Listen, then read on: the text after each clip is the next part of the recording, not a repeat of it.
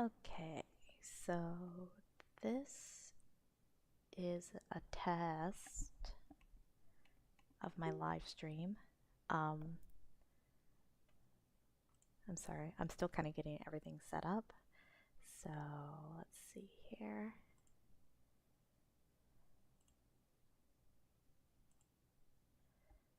Okay, so now I have a link that I can share.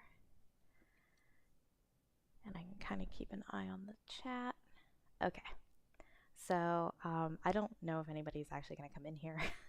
So I'm just gonna like quietly work for a little bit, and well, not quietly, I'll try to talk about what I'm doing, so for like future people who want to watch this. So in this next scene of Trying Human, this webcomic I work on,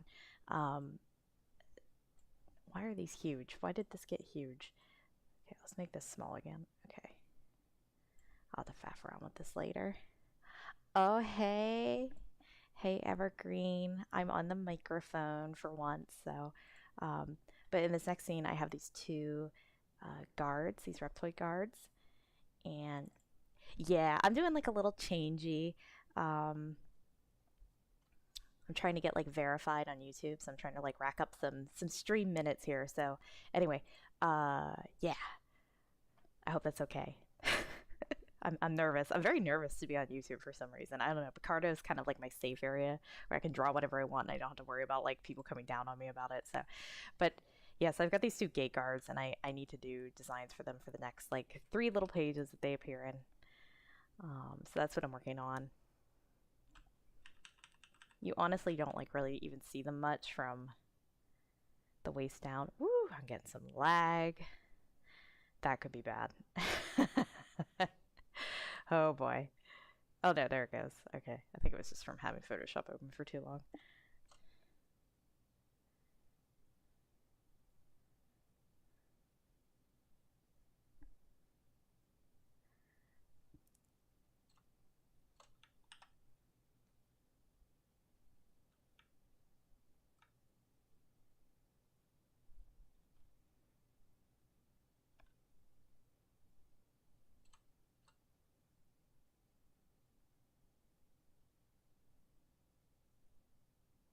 I also don't like know where to categorize this on YouTube.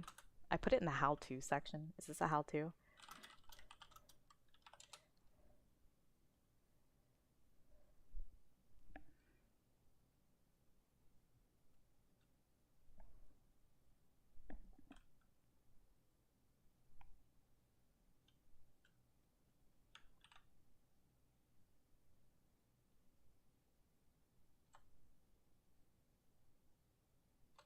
So I'm checking, making sure his legs aren't too long. Honestly, I'm just going to give the same legs to the guy next to him too, because like I said, you don't really see them from the waist, or you only see them from the waist up for most of this, so.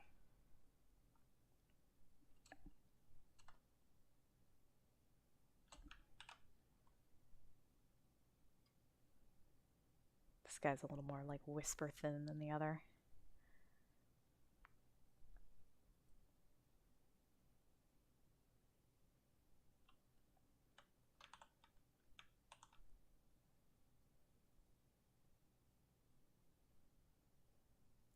I'm mostly doing this just so I don't have to like constantly go back and like reference the previous pages that I've drawn them on.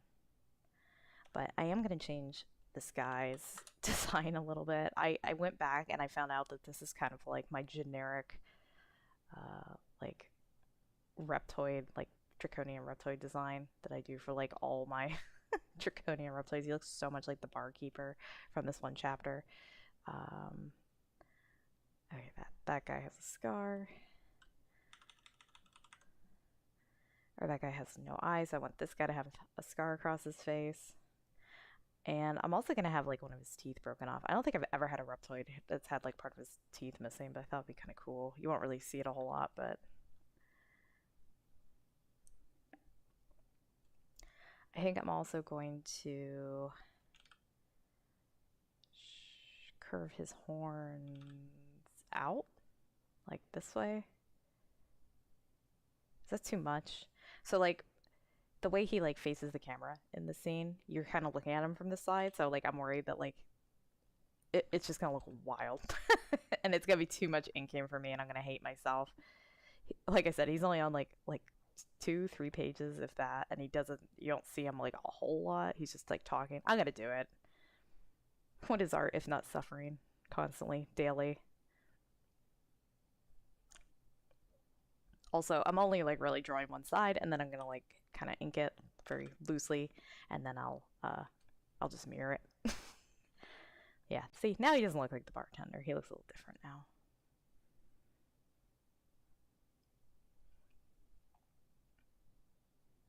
Maybe I'll give him a bone.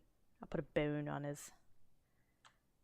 No, I shouldn't do that. It's gonna block his jaw when he's talking. I kind of want to give him a bone though. Maybe I'll give this guy bones. He's got like pigtails sort of. Hey Wayne, yeah, I'm trying. You know, I'm a little nervous to be on YouTube. I'm kind of scared of YouTube. Every time I comment on videos and stuff, I get a little spooked.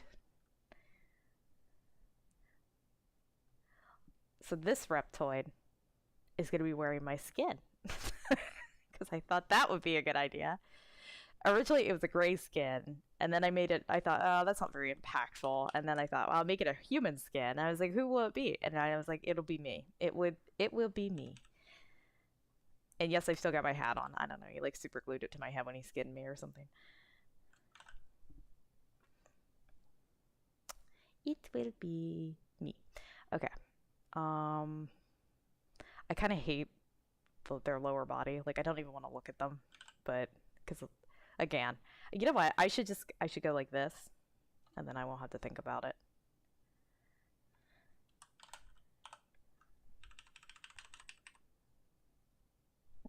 I get a little nervous also drawing like this. I notice that like if I'm on the microphone, I tend to kind of like space out a little bit. Like I feel like I'm not like present in my art or something. It's really weird. And like I notice yeah, like I don't remember the pages that I've drawn. Like I don't remember the actual process. Like I remember the page, like it exists and whatnot, but frequently like if I go and look at a page that I wasn't using the microphone on, I actually remember like drawing it. Like if I was watching a movie, I remember what movie I was watching, or a TV show or something, or what podcast I was listening to. But like when I'm on the microphone and draw, it's like it just gets wiped out of my memory. I don't remember anything for some reason. I don't even remember what I was talking about. It's like the whole experience is just like void. It's very strange. Okay, so I'm gonna ink the... Oh, there it goes. It's actually like a newer inking brush. Maybe I should do this one instead. I can't remember. This one, like if you try to black it in, it like has gaps. No, I fixed it. Good. Good. Okay. Let me turn correction up higher. Boop, boop, boop, boop. Kind of, maybe I should close Chrome. That won't like affect anything, will it? I'll still have my chat open. Let's try that. Let's... I'm nervous. I instantly break it. It says I'm still streaming though, so you guys will have to tell me if I'm still streaming or not. If not, I'll just sit here and talk to myself for a couple hours before I realize I wasn't streaming.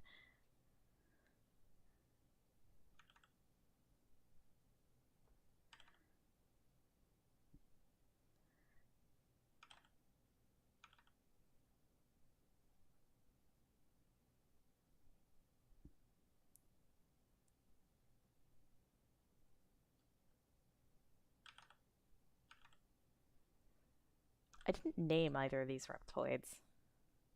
I wonder if I should name them. And what I should name them. I usually give them like nicknames, like so that I remember like which one I'm drawing. In my script, they're just Reptoid 1, Reptoid 2, or like Guard 1, Guard 2, or something. Let's give him a bone. A little spine sticking out here. A horn, I guess is what you call it. A horny boy.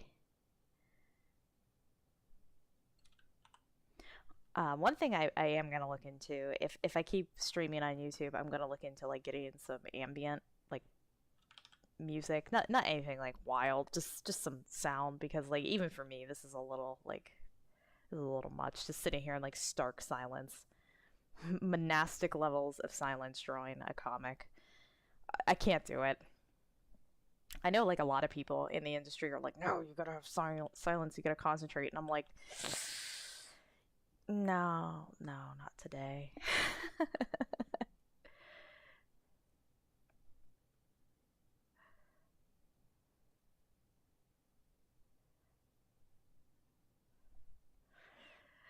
Yeah, I do okay. Like I'm not like a hardcore multitasker, but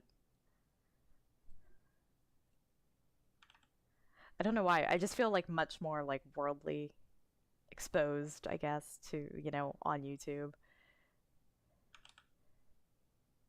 It's always better like if I'm streaming with somebody. So like if I get invited to somebody else's stream on YouTube, then I'm like, ah, yes, there we go. Like I'll just let them like run the show, and I'll just make stupid comments on the side. And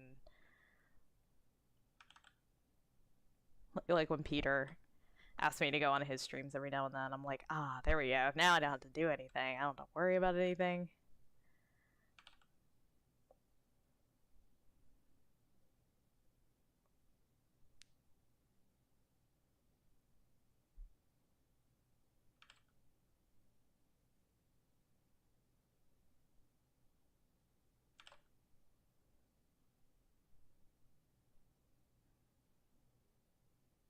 At some point I need to do like a horn tutorial, like a because I kind of like have figured out how to like freehand them, but when I was first starting, I just like couldn't wrap my head around like taking something as wild as like a goat horn type shape and like putting it into a 2D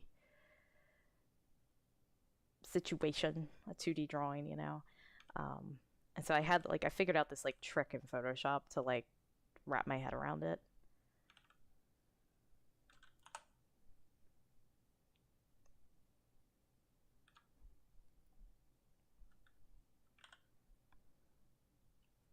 You could probably use it for like all kinds of stuff, like objects and things.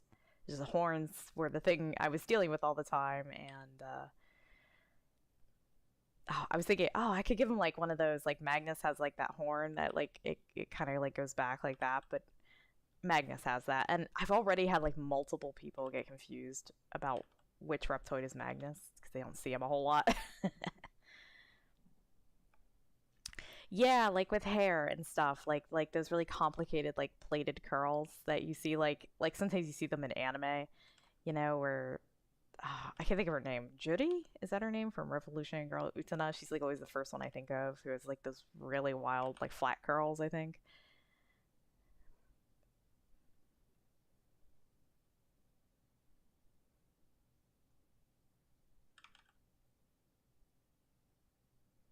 There's actually a lot of concept art for this chapter that's been going up on Patreon.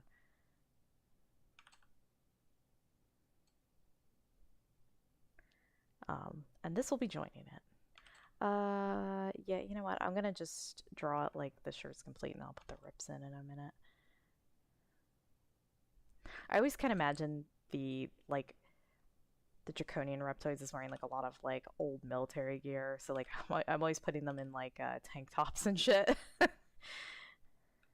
Like US, like oh, like not even. I guess it depends on like which culture they're interacting with a lot on Earth at that time, but yeah.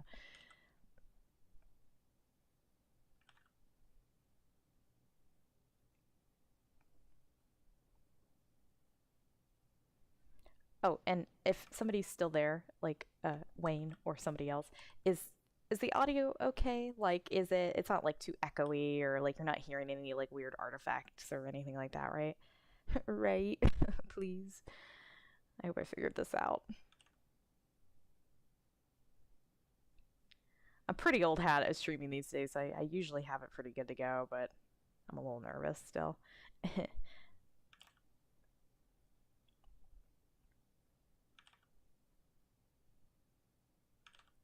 do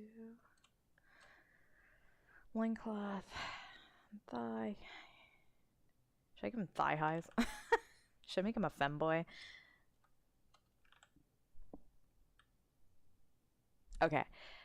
I'll turn up my volume just a teeny tiny bit. I always like I don't know. I'm one of those people, I like everything to be very quiet. So like I have a tendency to keep my volume too low.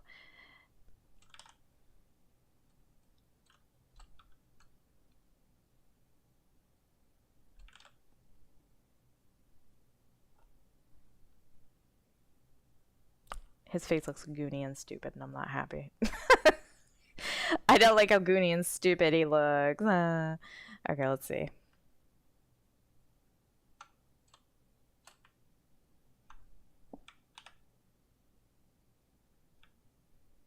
I think it just needs to be wider. I just don't think I drew it wide enough.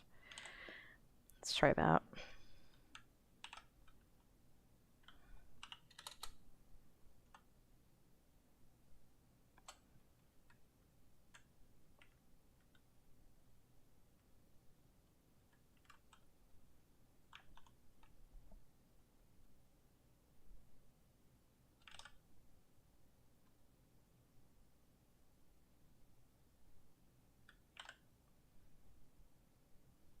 It's one of my more elaborate reptoids. As far as horns are concerned, I usually don't like to do really crazy horns because I'm probably gonna have to draw them a lot, you know. But this guy, he's only in it for a short bit.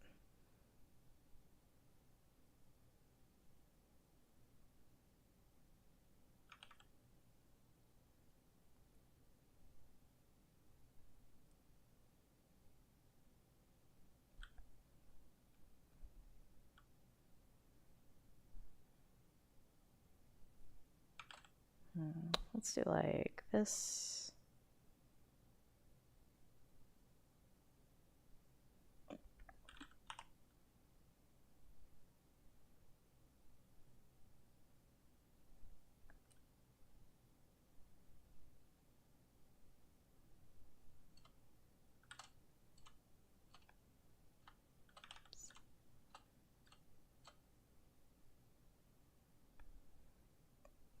There, I think that he looks different enough that like people won't be like, ah, yes, that is Magnus. Also put some cuts in his shirt.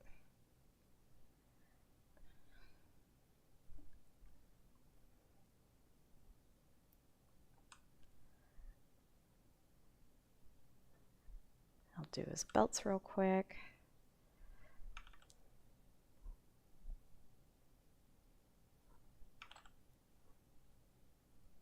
Now, what would be really brave of me is if I busted out the cintiq while I'm streaming, which I'm not like super comfortable with still. I usually only use it for like detail work. Like if I have to draw a big crowd, I can do it really fast if I have my cintiq.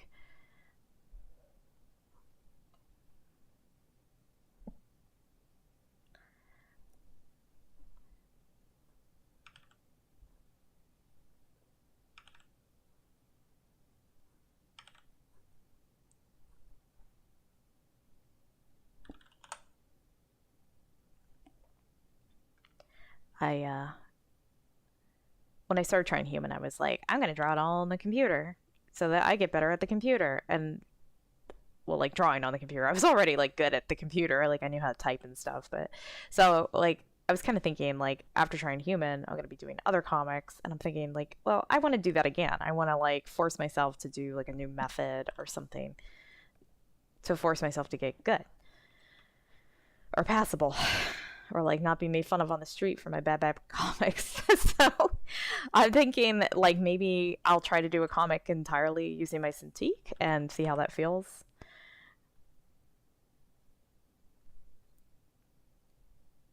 We'll see.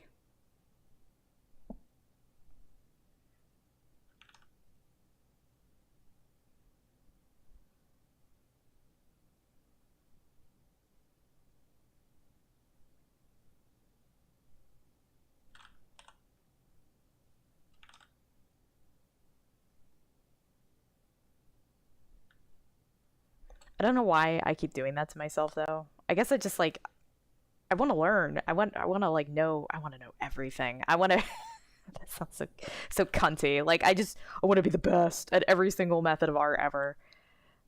That's it. I'm doing a soft sculpture comic. This comic's made entirely of felt.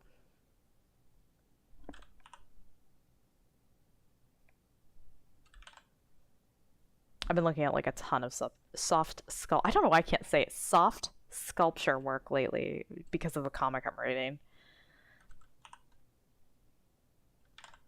All I know is that people who like sculpt with fabric are insane. They're all crazy. They're also like the most confident artists on the planet, probably because there's only like 6 of them. So they're all like, yeah, I'm the best.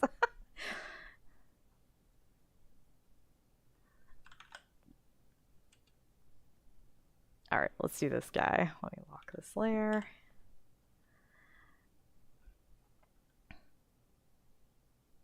This guy I wanted to look a little more like slim and slinky, like a pre-cure villain, you know? Like a season 1 Sailor Moon villain or something.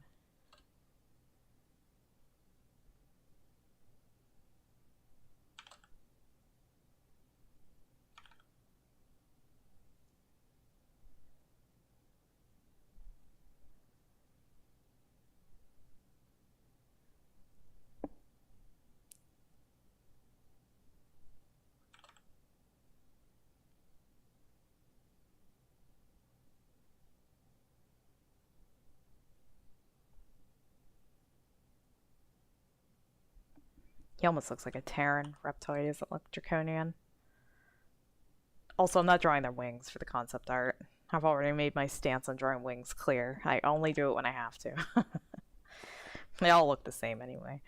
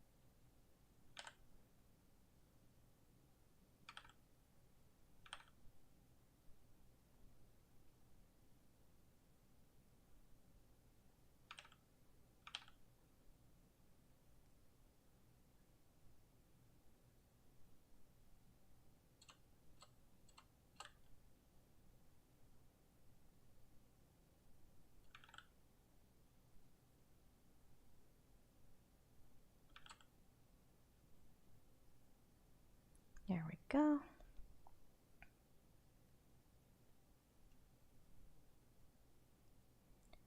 I'll just give him some little horns on the face. For fun. For funsies. I can't wait to draw myself, like, skinned. I don't know. I'm, like, really excited about that part. It's, like, giving me the, I don't know what you call it, like, the... It's making me excited to, like, work on the next pages. I'm like, oh, I can draw myself skinned. I guess because it's, like, the tiniest little baby horror element I can, like, stuff in here, you know?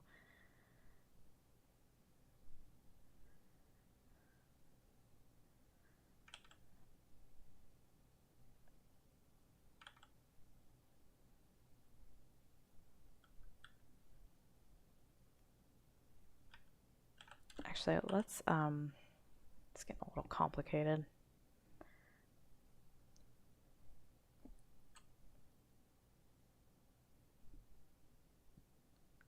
There we go.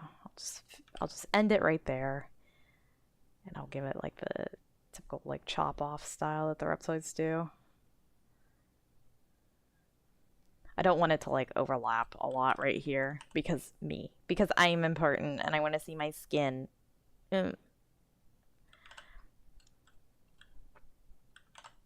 Also, it's kind of nice to have like black around the face like that, like spot black areas.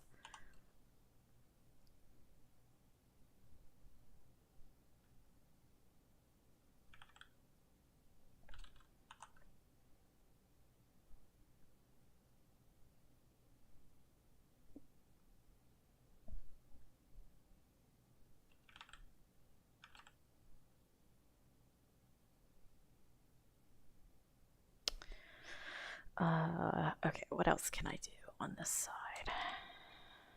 before I mirror this.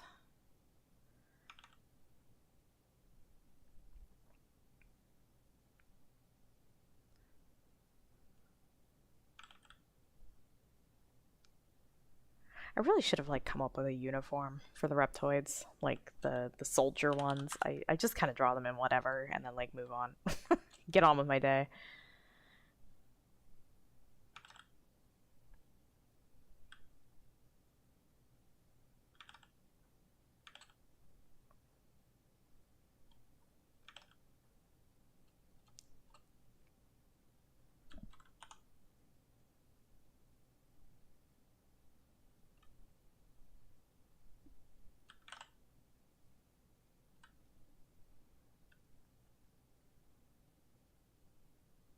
That's good. Oh wait, no, I need to draw his clavicle.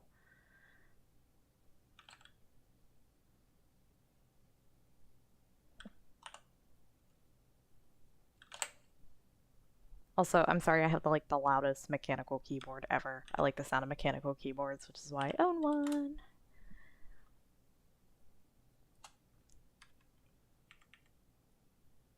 I remember when I first started streaming, and you could hear my keyboard in the background. Everybody would be like, Jesus, with how loud it was.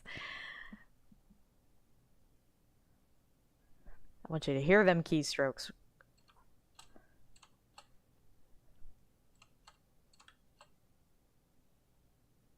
Well, now you know I'm not like cheating. I don't have like aimbot draw software running in the background.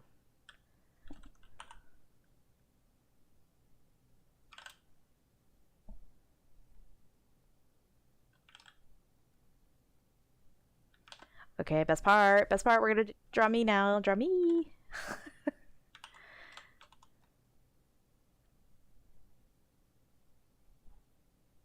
His jaw is so much wider than I would ever draw any of my reptoids. But we're gonna do it. We're gonna do it. These guys look neat.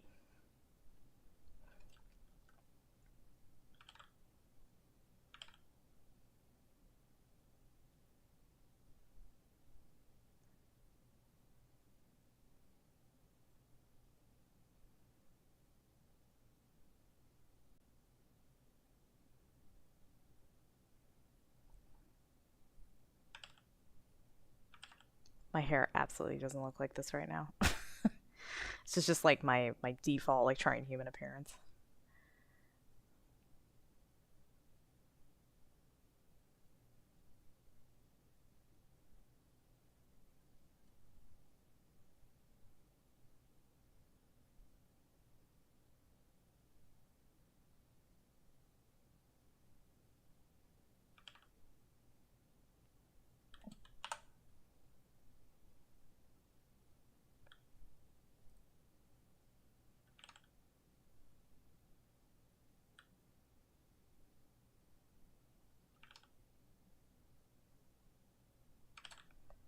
I don't even know what that is. There's like a mark here. Oh, was that the bottom of the hair? Yeah, that's what that was. Okay.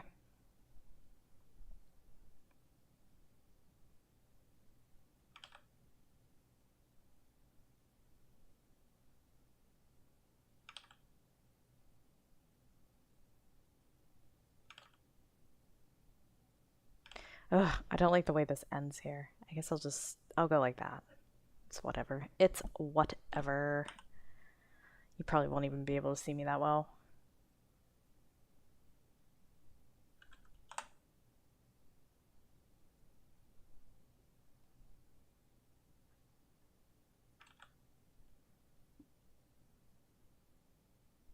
I have a mole on the end of my nose, and I will be sure to draw it.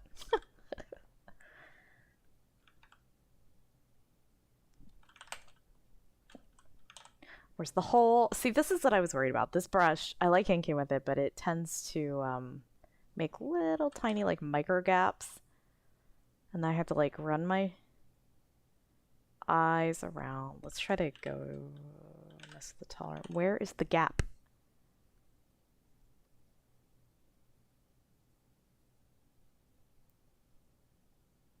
I think it's right in there. Oh, you know what? I'm stupid. I'm not inking on that layer, am I? The gap is everywhere. Yeah, that's right. It's just drawing myself over top. Okay, there we go. There we go. It's perfect now. This is my hat.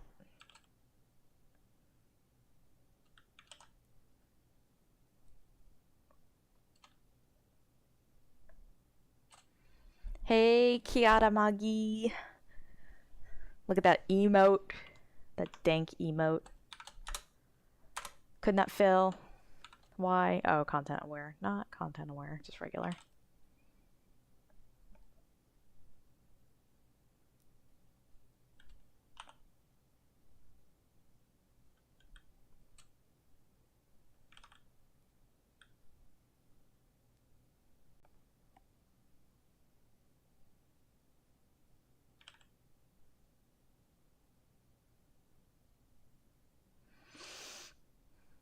There we go.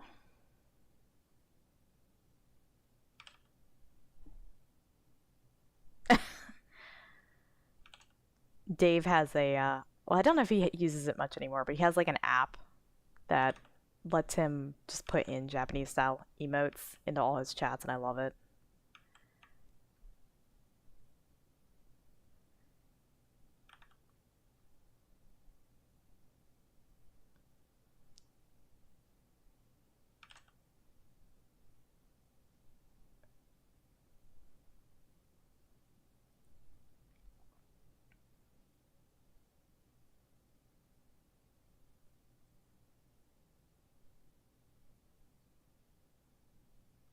I can't remember if I give myself nail polish in the comic. Do I give myself black nail polish? Probably not. I'm too lazy. I barely draw nails on any of the characters. I probably will give myself black nail polish.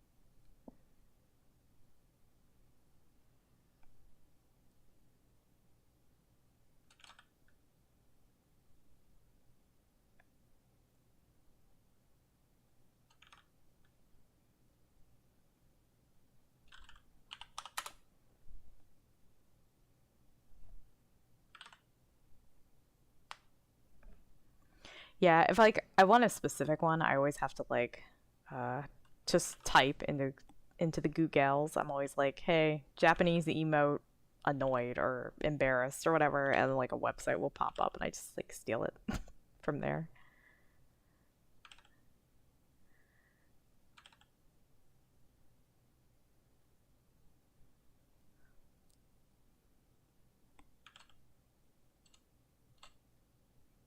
By the way, once I get these designs done, I'm gonna start like actually doing real comic work. I normally just like do comic work. I don't like sit around and be like, ooh, let's do concept art, you know, like or reference sheets or whatever you want to call this. Look at these like little deflated fingertips.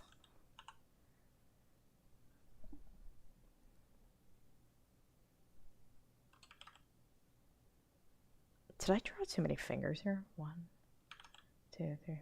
I don't know why that looks weird.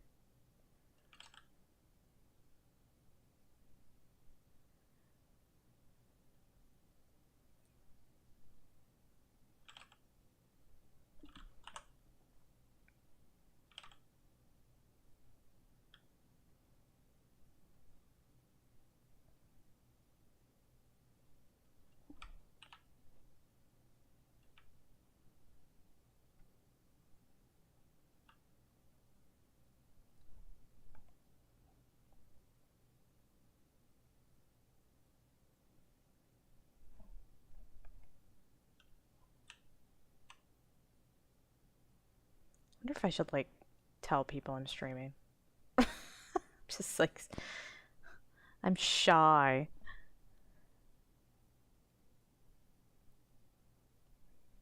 I'm trying to rack up some minutes so that I can get monetized on YouTube. This just seemed like the easiest way to do it. So I don't have to put up like fully like coiffed and edited videos constantly. Because it takes time, it bogs down my computer, you know, and that's time that could be spent, you know, like drawing. So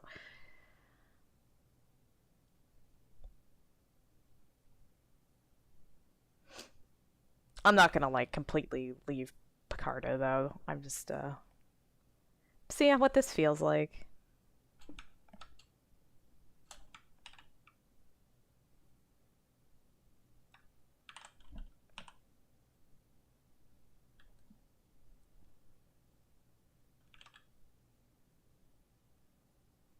There we go. My reptoids. Babies. Okay. Let's do quick color palettes for them. Let's do, choose this like highlighter yellow. Multiply.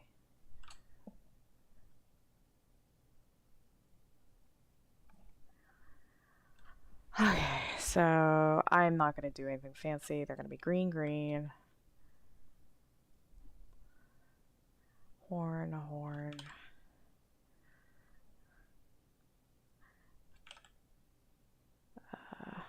Let's do like red, horn, green, belly.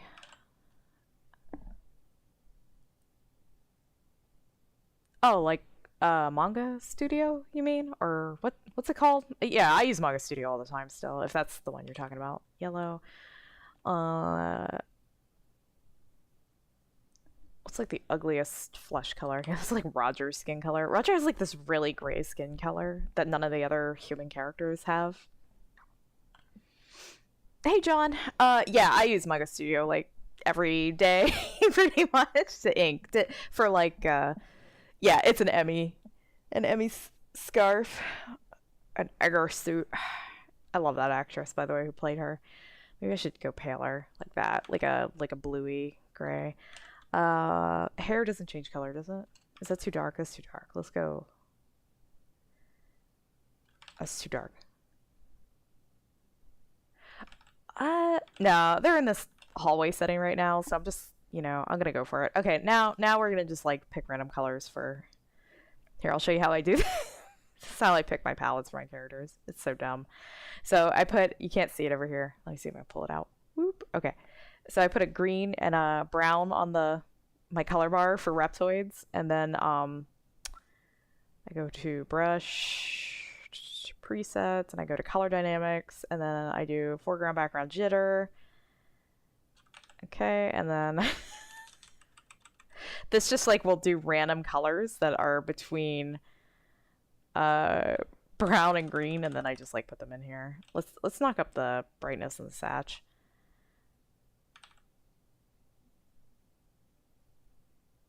And then that.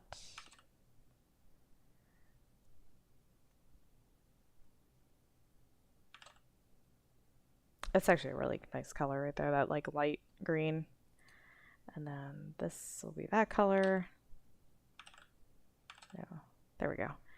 And then, is that too dark? That's too dark. There we go.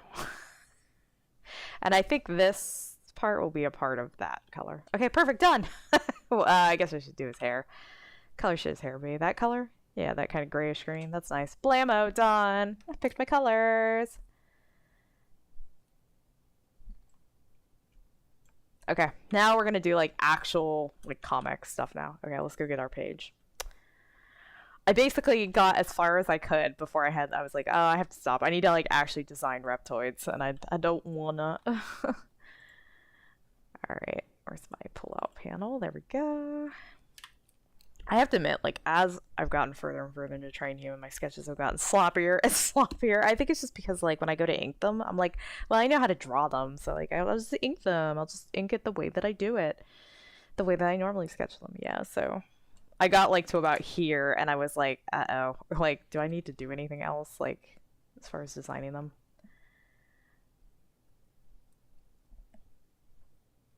Close this. Oh, look, you can see my stand-ins underneath. My horrible 3D stand-ins. Their arms stiffly to the side. Those are actually like new stand-ins I got recently. I guess the guy was like, oh no, you can pose them in the model. And I'm like, I can't figure out how to do it. So they're just standing there stiffly with their legs barely moved.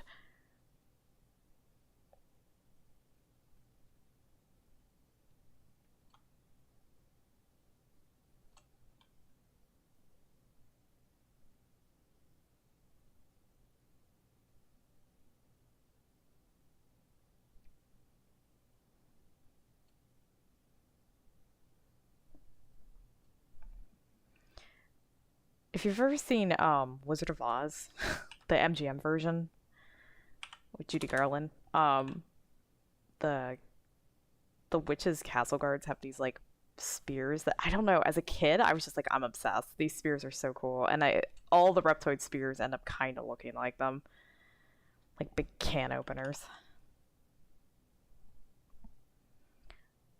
This guy needs to be a little slimmer. Not that leg though. That leg's okay.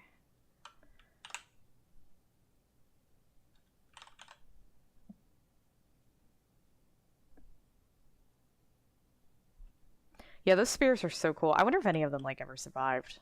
You know, like as a prop. Like a lot of stuff from that film still is hanging around, so it wouldn't surprise me. It was so iconic, you know. Everybody was like, everybody knew what they had. Like when it premiered, everybody was like, quick, save everything.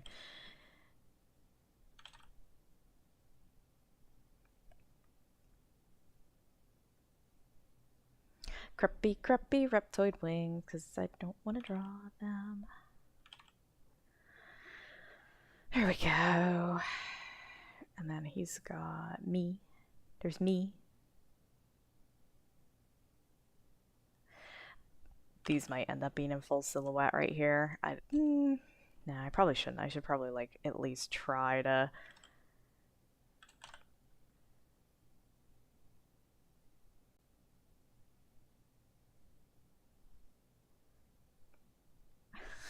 I'm already like, what did they look like? I can't remember now. Hold on, where are they? Yeah, he had three. He had three little hornies on his head.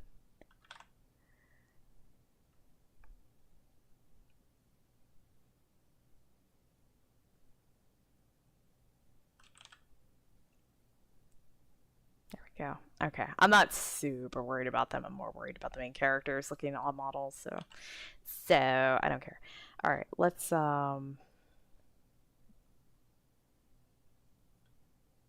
like Popeye, just squeeze them really hard, which sounds sexy.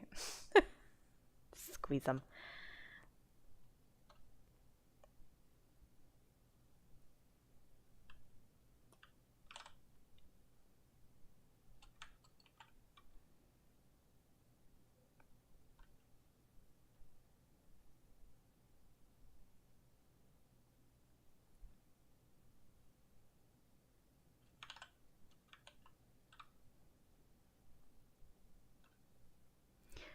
I was I'll show you my...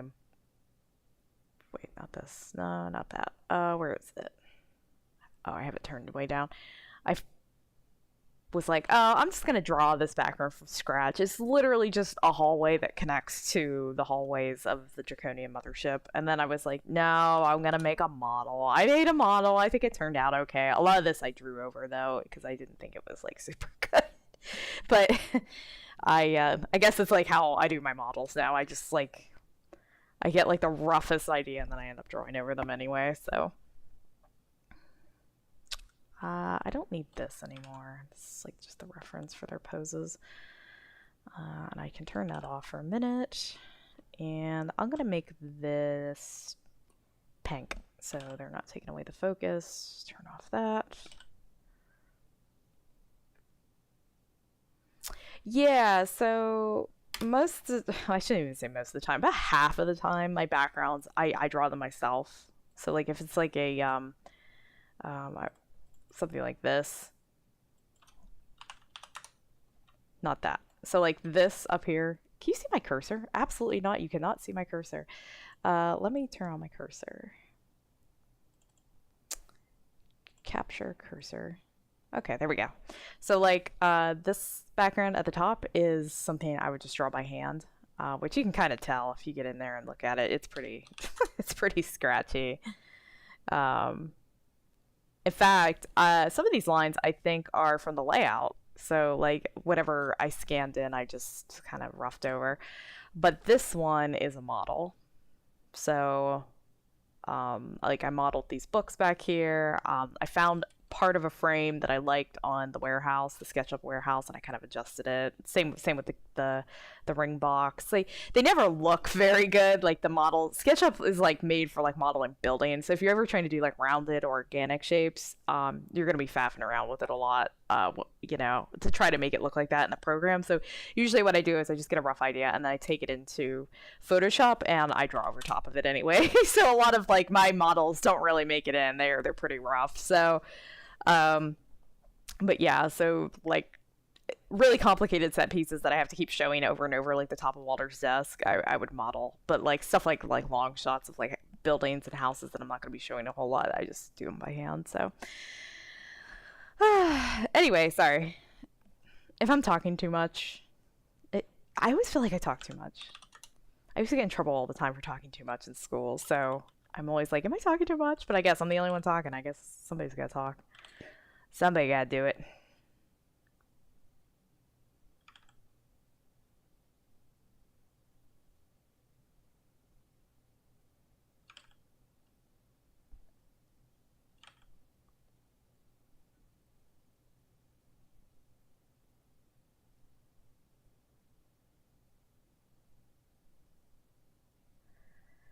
Do, do, do.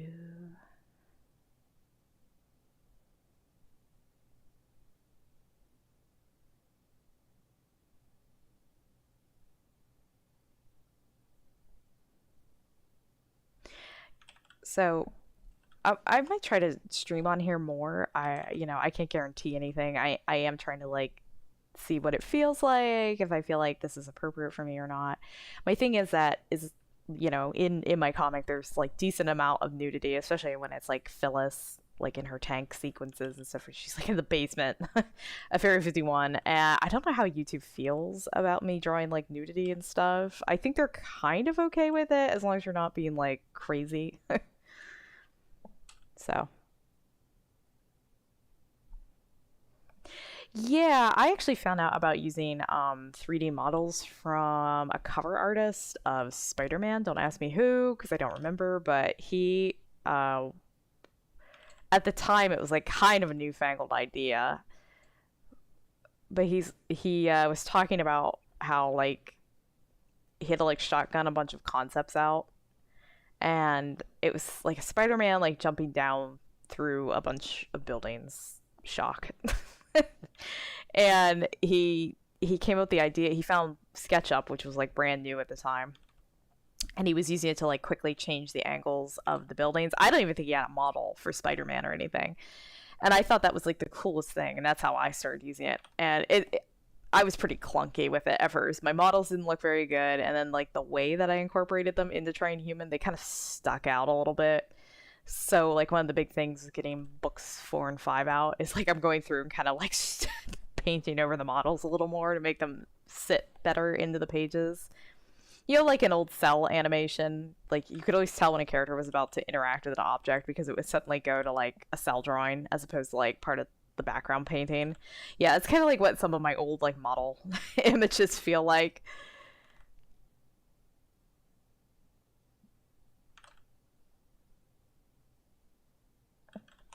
Square up that heel a little more.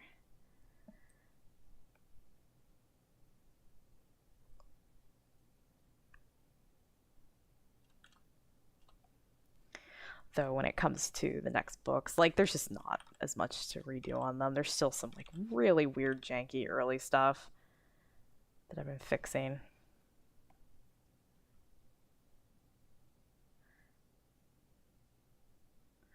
But the nicest thing about the past books like 4 and 5, the like somewhere between like books 3 and 4, I got really good at backgrounds, so there isn't a ton that I have to fix if anything. A lot of them are just undersaturated. A lot of my early trying human work is like just not very saturated. Straight to saturation jail with me.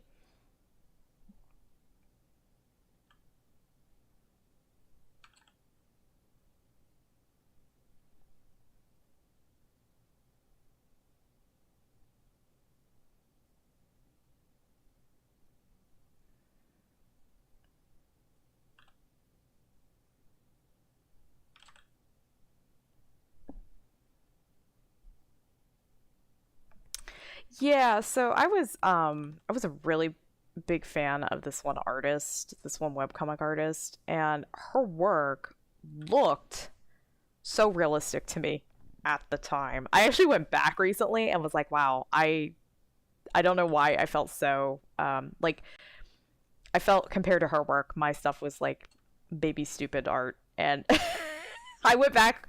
I've actually been scared to look at her art for like years because I was like, what if I haven't improved at all? What if like I still look like garbage? And I went and looked at her work and I was like, wow, I'm actually like a contemporary now. Like I feel like I could hold my own like next to her and that felt really good, you know. But anyway, her work I aspired to a lot at the time, and I don't feel like it's very desaturated, but I don't know if it's just something about the way I was painting my work or coloring it. My palettes are all super desaturated. Like if I was doing Trying Human now, they'd be highly judged.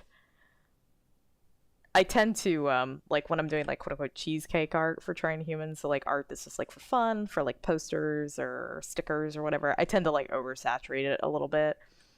Like Rose has this like rust colored hair in a lot of the early stuff, and if you look at like the work I do now of Rose, the main character, her hair is like it's still the same color, but I tend to push it up a little bit. Like once I paint bucket everything in, I like slide the saturation up just a tiny bit. So her hair tends to look a little redder in new pages and like new art of her, like standalone art.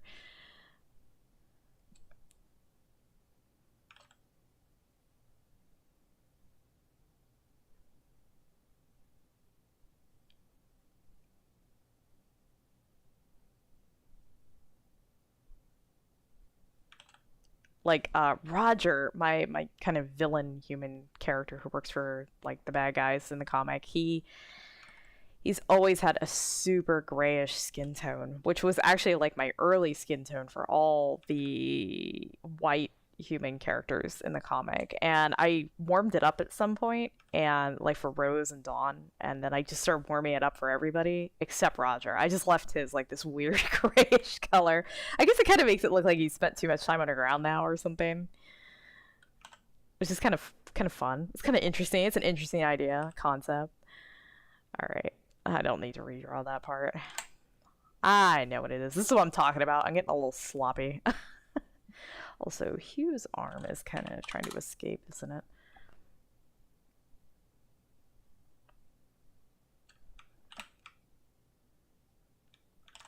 I'm like slightly thankful Hugh was a gray for this sequence. I almost forgot to do this. Like I was like in my head, like when I think of this scene, he was still in his like human form in the Draconian mothership, which wouldn't make any sense because all the reptoids would be like, "What the fuck is this? Like, who is this? Why is he looking like a human?" You know. And but in my head, he still looks like that because when I originally thought through the sequence, he was just I just, like default put him in his human form now, and I was like, "Shit, I can't do that." And I had to go back and I inserted this like little dialogue scene about Longest being like, "Turn off your circuit. You can't look like a human." So. Okay, square that up. Elbow and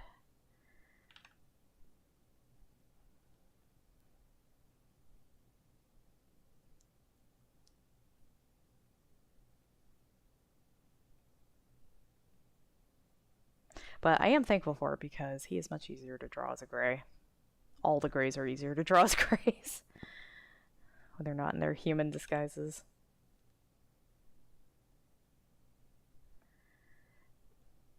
That should be thinner.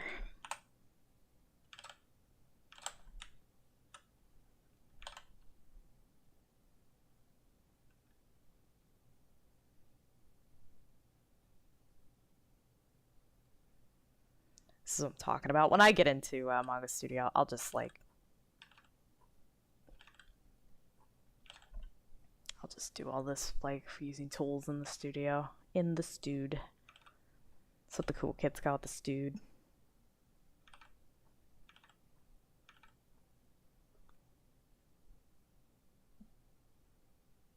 Hey, Phantom.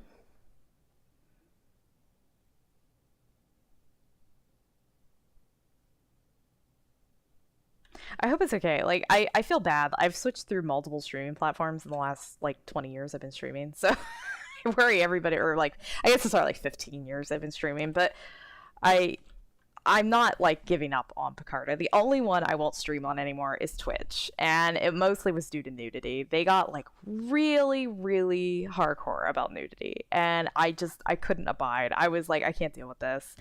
YouTube, so far as I've talked to other people about it, you're allowed to draw nudity as long as it's like quote unquote instructional, like kind of Barbie doll nudity, and like not too like not drawing like big wild. I have to be careful with my language on here, but like, you know, you can't be drawing like sex scenes and stuff from what I understand. Though they do allow some kind of age restrictions, so maybe you could theoretically. I don't know. I'm not gonna fuck with that. But yeah, Twitch is the only one I won't go back to.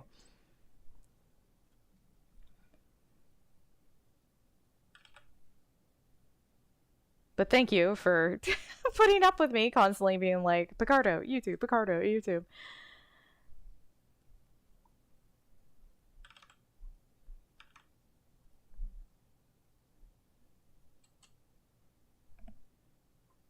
Yeah, it was wild because I was seriously thinking about going back to Twitch for a while because I do like all the sorry, I'm stretching my hands. I do like all the like interface stuff that they do, like all the little like pop-ups and bits and all that crap, you know, that you can festoon about your stream. But there was a French illustrator and I was watching her and she got banned. And I was like, what happened? Because she didn't, to me, draw anything that was too like obscene. And it turned, she made a post about it. She was so pissed. She said that she had drawn a girl in a bikini, like an anime girl in a bikini, and Twitch was like, no. And I was like, well, I guess I will not be streaming on Twitch, because if that's getting banned, Phyllis with her yayas out in Glasner's lab is gonna get me banned forever. I'm gonna get like a perma ban. And I'm not going to deal with that. Like, if they're not going to be, you know, if all you can draw is, like, Pokemon, then fuck it, I'm not going out over there.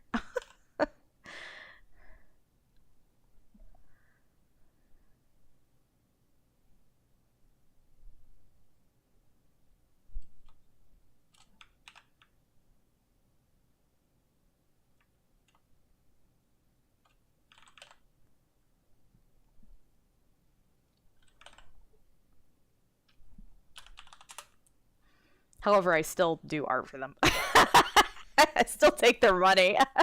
I still get commissioned regularly to do like t-shirts and emotes and crap for Twitch and Twitch streamers, and I'm like, oops. I will happily take their money, but I will not use their service.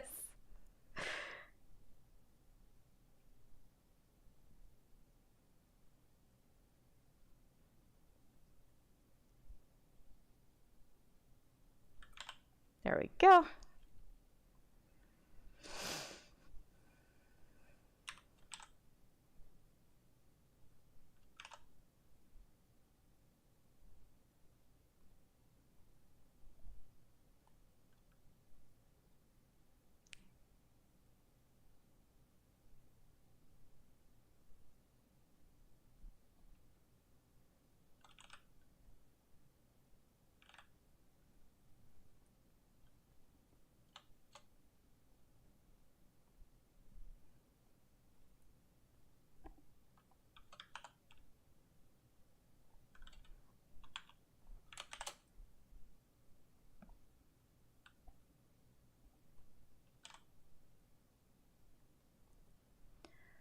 Alright, now I gotta do a quick sloppy masking job.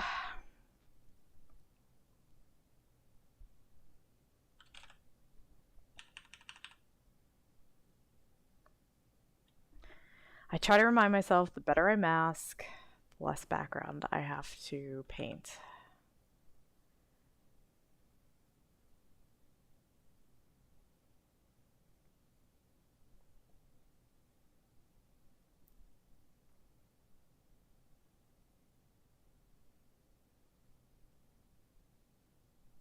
Also, I'm not going to leave it this like obnoxious red color just so I can see what I'm doing.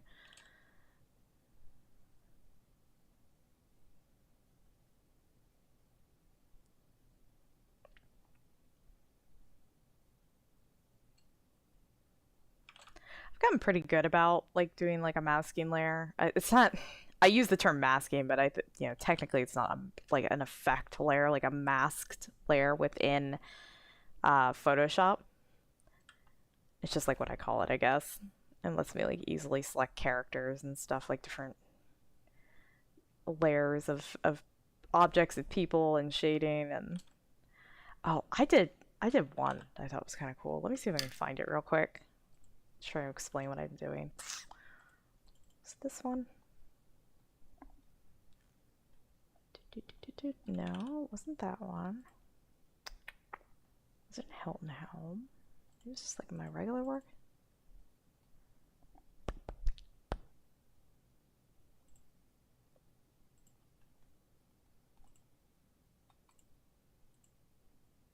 No, I don't know where it is.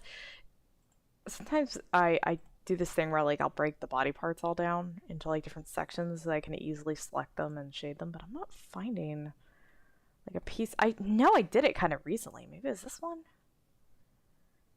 And by recently it was like 16 years ago now. No, I can't find it. I usually don't delete my mask layers either. Oh,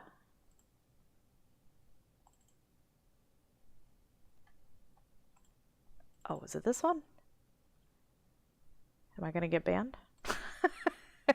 Will I be banned now? No, it's not that one. Hmpst. I'll just see if I can find one. I know I've done it recently.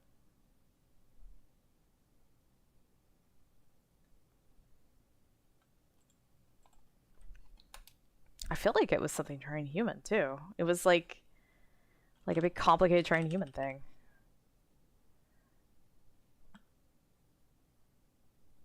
Thank you, DJ. Yeah, I know, isn't that wild? I love that drawing. The person who commissioned it was like, I really want like a pinup of Wolverine. I almost said X-Men, like a boomer. But they wanted it to look like an anime girl garage kit, of which I'm a huge fan of. I've got a couple back behind me there. And I was like, and they were like, I don't, is this weird? Would you draw this? And I was like, yes, I would draw this every day of my life. Well, I wouldn't, it would drive me a little crazy after a while, but but I was like, yeah, no, I'm totally down for that. It was really fun too. I enjoyed it. It was good practice for like a muscular character. I don't do like a lot of really like turnt guys, gym bros. I might move Hugh a little bit. He's like too in line with this wall. I don't like that. It bothers me.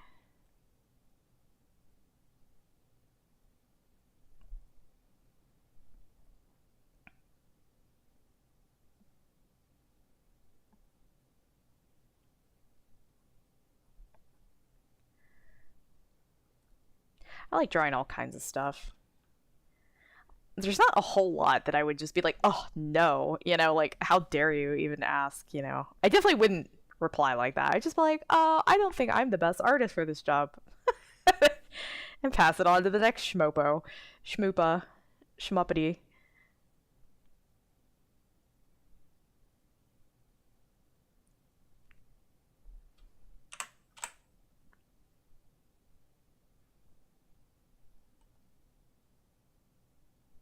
Yeah, I kind of feel a little guilty. I tend to draw my men kind of slender, kind of Bishonen. It kind of sort of works for what I'm doing with Trying Human, the kind of people that enjoy reading it and stuff. So I'm not too like meh about it, but honestly, it was just what I was best at drawing. I don't have like a particular fetish or something for like really slender men or something. It's just like, I thought it looked good at the time. It was like the kind of work I was referencing a lot. I feel like Magnus, who's kind of like my main thick bro, um, he's gotten like better drawn over the years as I've sort of spent more time with him and drawing him and stuff. So, thick bro. We'll make him Pank.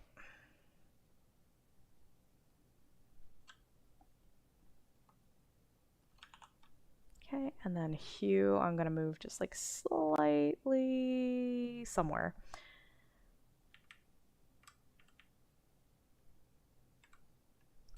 I think if I just like yank this arm out like that. Boop. There we go. It's a little weird, but at least it's not in line with that anymore. And then I'm gonna multiply. Looks good. I hate this. I hate how the curve of the roof is almost touching the top of the panel, but I need like all this space at the bottom. I need all of it.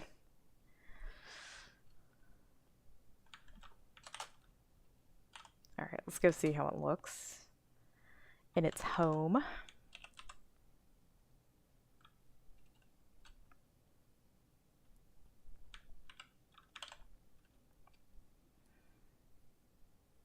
I also want to put better shock marks on these bros. They're supposed to just like now be noticing Hugh and Longus. They were kind of like looking the other way, like talking to each other when they walked up. And I'm going to put his spear on the front, so I'm going to put a cut there.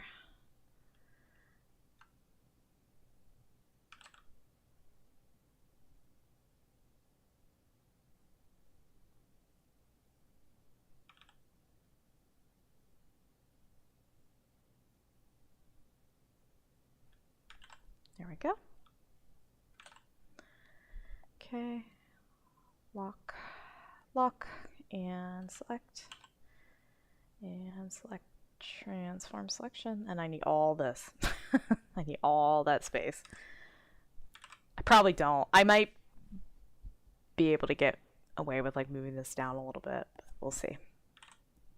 I was also thinking I might turn. Nah, I'm not gonna turn it. I do the Dutch angle thing like way too much. I'm like, quick, Dutch angle the panel to fit everything in. Like I'll turn it real hard. We'll see. I think it would kind of look nice on this page in particular, but we'll see. All right, let's rough out Longus.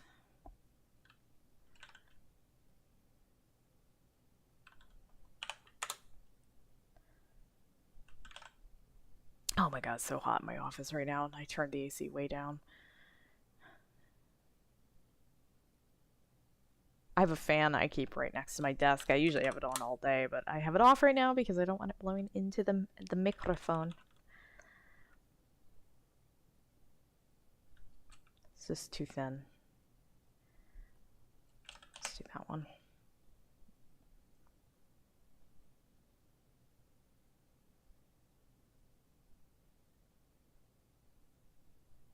Don't you love my thumbnails? They're so stupid looking when I do my thumbnails. They're always just like... He's happy in that panel.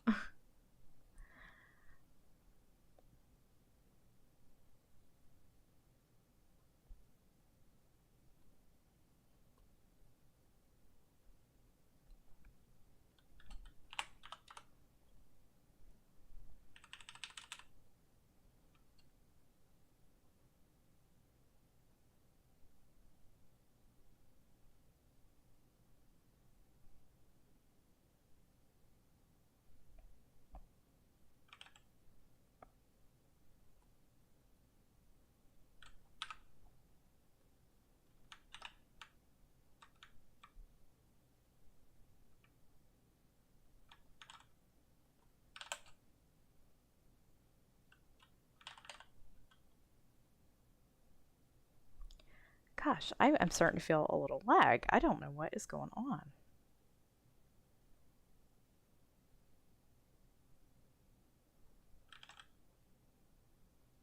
normally don't have any lag when I stream. Like I don't feel anything in Photoshop. Like once in a while, if I'm streaming for like maybe like 12 hours or something, I might stop Photoshop and turn it back on again.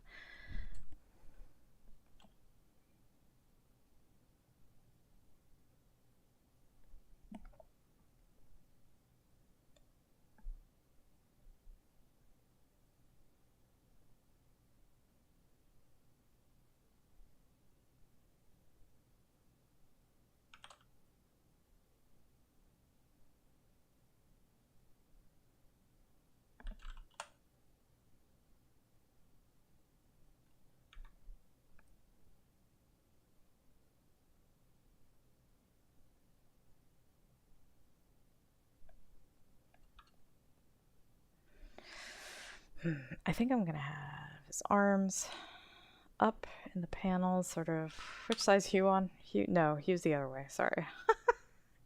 Drew the arms the wrong way. He should be gesturing in the other direction. Yeah, because Hue's like over here. So, should have this hand over here.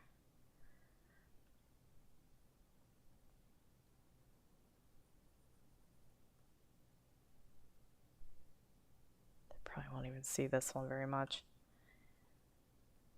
Reptoid's in the way.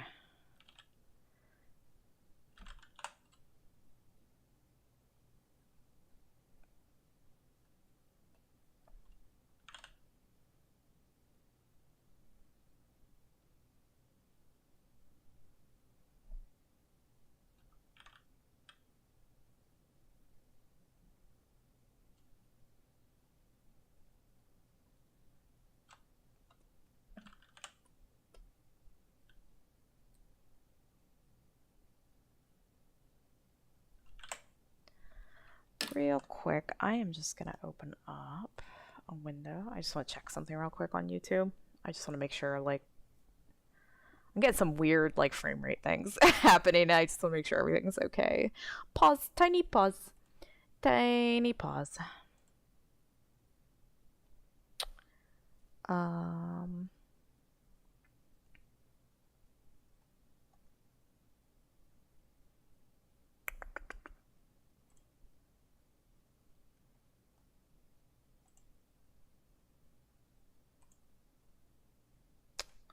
How do I go look at my stream stuff?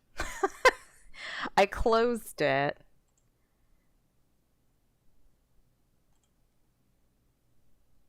And now I don't know where it is.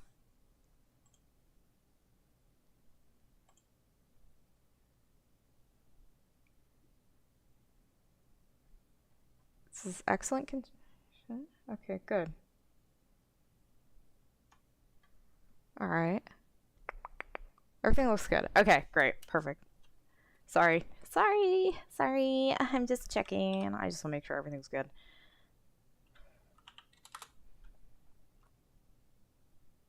Also, it's probably good that I like know how to open the stream again.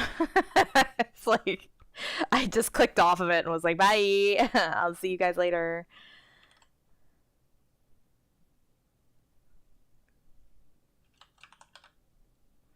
Well, since this is going good, let me how do I link how do I link to this? How do I link to my stream? Let's do your channel. Oh, live, pause, share, copy. You guys are so patient with me. You guys are just like letting me like feel my fantasy over here of being like a real big YouTuber.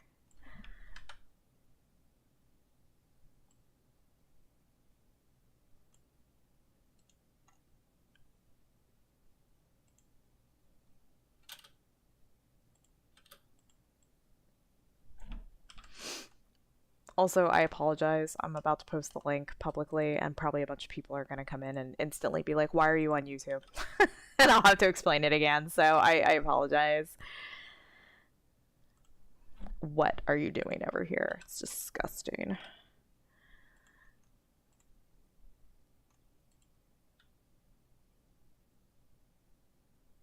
Oh, can I upload it as a video? Like, will it go live if I do that? That'd be neat.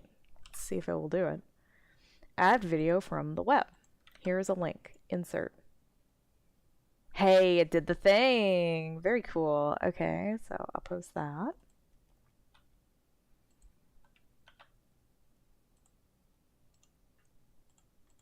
And then I will post it on the Twitters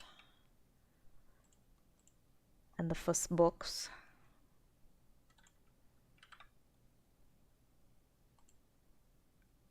Not now. Oh, I hate Facebook. Facebook's always like, oh, do you want to create an event? It looks like you're talking about an event. Do you want to talk about that? And I'm like, no. So I post the damn link. And let me go on the Discordiums. Layout sketching videos. Yeah, I should do more of those. They're nice. I'm usually pretty quiet during them because I'm reading my script and making sure that I haven't written like pure insanity.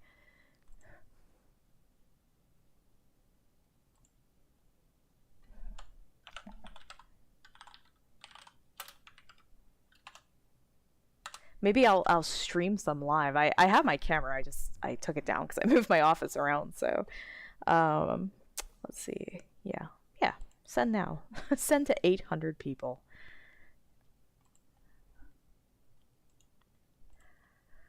Okay, enough of that. All right.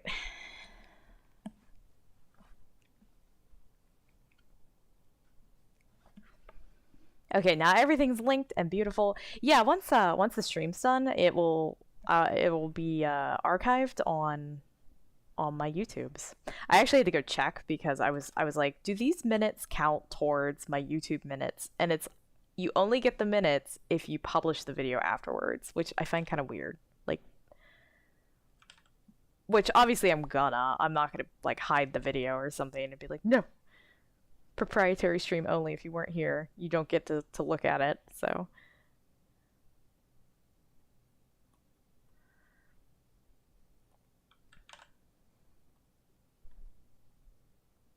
yeah, I like doing layouts. It's both like my favorite and my least favorite part. I always feel like, oh no, if I mess up, this is it. I've screwed up the book. Like pages will be in the wrong order and things like that. But it never. At one time, my pages were shifted by one, so the spreads didn't make any sense. So I had to go back and like I cut up my layout book and pasted them all in the correct order. That was actually kind of recently. I think it was chapter 25 or something. Chapter 26 maybe. No, it was 25. It was chapter 25. I kind of got them out of order a little bit. So my boy Longest do be looking a little slanted here, so.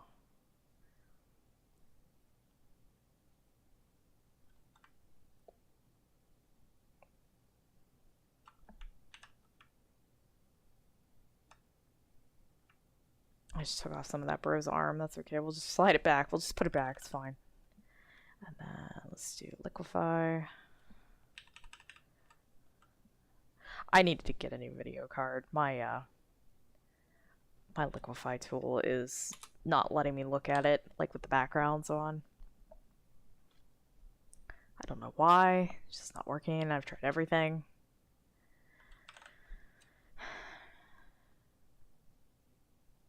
Just turn his head.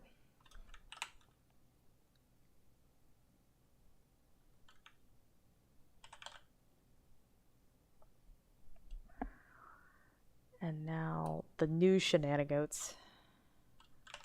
The true tracing shenanigans begin. So I'm just gonna go look for a head. Give me a head. Give me a head, Longest. That one's pretty good. I just used it recently though. Let me go look at my model sheet. There's this like specific angle that I don't draw a whole lot in my old art, so I don't have a lot of references to look at. Where it's just like not quite 3/4. It's still pretty front facing, but not quite. And I really like it. And I tend to draw, like, see how there's like on my Longest model sheet here, there's no like in between. It's like front facing or basically like 3/4 almost profile. And I don't have like just slightly turned. I don't do that one a lot. So like, yeah, I don't do that one a lot.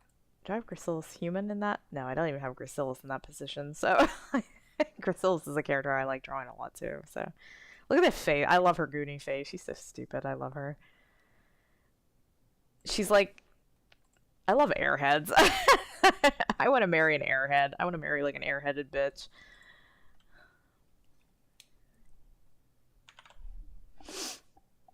Anyway, this is basically the head I'm going for after that whole rant. So, okay, here we go. Let's take that, steal it, steal my own art. Boop.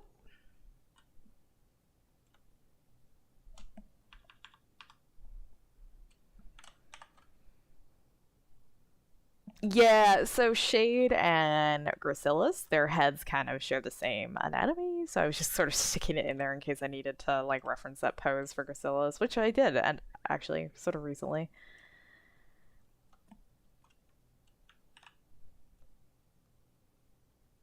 Bimbo supremacy, yes.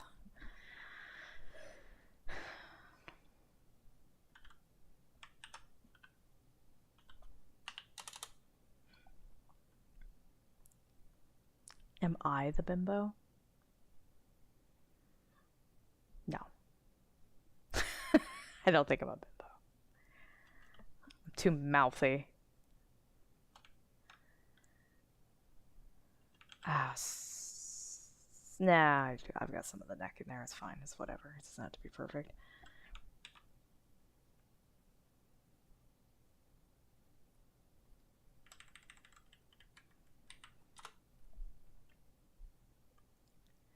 How many terabytes of backup are you dealing with?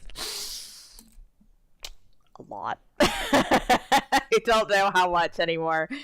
I have a backup. I have like 2 backups in the house. So I have like an external, and then I have like a backup on the computer itself. There's like a drive in there, and then I have an external that's basically like at a factory, like a server factory somewhere that I pay for yearly that backs up like all my stuff. It was shocking. It wasn't that expensive, so that one's nice because once in a while I will really fuck up a file and I'll have to go like contact them and be like, get in there and get my shit back and be like, I need this, thank you, goodbye. So yeah, no, I also have a backup battery on my computer, so when the power goes out, the only thing that's on in the house is my computer, so that if I'm in the middle of something, it doesn't just quit. It like gives me about 5 minutes to like save everything that I was doing and shut down the computer and everything. So yeah, I'm kind of anal. Can you tell? I'm like anal retentive. The thing that I get freaked out about is my layout books. You know, they don't really, they just exist on paper. So like all my layouts, my scripts that have notes on them and stuff, those only really exist IRL. The don't get me wrong. I mean, I have like I type my scripts on the computer, but they don't you know, once I print them out, I start making like adjustments and notes and stuff on them. So like those are my babies. I do kind of worry about them sometimes. They're in a filing cabinet. I should probably get like a oh, whatchamacallit, like a fireproof safe and put all that shit in there.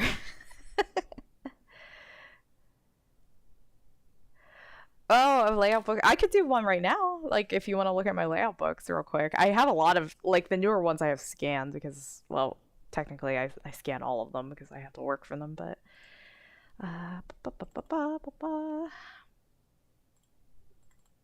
they're kind of boring, so I never know if people are really that interested in them. So this is chapter 26. Wait, no, these aren't my layouts. These are my sketches. You want my first pass stuff. Like, you want the really hanky-janky shit. So this is, like, what they look like, you know, before I do anything with them. Oh my god, I'm so hot. It's so hot in here. You can see, like, same. Like, the only thing that these aren't, like, my... You know, they've got the bars on them. They've got, like, my frames, and then, like, my gutters, and like where my dead space is, and then like where the text will be. That's the only thing that's like not like, you know, like the raw files don't look like this. They're just black and white images. But anyway, so this is what they look like. It's kind of fun seeing them like this, you know. Yeah, so like here, Glasner's shoulder cut over top of this frame. Oh, there you go. There you go. There's sort of like where it was halfway done. I put it up for my Patreon folks, so.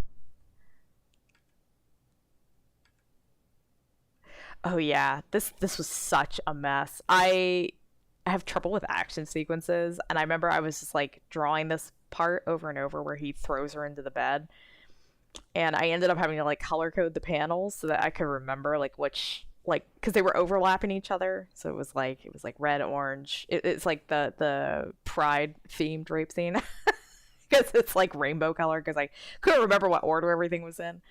Um, these are the best. These are the best pages when there's only like two panels. Oh no, my fan is crazy. I'll turn it on right now and you'll hear it. It blows right into my face.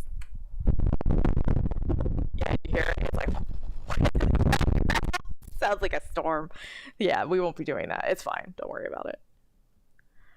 Um, it's good sweat. Yeah, it's like a little sauna in here. It's just like, it's relaxing. It's like I'm having like a little spiritual experience, sweating it out. Yeah, these are always the best pages when they're just like two panels, three panels. Also, I love when this happens where I'm like text and text and text. It's like script lines. I'm just like, that's like half a page of writing right there. And I'm like, yeah, yeah, yeah, get it all done.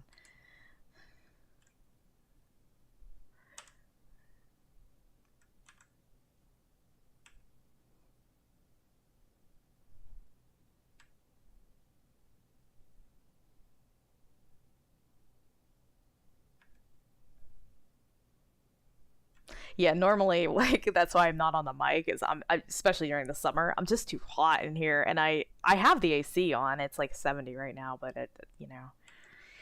I've got the door shut and I'm sitting around all these server towers and I'm hot, yo. I'm hot.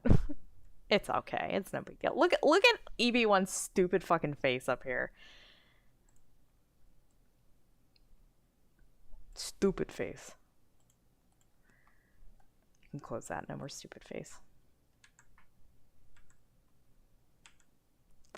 Baby's stuck. He hates his son. He hates his son so much. It's great. So after we go through this, I'll show you like what it looks like when I start to like draw over top of it.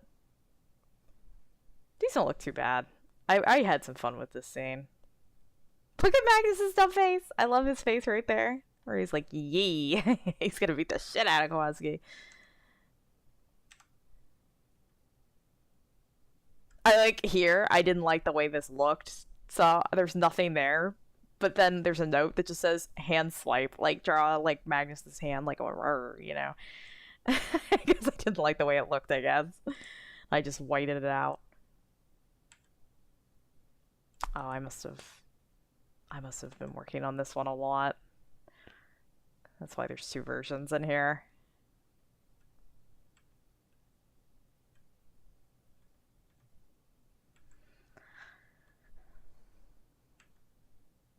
Oh wow, I forgot. Yeah, I like changed it so that you see how thick the lines are? This was probably a really tiny thumbnail, like a post-it note or something, and I blew it up to make it bigger. I probably didn't like the original layout, whatever it was. I don't remember what it was now, but I wanted Eight's like big dramatic entrance into the armory to like to be really like fun and take up the whole page because she's supposed to be scaring too.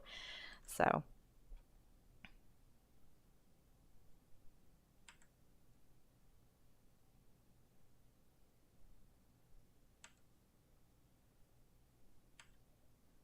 I usually don't change these pages much though from like it's unless it's like an action scene that I'm just like really struggling to see it in my head. It might change a little bit, but generally no. They are pretty much the same all the way to the end.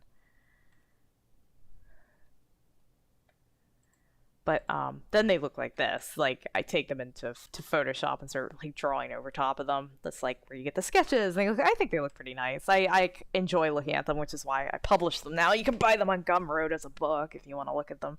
Give me $1 and you can have them on Gumroad. So, as much as people hated this part, I really liked the sequence. I was really proud of it when I drew it. I was really excited by like how well it turned out. In my opinion, I think it turned out pretty well. Oh, this was that page that was really complicated, and I had to like color code everything because all the panels were overlapping each other. I also like this. I love this feeling here where he's like, wow, like really whipping her down hard onto that pipe or whatever, that the headboard. Is that a headboard if it's made of pipe?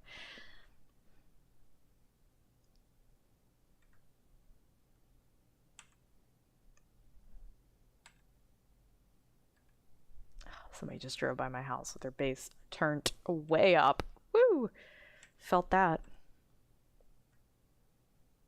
Guys, you can see how rough some of these are. Or at least I can see how rough they are. Like, look at that hand. Look at that hand, bitch. That's a rough hand. That's what I mean, though. A lot of my drawings for Trying Human, for the sketches, I used to tie stuff down. I would go over and over before I would start inking, and I would, like, tie it the fuck down in Photoshop. And now I don't do that so much. I'm like, yeah, we'll do it live. We'll do it when I get there. Like, I just do it in Manga Studio, so...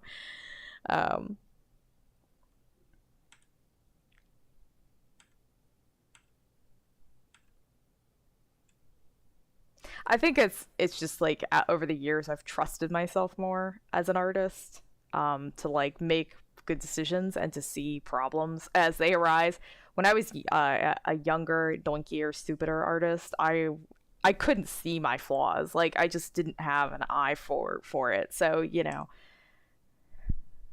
I remember I was talking to another webcomic artist who was like kind of like, didn't you see like how bad your original art was? And I was like, no, I really didn't. So like when people criticize it and tell me stuff to change, I wouldn't be able to like see it.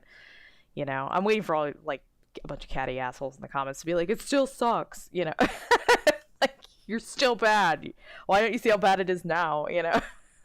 But like back then I was like, no, I just, the way it looks to now is how I thought it looked back then. I saw it through like a, what do you call it, like a nostalgic filter, you know, like when people like play Legend of Zelda Ocarina of Time for the first time in like 27 years, they're like, whoa, like you forget like how like polygonal it was. And is that a word, polygonal? But anyway, I saw the vision, I saw the final, I saw what it ought to be. So but yeah, that's my work to do.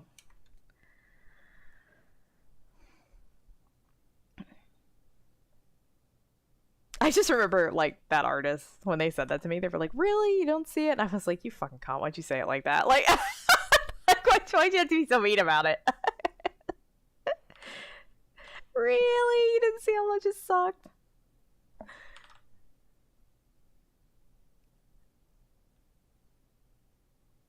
Well, I find that hard to believe that you didn't see how bad it sucked.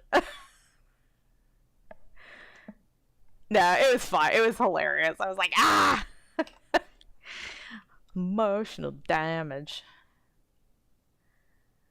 Close that. Open the eyes.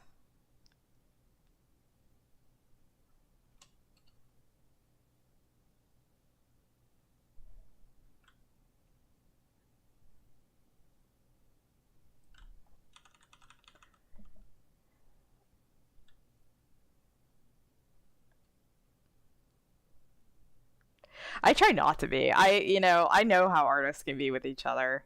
So I try not to be like one of those people. I try to like give everybody like, also I hate when somebody is like doing something really cool and different on the internet, but it's fucking weird and people just give them no end of shit about it. And I'm like, let them be weird, goddammit. Like let them fly their freak flag freely.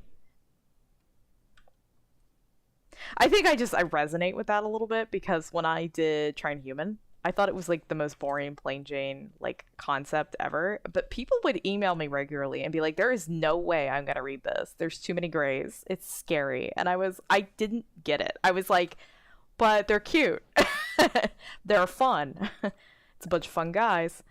And so I feel a little bit in my heart like that little like naivete about like drawing something weird, then having like the whole internet collectively be like, "Oof," about it. And I still kind of feel that.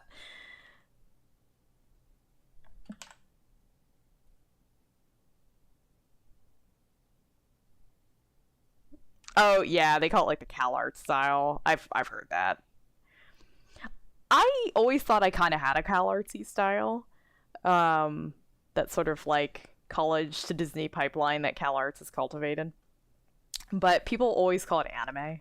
And I absolutely don't see the anime. I see a little bit of anime influence in some of the way I've like finished my lines and stuff, but like the actual like building blocks of the characters do not feel anime to me. Like, then again, maybe it's just like all boomers saying that shit to me. Like, is that anime? No, Helen. It is not the Naruto's. Yeah.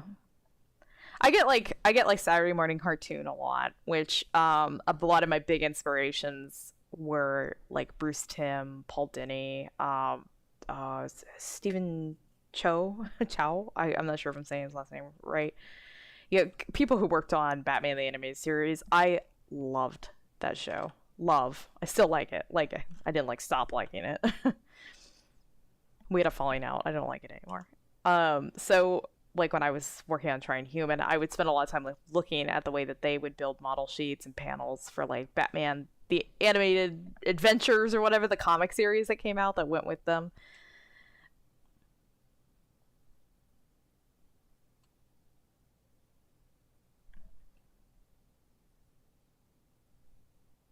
Yeah, yeah, no. The Disney feel is real. That's like who I was gonna work for originally, or like where I was hoping to be, which I was insane. I had brain damage, so the stuff they've been putting out lately. Woo! Elemental just came out. I haven't seen it, but the reviews are terrible. I kind of knew it was gonna be, but that's okay. They're not doing art. They're doing merchandising. They're getting trying to get butts in their theme park. So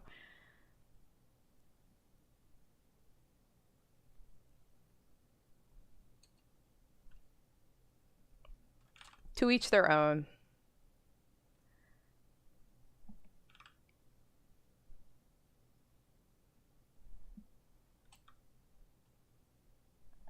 It's fine. I just like I don't care if people like I'm not gonna be like, oh, your taste. Like it's not like that. I honestly think anybody can like anything. I watch the absolute garbage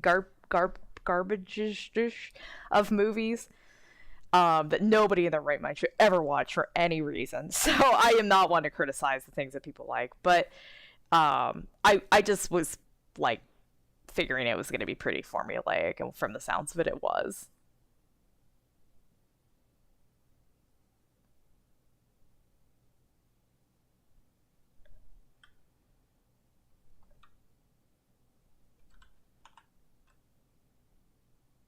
There's nothing wrong with that. I watch so much formulaic anime that I should be shot. I should be taken out to pasture and put down.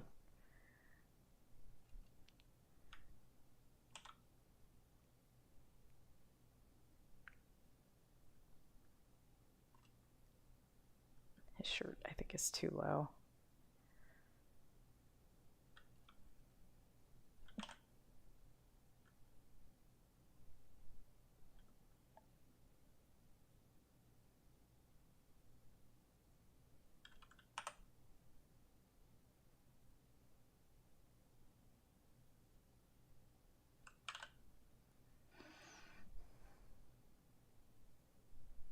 Like, one of my guilty pleasures is the anime Precure. Really like that anime, and it's so cliche. Once in a blue moon, there'll be like a little plot twist that'll catch me off guard, and I'll be like, oh. But most of the time it's the same stuff every season. And I'm like, yes, but new girls, new girls for me to oogle. Oh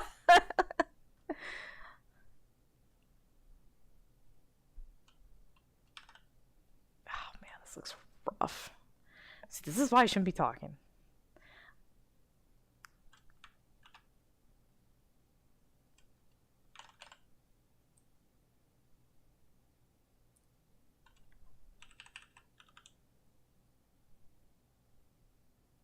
This just didn't feel good.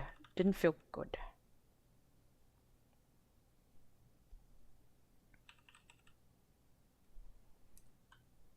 Oh man, giving him them Instagram hips. Those TikTok hips. I'll fix it. I know that looks insane. I'll fix it in a minute. It looks wild. Wild. Okay.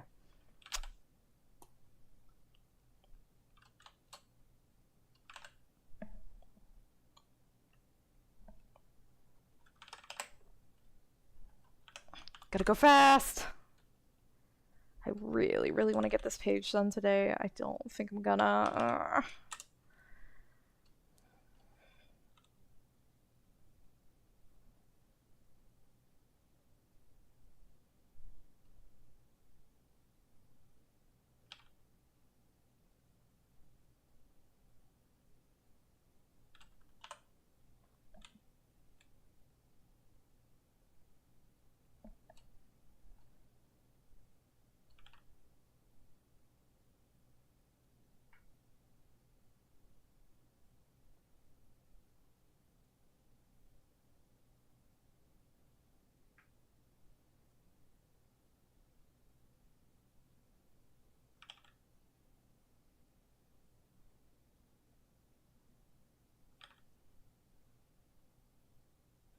We're supposed to have storms tonight. I'm kind of like listening to hear. We've got like tornado warnings and stuff in our area, which is kind of rare for Pennsylvania. Though I've noticed as the climate has been changing more and more, we've been getting warnings a lot more.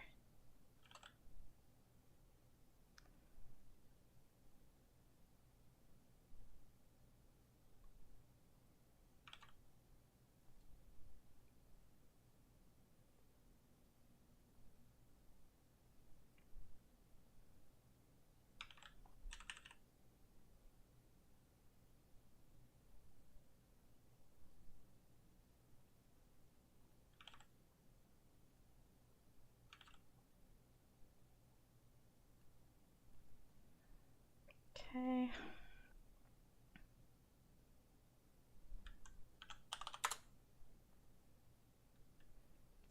Let's turn up line correction just a little bit.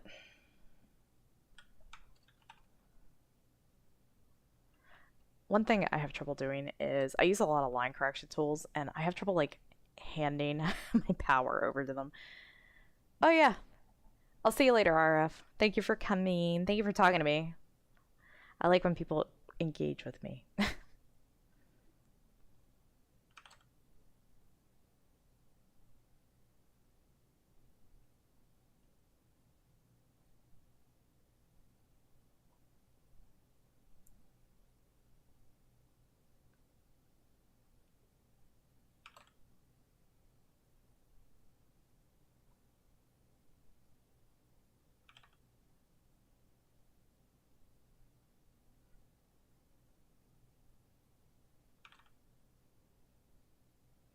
I wonder if my mom is watching this right now.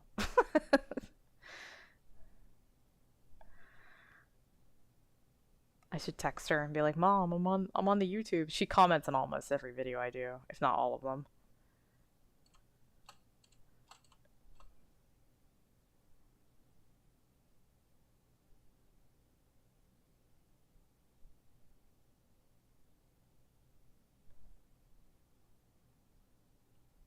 Yeah, I actually wear hats every day when I go out.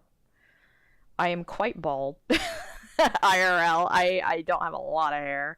So if I don't wear a hat, I either A, get a lot of comments in public, which is annoying. I'm just like, bitch, I'm just trying to like get bread. Or I get sunburned if it's sunny out really easily on the top of my head. So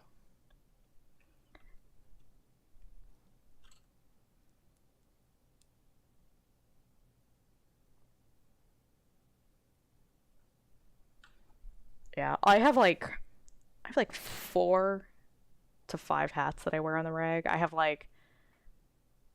a like my hat that you see me like draw myself in, and then I have like a knit flat cap, like a page boy hat, and then I have a beanie that I just got recently. I've never worn beanies before, but I'm like it, and it's got a little gray on the front, and then I've got another flat hat, but rim is like huge. I love that one. I wear it with like my gothy outfits. And then I have a beret that I wear with like two little ribbons coming out the back.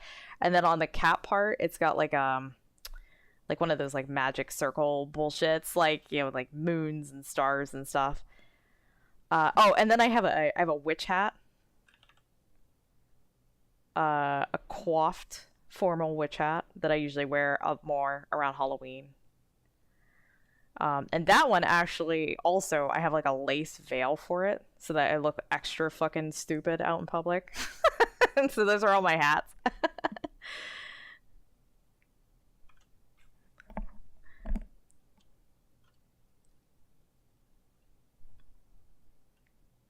Yeah, I don't know what to call it. It's like, I say formal because it's like, it's probably like one of my nicer hats. It was definitely like my more expensive one, and it's not like a big long like witch hat, not beepy hat. It's short and kind of rounded on the top. It's just like one of my nicer hats.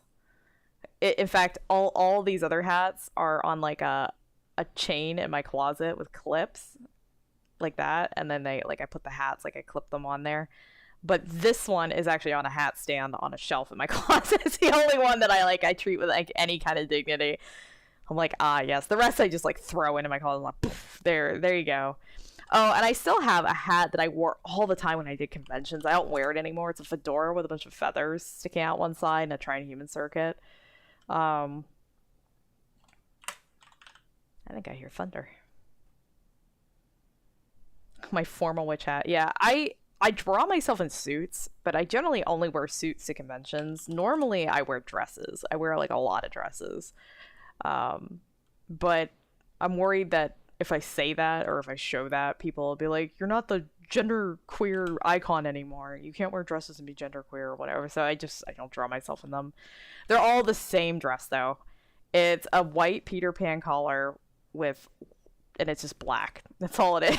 It's just black, you know, and it goes down to like my mid thigh or something. And I have like 10 of those, and I wear them every single day with black leggings and black shoes.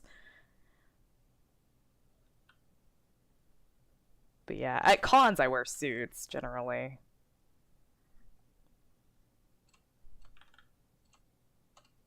I actually don't own anything that isn't black or white.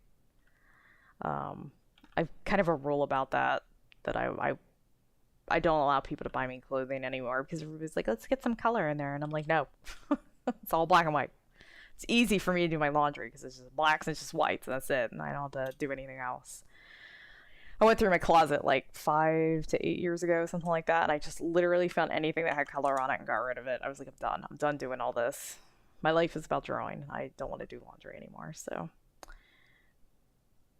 I should do like a closet tour someday. I don't have a ton of clothes, but I think the ones I've got are kind of nice.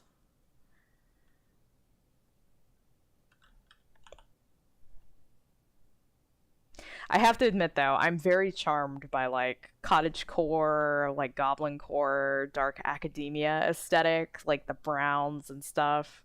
My living room is dark academia, so I there's like this piece of me that's like, we could wear some brown, and I'm like, no, I'm not doing this again. I'm not getting into this again.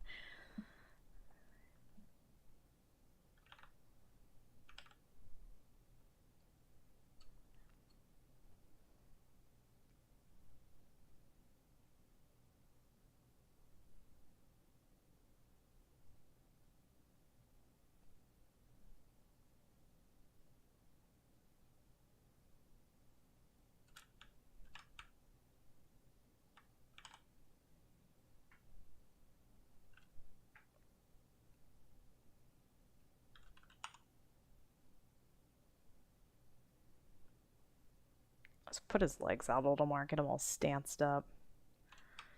I might take like the slightest bit of break from this to draw something else or to work on something else. I have this thing where like if I spend too much time on like one drawing, I start to like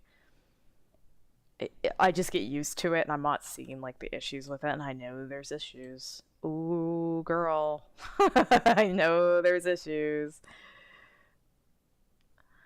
So I might just be taking a slight visual break from this.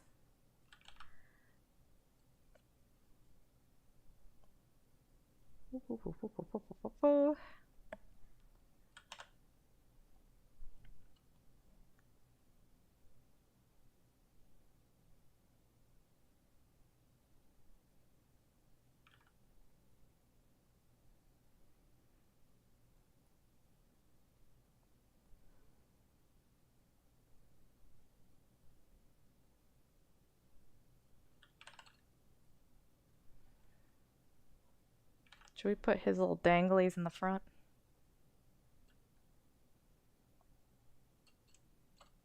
Maybe this one in the back.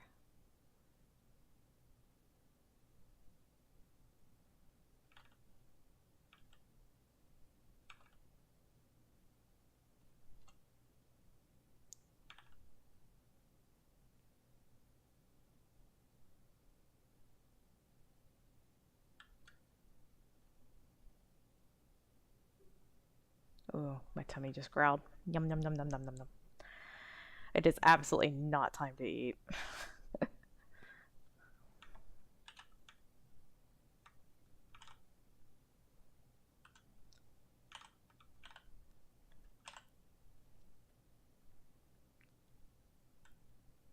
Well, that's looking nice. It's looking a little better now that I've sort of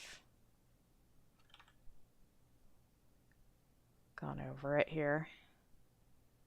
I can't believe I'm saying this, but I feel like his face looks too long. I think his nose or jaw or something's too high.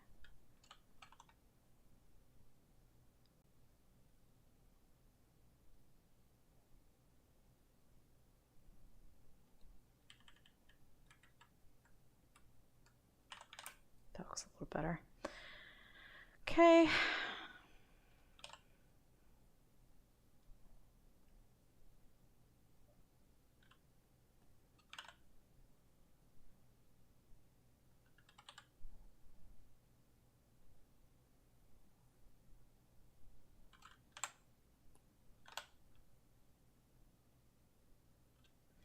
I'm going to rough out the last little bit of this, and then I'm going to kind of draw on something else for a little bit and give my eyes a break on this, and then I'll come back to it and see, like, if it's truly abhorrent.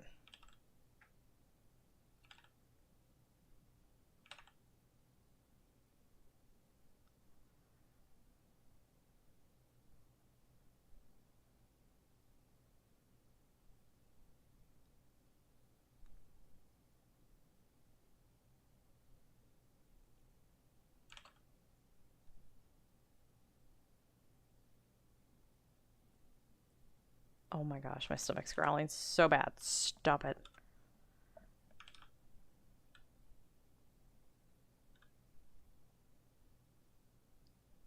Honestly, I'm probably thirsty. My body's like, please, mother.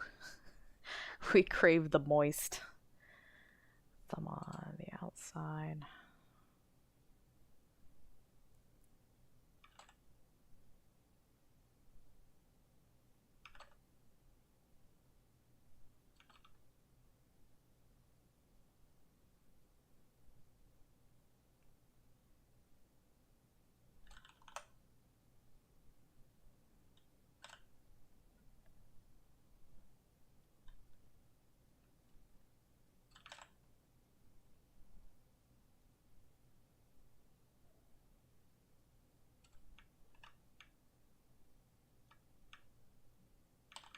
Let's do that.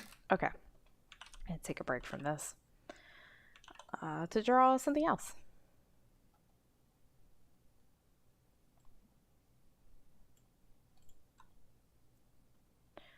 I can work on a redo.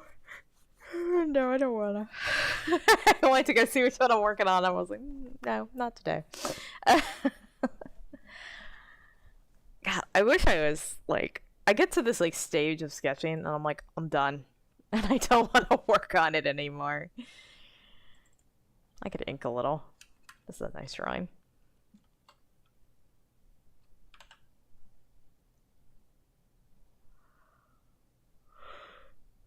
Ooh, excuse me.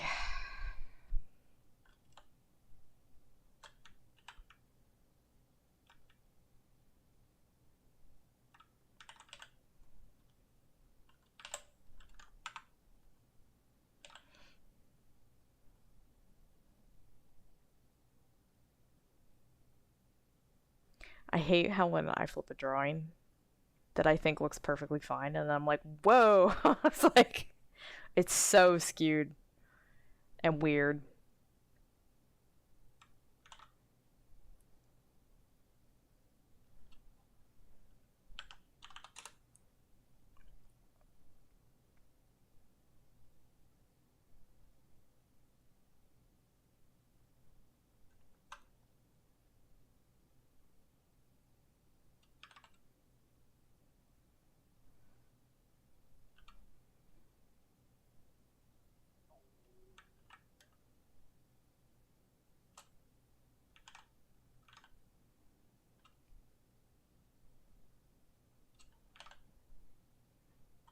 Okay, let's do some inking. I actually have a new inking brush. I've been working on one of my older comics, Parker Patty, recently. I've been trying some like new techniques. I'm gonna like do some shit with it and then like start. I don't know what the hell I'm gonna do with it when I'm done with it, but I've been like trying out some new methods with it and stuff, and I made a new brush to try to like match the style of my hand inks. I don't do a lot of hand inking. I thought, well, maybe I'll try it with Parker Patty. It's only 13 pages. How hard could it be? Famous last words.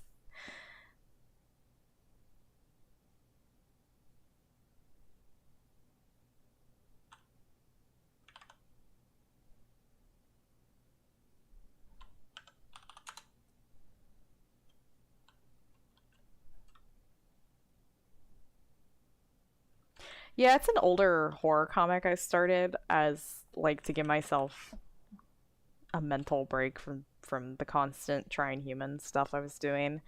And I was doing about like a page a week on it. Like I said, it was only 13 pages and they were black and white, so it wasn't like a super, hardcore commitment or anything. But I got about halfway like I think I was literally halfway through. I had the whole thing like laid out, scripted and stuff, which I will not start a comic unless I do. I've always been like that. I've always wanted like the whole comic laid out, the whole script and everything, or I won't start on it. I want to know where I'm going.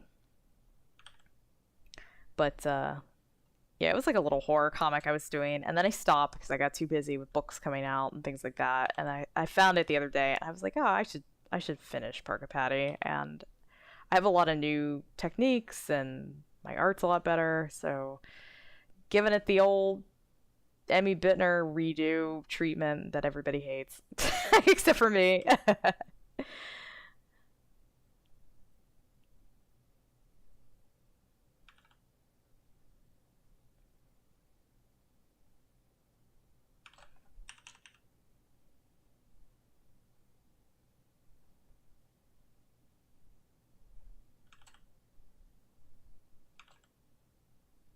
I had it posted online for a while, so I do get people occasionally asking me, when are you going to finish Parker Patty?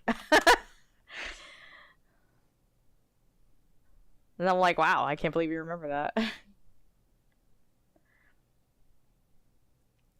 My favorite story is that when I initially started posting Parker Patty, I was posting it on Tapastic before I left Tapastic, and I went to a convention uh, and was like on a panel and just answering questions and stuff, and people from Tapastic were there to like meet me. And apparently they didn't know it was a horror comic because I was like describing it a little bit, like how excited I was to draw like the gore sequence later and everything. And after the con, these three people that worked for Tapastic came up to me and they were like, we didn't know this was a horror comic. I thought it was like about making a friend that you don't understand. Or I'm like, no, it's absolutely a horror comic. I'm not sure how they wouldn't tell from like the cover, and I think it was tagged horror. I'm pretty good about like letting people know what they're getting into. So I don't know. It was just a funny little exchange because the guy was like, "Oh, I thought it was about bullying or something, like about how like you can make friends with anybody," and I'm like, "No, it's about killing."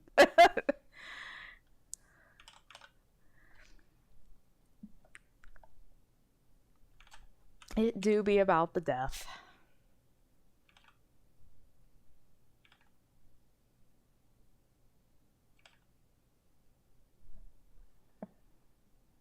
Yeah, it did have that feel. I felt a little guilty. Like I was like, ooh, maybe I didn't like get my message across, or like maybe the style doesn't carry that horror message. I look at it now and I think, nah, no.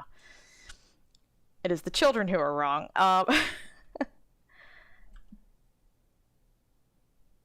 He's a little murder clown. Have a little murder day.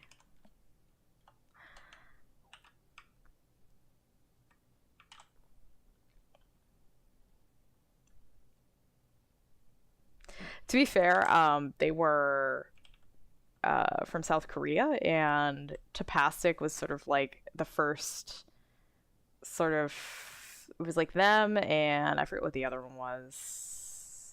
I forget the name of that site, but they were like the kind of first like English forays into manhwa style webcomic hosting, and so I don't think there was like a ton of horror at the time coming out on those kind of sites, and so I think I kind of caught them off guard with that a little bit. Oops. But they didn't want me for the Parker Patties. They wanted me for the Trying Humans, so.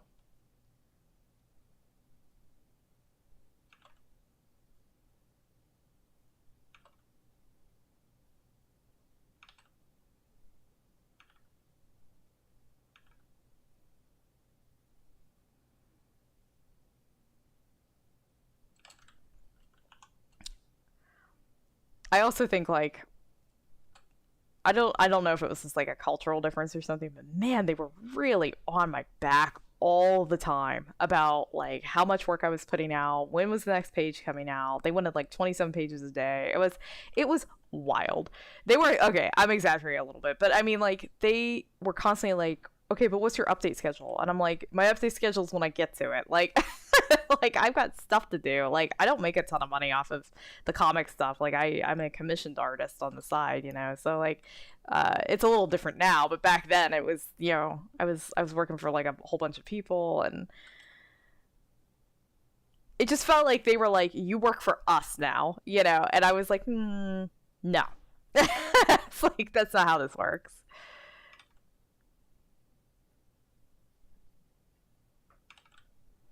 They were always like asking me to do like comics, like introducing characters and like introducing me, and I'm like, no, no, no. Empathy is, I don't know. I think it's 7 by 10. Uh, where is empathy? Boo.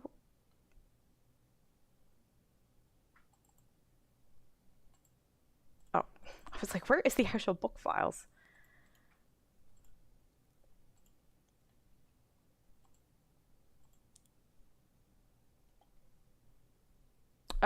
Yeah, it's pretty standard comic size. It's like 6.5 by 10 1/4. So yeah, about 7 by 10. That's sort of the size I do all the time.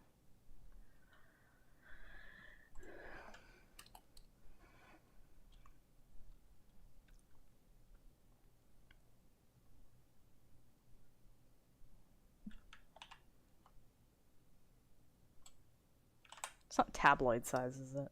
No, I think it's just like standard magazine. I forget what size tabloid is. I think tabloid's 11 by 14. That's like, or is that legal? I don't know all these names. I don't know all these paper names. I don't use paper anymore.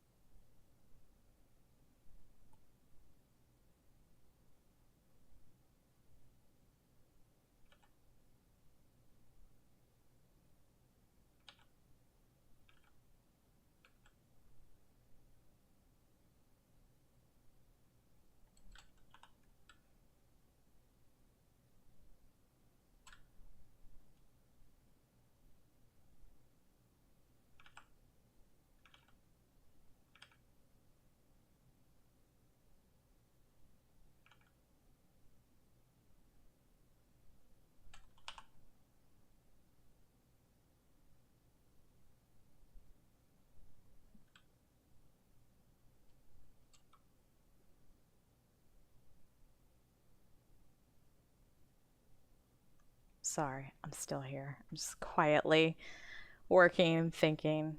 My tummy's growling. I'm thinking I might take a break. Hydrate. See what the weather's doing.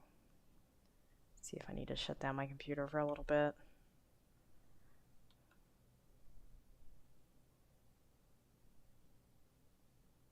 No, wait. Which way do thorns? Thorns would go this way, right?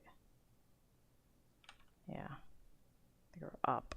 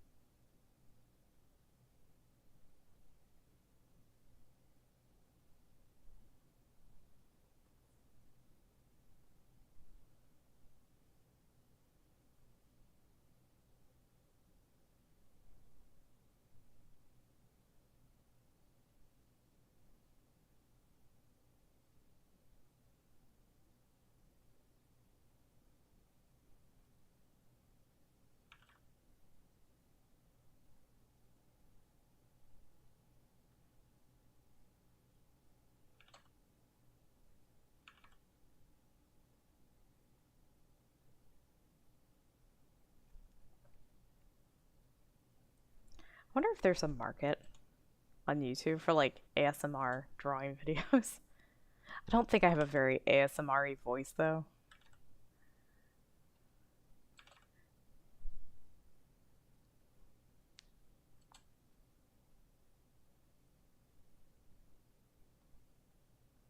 It's weird to see how much ASMR has blown up. Like I've been into ASMR for like 20 years. But back then nobody ever talked. You never, like, everybody always just like made sounds with like objects, like little wooden blocks or like their nails on things and think, you know, or that would just be them like writing, you know, you just watch people write for hours, you know. Now it's always like whispering, soft spoken. I don't mind it though. I find that stuff like really triggering too. I don't know if like anybody knew, like, I'm sure it like had a name back then, but I never heard anybody call it like that. I remember the first ASMR person I ever followed was somebody named Sound Sculpture. I don't think they make videos anymore though. They've been like buried over with everybody else coming out. Oh, visuals were the only thing that got me off. That sounds horrible, but like I would watch people like moving their hand, like doing really intricate little things. That was like part of my ASMR. Like I couldn't just like listen to stuff that like would drive me crazy.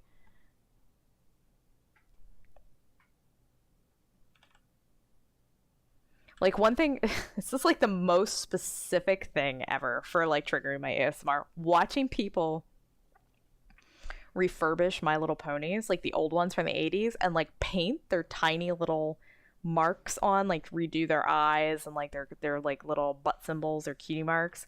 That like really triggers my ASMR. I'm like, I don't know what it is. It's just like, I guess that precise, like, yeah, like microscopic like refurbishment type of thing. Come on, there we go.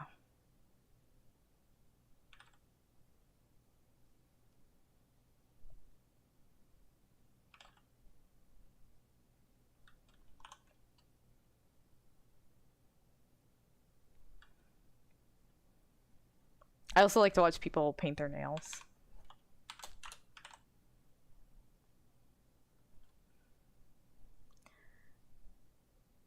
It must be strange, like to like, if you don't feel it, like it must just look like a bunch of psychopaths just being like, oh yes, my favorite part was when she delicately scraped off the paint from the edge of her cuticle. Like it's like a bunch of nutballs.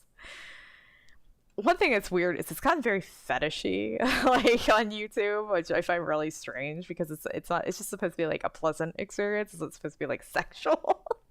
But it's turned into something kind of like its own animal. It's weird. Oh, come on. Come on now, miss. Miss. There we go. It's too bendy. It's too bendy.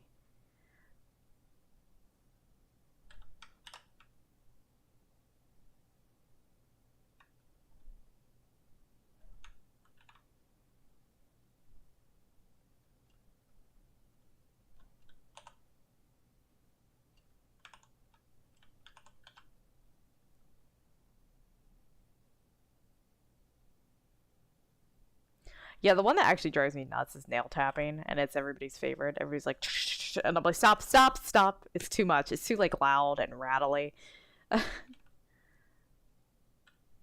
Ladies out here going bonkers with the acrylics.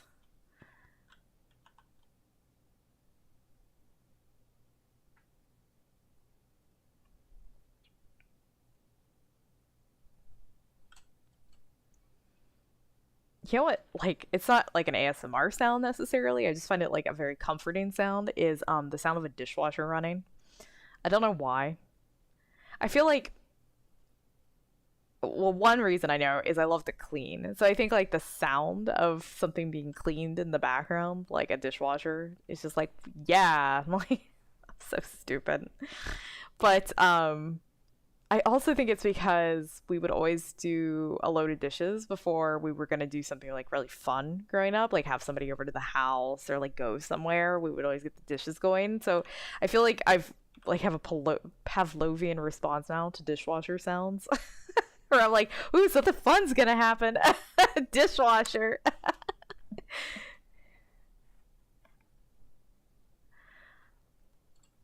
It's just interesting because I started watching this guy. He's like totally blown up. I regularly look for cleaning channels on YouTube, and I found this guy named Midwest Magic Cleaning. Way back when he had like 3 subscribers. I'm an OG subscriber to Midwest Magic Cleaning, but anyway, he hates the sound of dishwashers, and when he goes to houses to clean, he won't use the dishwasher unless he's like not in the room or something. He always like washes all the dishes by hand, and I'm like, absolute madness. I would never. I would never wash dishes by hand.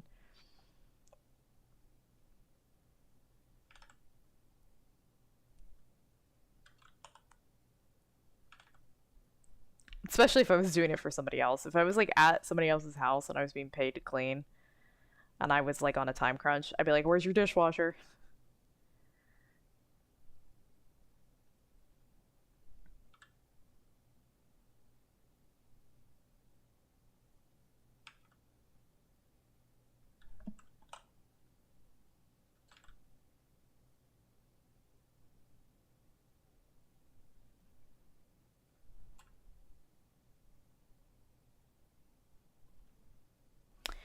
Yeah, I usually am listening to like abhorrent podcasts. I'm listening to like things that should be illegal. No, they're not that bad. I listen to a lot of like really dark stuff.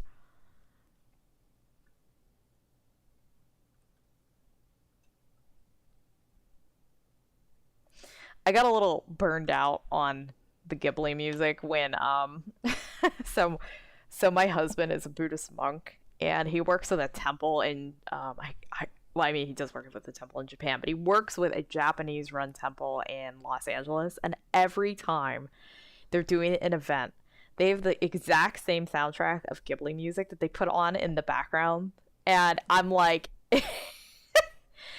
I've heard the theme to Totoro like 6,000 times, you know, and I'm just like, I'm done. I'm done. I can't stand it. And it's all like, it's orchestrated. Like it feels like elevator music versions of them, like a third party company put them out or something. And they also don't have like any of the newer films. Like they don't have anything from Arietti, which is a banger of a soundtrack.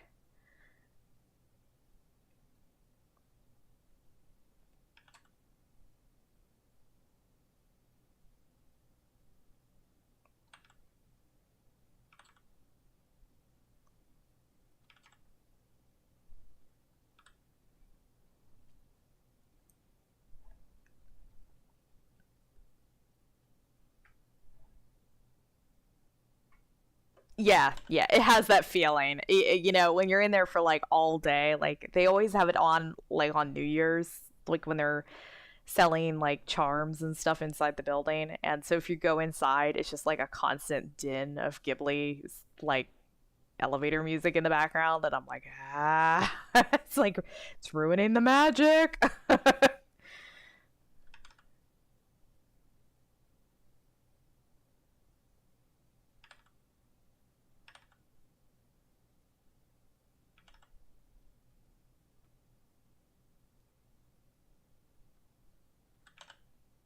I wonder like why it's the only one they ever use. Like, are they being paid off by Ghibli? Are they in the pocket? Is this temple in the pocket of Big Ghibli? I will say Ghibli has really turned into like the Disney of Japan. When you go in like Ghibli stores over there and stuff, it really feels like you're in a Disney store. Like they've got the movies on 24/7, and they're like, "Do you want a Totoro toaster?" And I'm like, "No, I'm good." I will say though, I love Kiki's Delivery Service. It's my favorite Ghibli film, and they've been putting out some banger Kiki merch. I won't buy it just because that's like the last thing I need is a bunch of anime tchotchkes in my house, of which I have too many.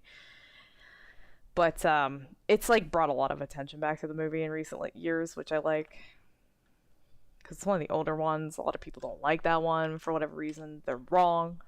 They're tasteless animals who don't know anything about cinema.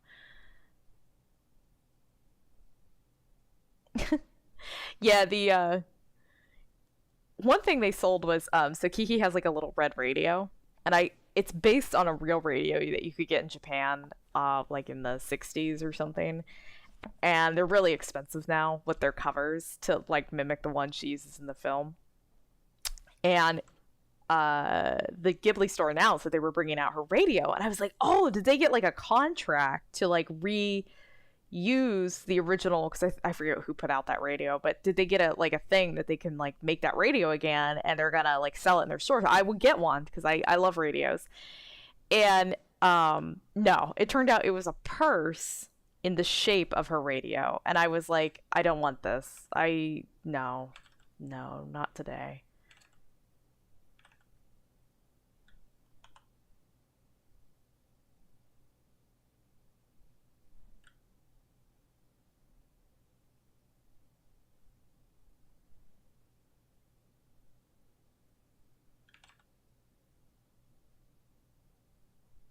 What's hilarious is the purse is kind of expensive. Like it sells for probably about as much as a non-refurbished radio of that type would be with the little like faux leather red cases.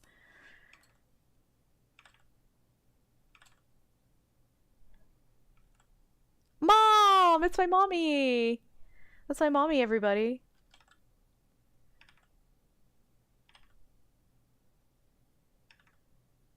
She's the best mom in the world. Coming to my stream. Also, there's a little bit of lag, mom, so if you type, it will take me a minute to like see the message and respond to it and everything.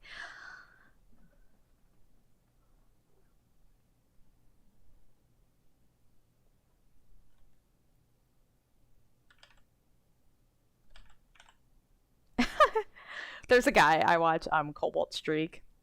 He plays Binding of Isaac on the reg, and his mom goes to all his streams, and whenever somebody subscribes, like a message pops up on the screen, and he wasn't actually like in one of his videos, he wasn't actually like thanking them. He would just say their name. He'd be like, "Hey, like so and so, I see you," kind of a thing.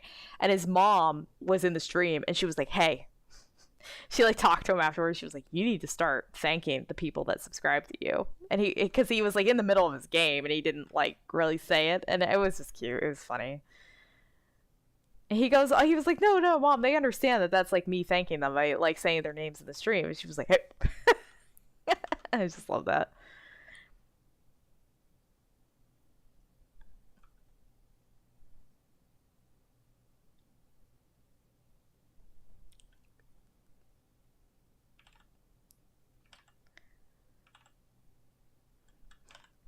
It's like, mom, you just don't get it. They will take my stream table scraps and be thankful for it. Oh, oh, Mom. Oh.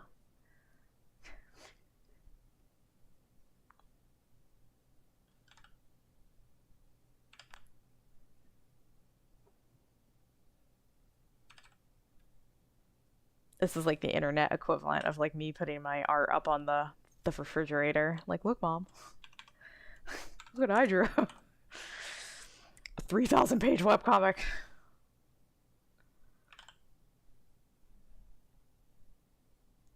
It's called being a tsundere.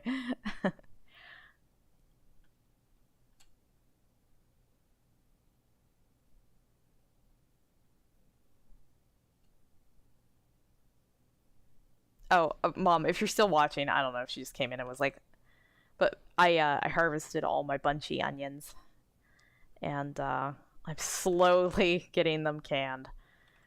We have so many bunchy onions.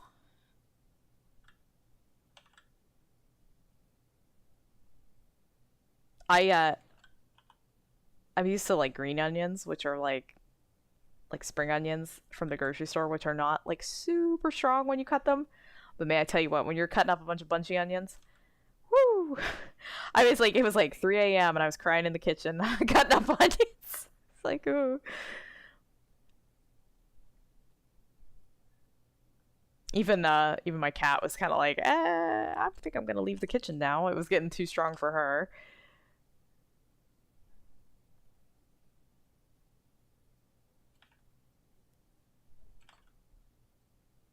I only speak a little Spanish. Yeah. Tsundere is a Japanese term. Is somebody who's like, they like you, but they're what's a good way to describe it? They like you, but they're mean about it. They're kind of like, it's not like I like you or anything. It's like they got a like an attitude about it. It's hard to explain. It's a stupid anime thing. I'm sorry, mommy.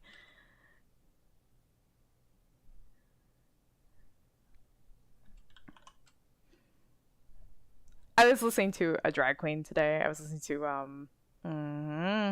why can't I think of her name?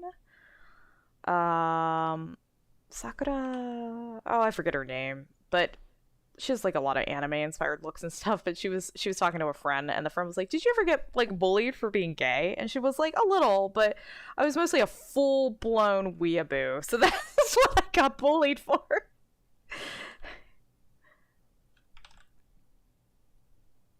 Yeah, but tsunderes are mean. I think is it yandere that is the one that like now I'm gonna Google tsundere yandere. One of them's like mean, and then one tsundere's the mean one. Oh, here we go.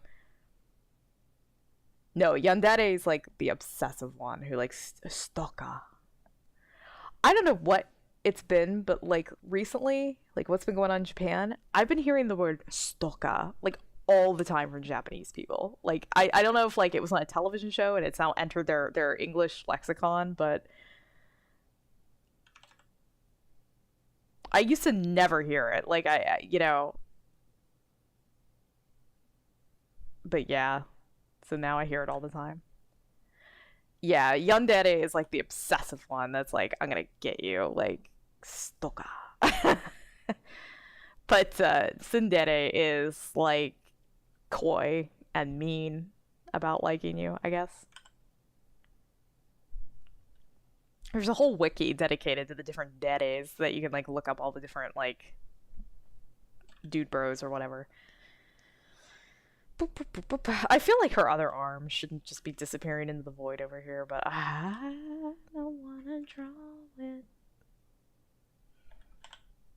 We had a porterhouse steak, potato cakes with bunchy onions, and fresh green bean from the garden for our 38th anniversary. Grandma's going to rehab. Good. The grandma thing is driving me crazy. I haven't told anybody about it, like online. So, like, all my fans are like, "Where's Emmy been?" And I'm just like, I'm just over here crying. Like, about grandma. My grandma is being a pickle. She won't fucking do what she needs to do, and I'm done dealing with it. I don't want to see her anymore until she starts getting her shit together because she's kind of driving me crazy. I went to the hospital yesterday to see her, and then they were like, "Nah, she's not. She's just being a wild thing." And I'm like, "I'm done. Well, I'm done with that." So came back home. But what should we do with the bottom of this drawing? It just kind of fades. I guess it's just like a nice drawing, so it doesn't need like a big... Not everything needs to have a definitive end beginning thing. Like, a lot of times I'm one of those people where I'm like, I like to draw like a big across the bottom. Speaking of which, my anniversary is coming up, which I've been planning. I've been getting it all ready, like where we're gonna go, what we're gonna do. We're gonna have to do a whole day thing. It's the big one. It's 15 years. I guess 20 or like 50 is big. I don't know. I just arbitrarily was like 15, big number. Like doing the whole day. Also, it's on a Wednesday this year, which is nice. So anything we want to do, like nobody else will be there.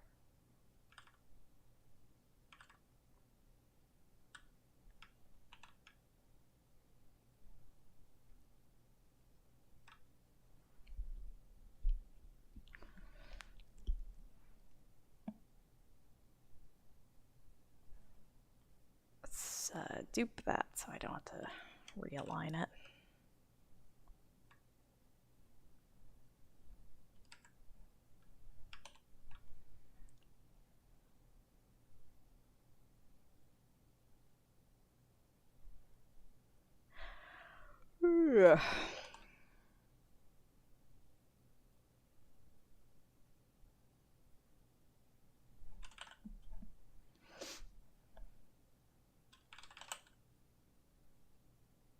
Rose is off model really badly. I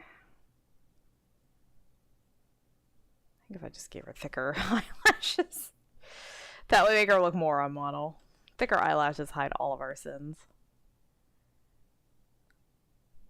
Dad said my warranty expired, so we're done. Dad!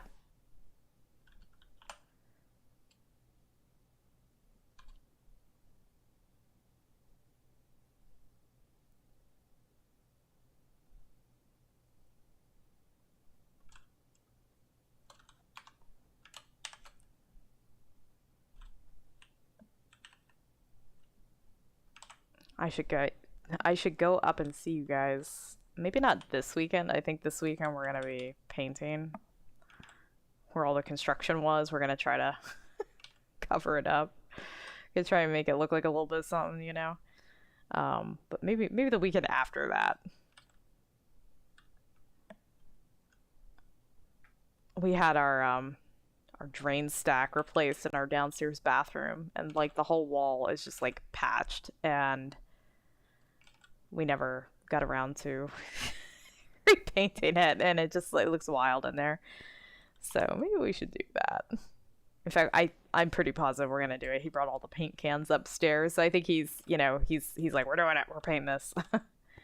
It's also a place in the kitchen where we replaced a bunch of baseboard that got ripped out, and we need to paint that too.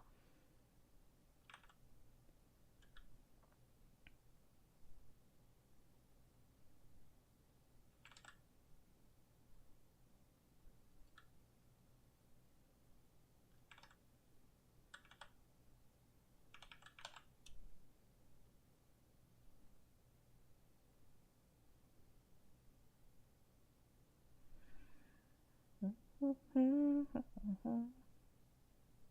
had turned down my correction for drawing flowers.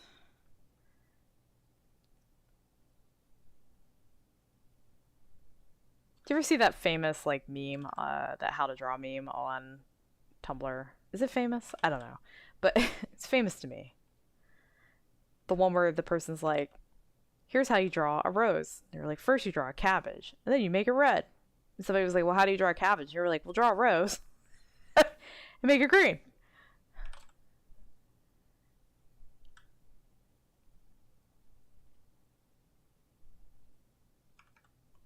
Oh, the Among Us eyes for anime crying eyes. Was it? I'm trying to remember what it is now. It's like, draw the eye, and then you do...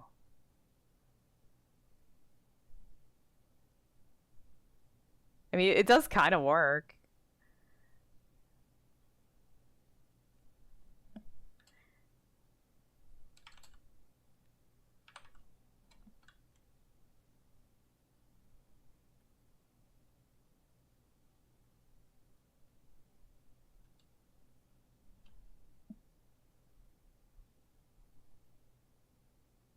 Love you, Mom. I'll talk to you later. I'll call you.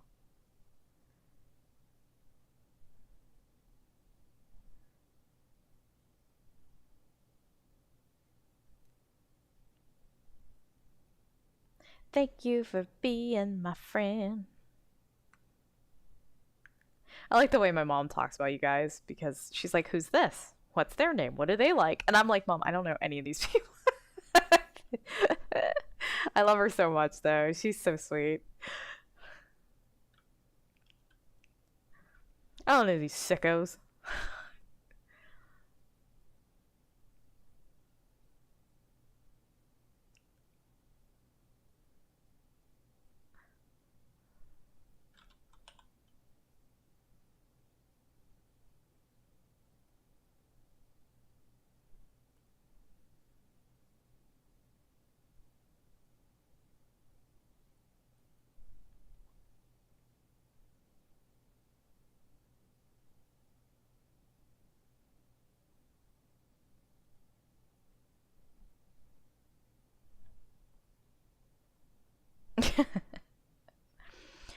So like I hate to bring up this whole controversy, but I did find one part of it sort of fascinating was the the whole Colleen Ballinger situation, which I didn't know who she was until like it all blew up, and then I like discovered it, and I was like, "Ooh, this is weird." But everybody kept describing her, like, just a quick summary. You can Google her, but her whole shtick was that like she's my age. I think she's like 2 years younger than me, maybe, but she was using like fans of her work to a like do all her online bullshittery, like monitor, accounts and things like that, but and also harass people she didn't like. But then she also had this strange relationship. She had these like group chats with like literal like children, like 13-year-olds and shit, and she would like talk to them about her divorce and just shit that like kids don't need to be fucking dealing with, But because she was like a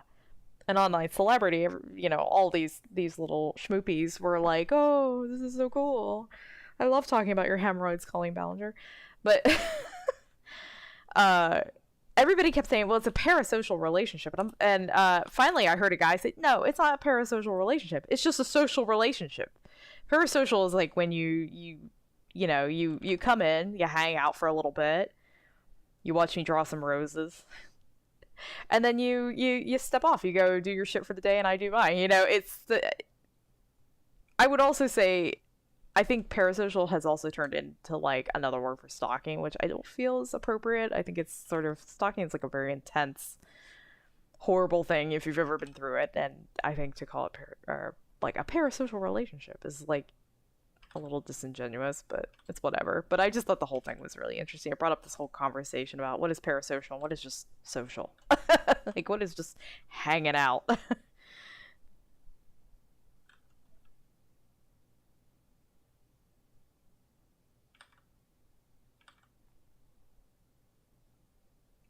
It's something I've always worried about because I don't know how old people are who read my comic or enjoy my art, and I do have a tendency to like pop off and stuff, but I think if I knew somebody was really young, I'd be like, I would start like distancing myself politely from them. I wouldn't be like, "Get out of here, you little child," but like, I wouldn't like probably actively engage with them.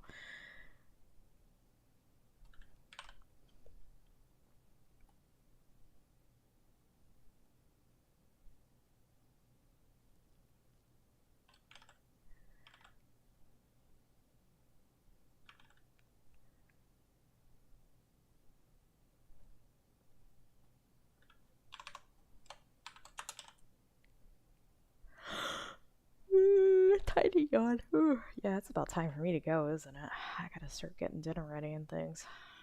Things and guides and stuff. Did I ever tell the things and guides and stuff story in here? Just another thing to like fill the time, the talkie void. When I was in high school, I took a higher level like writing English class, and we had to write like lots of just papers, top. If you've ever been in one of those classes, they're just like, okay, write about Guam or something, and you would just have to write all these essays. But my teacher had this rule where you couldn't use the words things, things, guys, or stuff. You had to like specify. And I remember, to drive her crazy, everybody in the class would always be like, hey, did you hear about that thing that happened with that guy? Yeah, he got into some stuff, and we drive her nuts. Things, guys, and stuff. That's like stuck with me all these years. I was like 12 when that was at 13 or something. I don't remember. I was in high school. Like, so we didn't have middle school. We just had high school and elementary. So I'm trying to think like how old I would have been. Probably 13 or 14, maybe. Things, guys, and stuff.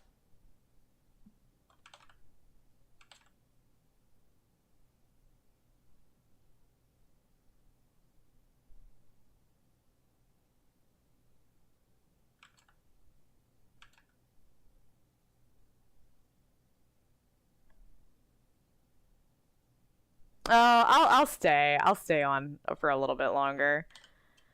We can piss around together a little bit more. Give me another like 15 minutes. I am gonna have to go though. I gotta like let my dog out, and I gotta schmooper on her booper. She's so cute, my little puppy. You wanna see pictures of my dog? Here, I'll show you some pictures of my baby. My baby. My baby. I've never had a dog before, but I can honestly say I enjoy every moment of owning the dog. There she is. That's what she's actually like that in my office right now. That's her bed in my office over there in the corner. She looks like a big weenie. There she is in the sun. That's a sun dog. Oh, I like, you know, I've never owned any kind of a dog before, but I enjoy like I like to own old dogs and new dogs. That's my cat being very bad, sitting on my folded up towels in the dining room. I literally folded them up, walked away, and came back down to this. And she just looks so innocent. She's like, I did not do the thing, mommy. There's another old baby doggy. Oh, what's it? She's almost 13. There's my cat again on a blanket that I was drying in the living room. That's Mama. She just turned 15 the other day. What else? Oh, look at this horrible sign that's in our neighborhood. They have an exhibit going over at the Carnegie Museum in Pittsburgh, and it has nothing to do with aliens. It's all like astronomy and shit. But they're like, let's put a gray on the billboard, and it always catches me off guard when we go by it. I'm like, ooh. I finally took a picture of it. Now I'm just showing you crap. Oh, that's a pretty good dog right there. Look at, you can see my books on graffiti. These are all my like graffiti and like building books over here. All my art. I have like many bookshelves filled with art books. So yeah, I love it. I love the little Whipple muzzle area. I like to kiss all over that while she's sleeping. Drive her crazy. She's so old now, so like all she wants to do is sleep all the time, and it's just so great. Oh, here she is with a so she's always in her bed in my office. It's like all she does. But there she is with her little Chewy, her little bone. She fell asleep in the middle of chewing it. I'm gonna squeeze another 1,000 years out of this dog if I can help it. Oh, what else do we got down here? Not a whole lot. Yeah. She doesn't like when I take pictures of her. If I get the phone out, she'll try to get away.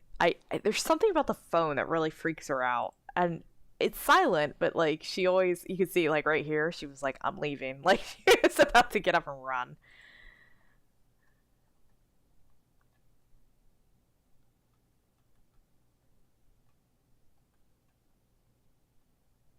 A lot of this is art. I show my parents my art. They have a frame in their living room that is hooked up to my Google image account, and I just put art on it all the time. There's my stack of blankets that I folded up, and then my meditation cushion, and then my cat was like bloop on top like a cherry. Cherry on the blanket Sunday. They're just all images of my dog sleeping. Oh, they're good. There she is. I was folding underwear into the underwear drawer on the bed, and she got right in. Bad cat. There's right after my doggy had surgery. She had her gallbladder removed, and then she also was starting to show early signs of bloat, and so they had to fix her tummy. So there she is. Just look at the trauma, look at the fear in her eyes. She knows I'll do it again if she's bad. Oh, and then on the fridge on our whiteboard, I put no feed dog because she was about to go into surgery, and I didn't want anybody giving her anything.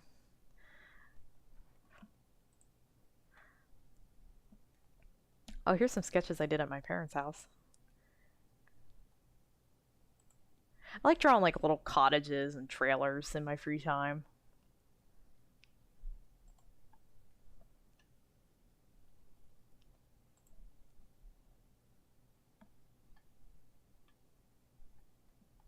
There's me. There's me in my witch hat. with a wig on because it's not a good wig. I just got it, so it wasn't styled or anything. But I was trying to see if the hat would like fit on my big dumb head. But yeah, my hair. She do be leaving. She do be leaving as I get older. She's heading out. The rest is like just old stuff I was working on. Yeah. Oh, there's before we... No, our living room was painted then.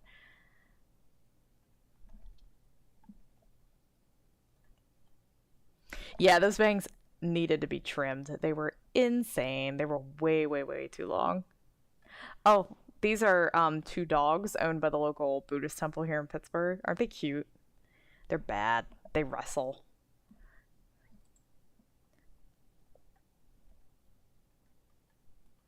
I don't know why I'm showing you all this stuff. I guess I'm just killing time until I feel like getting off. Until I feel like getting out of the, Oh yeah, like... Oh wait, no, that's my dog! We were watching the temple one day and I took Shiloh with me and she went into, like, where the meditation room is and was walking around. I was gonna say, their dogs walk through there, and my dog does too, apparently. I am not blameless.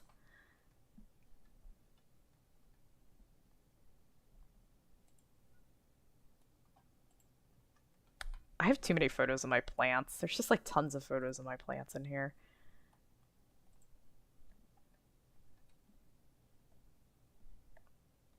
Oh, there's my dog with her brick, her garden brick.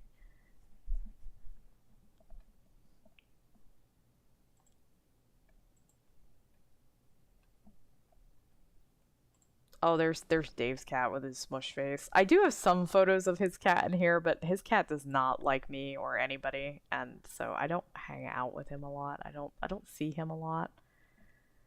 Oh man, I remember when this happened. I was walking my dog and she like ate it. Like she fell with muzzle first. She slipped on a patch of ice and she like ran her nose into the ground and like skinned it all up. Oh, that was bad. Look how sweet it is too. It's also a very sweet face. Oh yeah, and we were like taking photos of it.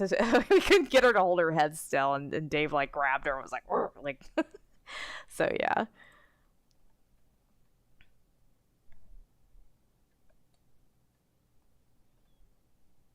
She's very sweet.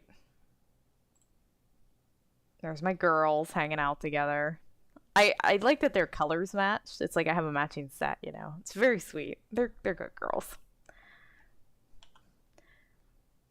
For whatever reason, my cat is not scared of my dog, but Dave's cat is absolutely horrified by my dog and like gives her no end of shit. He will like literally scream and like run for his life when my dog enters the room. It's like my dog has never barked or done anything, you know? So it's like Jesus.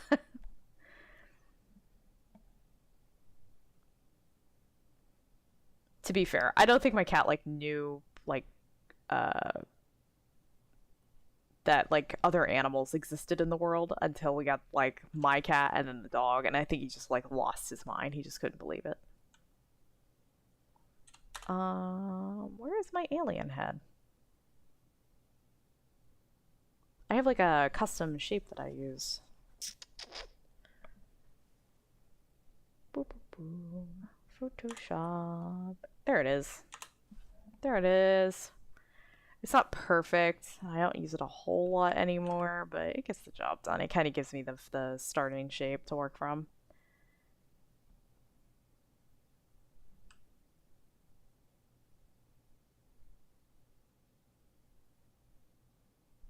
They wrote some hymns and mantras. Mm-hmm.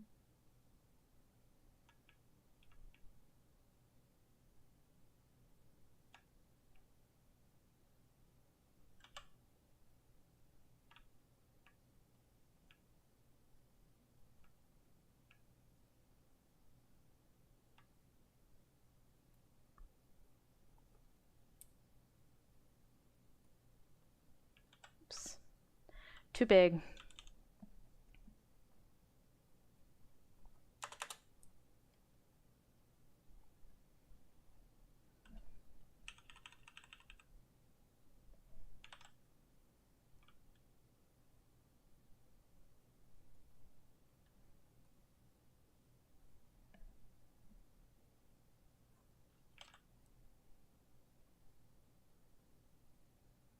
The only bad part about drawing it, because everybody always asks me, like, what's the easiest thing to draw and trying human? I always say the grays, because they're just like stick figures. But their head.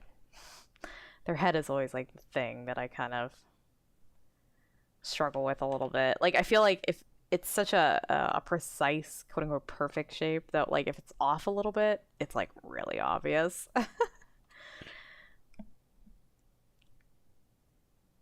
I also usually don't ink in Photoshop. I'm doing it right now just because I don't want to import this over there and deal with the custom values and everything. Or the custom values.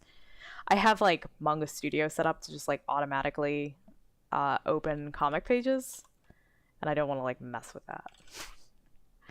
So we're just gonna ink in Photoshop a little bit. We're just gonna feel our fantasy in Photoshop. But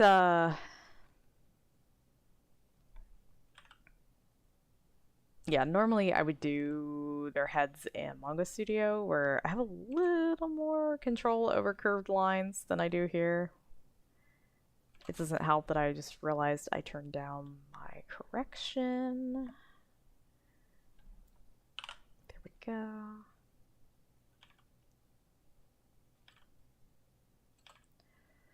There we go.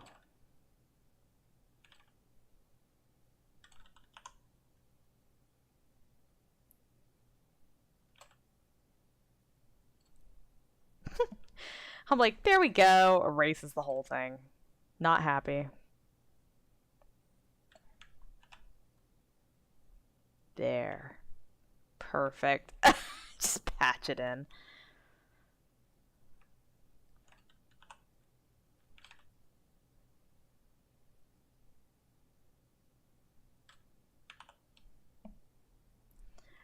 I forget who I was watching. They were I'm not subscribed to them. It was just recommended to me like a few years ago, but it was like how we ink animated cartoons on the computer, and like it was literally this. It was just like 500 hours of them making brushstroke control Z, brushstroke control Z, and trying to get it like smooth and perfect. And I was like, "Hey, I'm doing it right. I'm just like the professionals." The guy even said like, "You're just gonna want your finger like poised on Control Z," and I was like, "Yep, that is the way."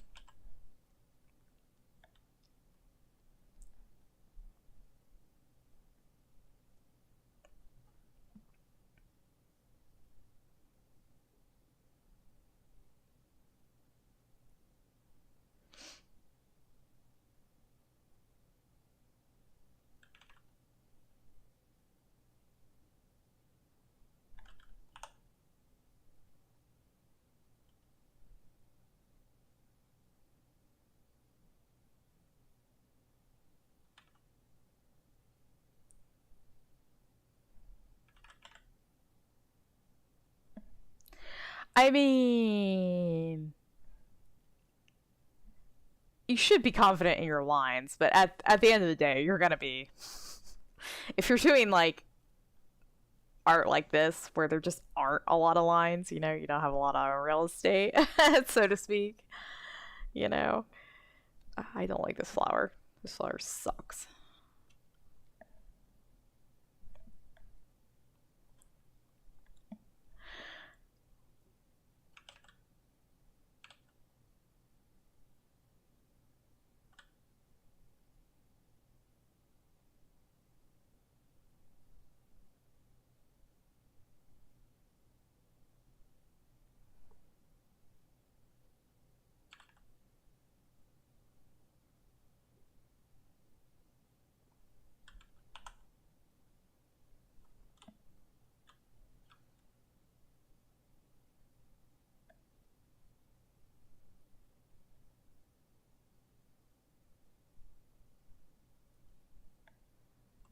One thing I'm also trying to get away from is when I would draw like vines or roots, I would do this trick in Photoshop where I would like use a brush with like an outline applied to it so that like, you know,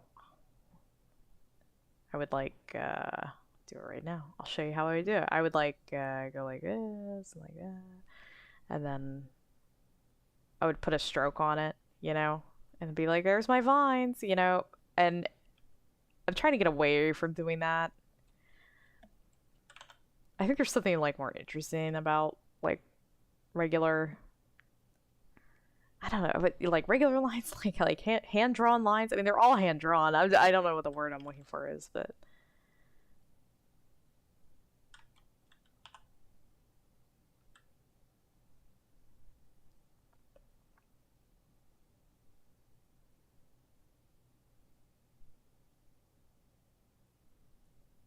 it's probably also just like good for me in general for like practice.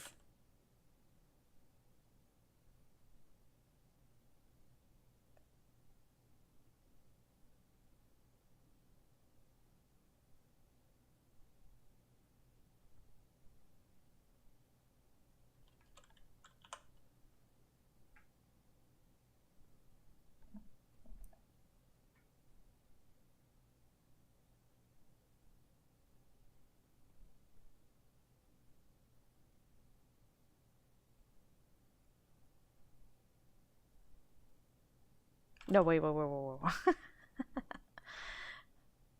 wait. There we go. I was gonna say something doesn't look right there.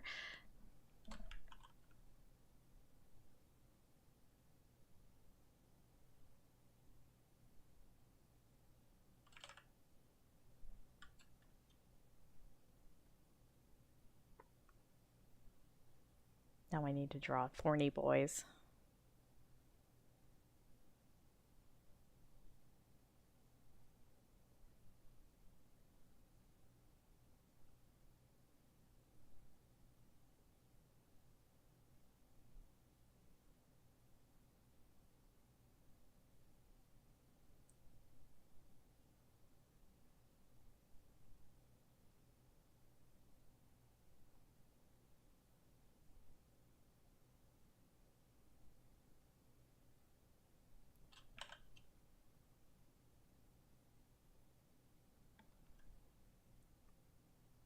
I don't know if I like that this vine is just sort of like disappearing behind her arm. Like it's just gone now, but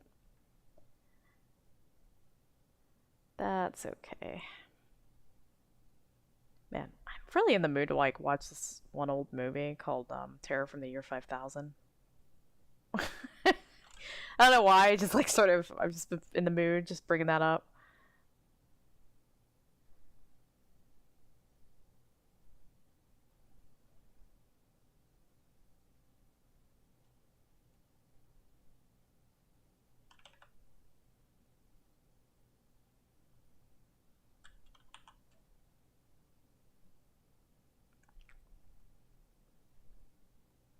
It's actually like a really interesting concept for a film, but it's like an old schlocky black and white sci-fi film, like a B movie that you would see in a drive-through. It's about this like crazy ass mad scientist, and I think his father. This is why I gotta watch it again. I don't remember. They invent a machine that allows them to teleport stuff from their time to the future and vice versa. And I think it took them a while to like figure out that that's what they were doing. But of course, like the future is sending them back like all this weird ass shit, and they're like, and the dad he's like, I don't know if we should be messing with this anymore. It seems like the future sucks. so so he like shuts the machine down, but his crazy son is like secretly still communing with the future through this machine. It's like, doesn't that sound badass? Doesn't that sound so good? It sucks, but it's a movie I used to watch as a kid, and I kind of want to watch it again.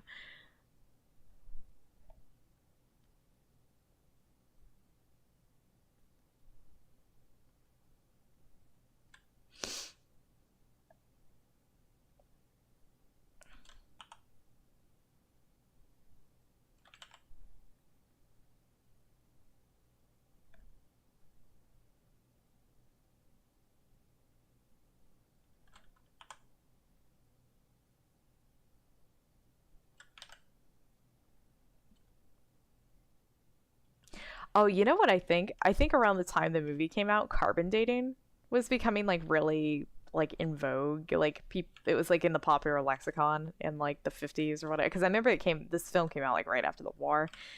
And there's a scene where it's like the opening where the mad scientist's son like sends an object that he got from the future to somebody like in New York City, some scientist that he's trying to like lure out to the island to like fund his insanity.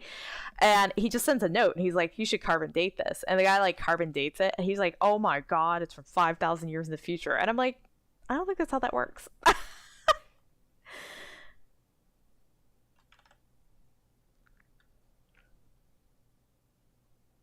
Maybe it does. Maybe you could like, I know it has to do with like breakdown of radioactive isotopes or something, but I don't know a ton about carbon dating. But it's just like the fact that he was like, this can't possibly be. Like, it's kind of a clever little plot shtick, though. I like that.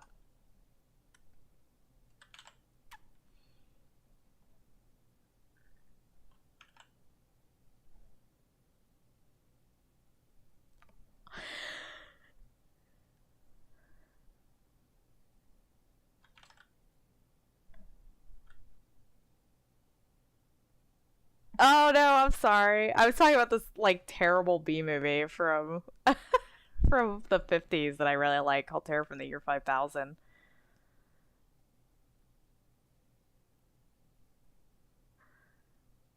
Ah, I just don't like this rose. And I was talking about the crux of the plot is that this guy is sending stuff back and he builds like a time machine, but he can only send objects through. And the future also somehow has one of these machines, and they're also sending objects back in time. And they're trying to like, because it's 5,000 years in the future, they're trying to communicate with each other about like what has happened in history and stuff. But there's this part in the film at the beginning that kind of gets you excited about what's going to happen. Is this he gets this like statue. It's like a naked woman. It's like a little thing, like the size of an Emmy. So an Emmy from the year 5000, and he sends it to a scientist that he wants to have fund his research, and he sends it with a note that just says, "Carbon date this, and you'll be interested in my project." And I was saying that I don't know if you could actually, because the guy, of course, he carbon dates it, and he's like, "Oh my gosh, from the year 5000," you know. And like I was saying, I don't know if you could actually like reverse like carbon date something like it from the future. Like, would that work? Like, this doesn't make any sense. Like, but it is based on like radioactive isotope decay, isn't it? Like, it's been a while since I've read about carbon dating, but like it's just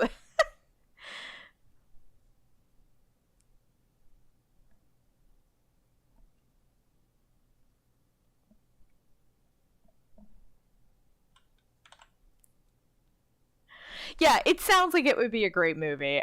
It sucks, but it is a fun watch if you just like suspend your, you know, all reason.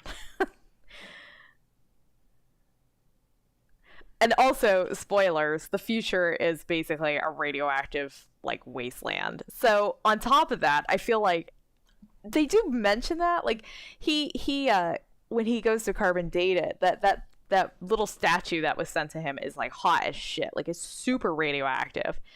And he has to drop it into a bucket of water because like his whole office is their thyroids are gonna just explode from like how toxic it is.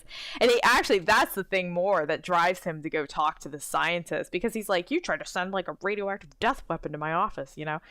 But yeah, so like I feel like if the future was super like radioactive and there was like constant like isotope decay, so wouldn't it like affect anything you would send to the past so far as like dating it would get, like, even if that worked, like I feel like it would mess it all up. Yo, yeah, well, like the whole shtick of the film is that so the it was actually the father of the mad scientist who had created this machine, and he shut the whole thing down because the person they were communicating with in the future sent back a dead cat, like a dead deformed animal. I'm like 99% sure it was a cat. And the dad was like, oh, okay, so this is like mega fucked. We're not screwing with this anymore. And he shut the whole thing down. He's like, we're not going to mess with this machine. And they sunk the cat in a suitcase, like a piece of luggage, out in the lake next to their home. And but the son is like obsessed with this machine and like keeping it going. And he secretly starts communicating with other like scientists and people that can invest in this, to try to convince them this is like a great idea. And a woman from the future ends up coming back and like terrorizing them all. Like essentially she's all deformed and stuff. They never really, I think, explain how she even got a machine in the future, unless like this was like standard fare. But she's trying to like convince the son to like come back with her to the future so that like his untainted seed can like, you know, they can like breed new like non-deformed radioactive people or some shit. And I'm pretty sure they just like the scientist who comes in to investigate just like obliterates this dude and like steals his wife and stuff. as you do in old B movies. Oops.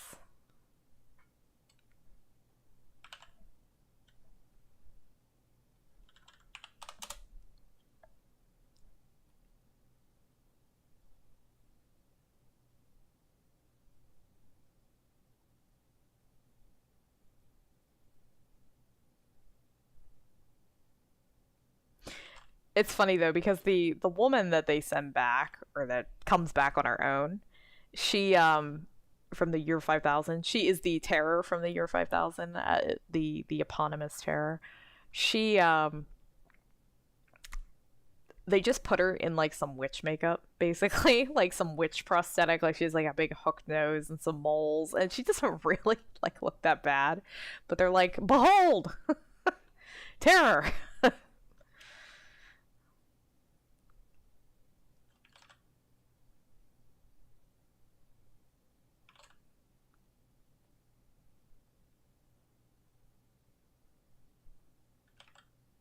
And she has this outfit on that's like a bunch of what do you call those, like paillettes? It's like a bunch of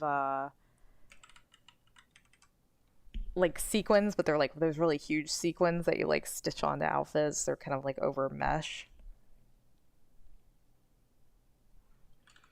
I love old shitty B movies. Another one of my favorites is Leech Woman, or The Leech Woman, about a woman who, she's an alcoholic, and she's married to this like horrible man.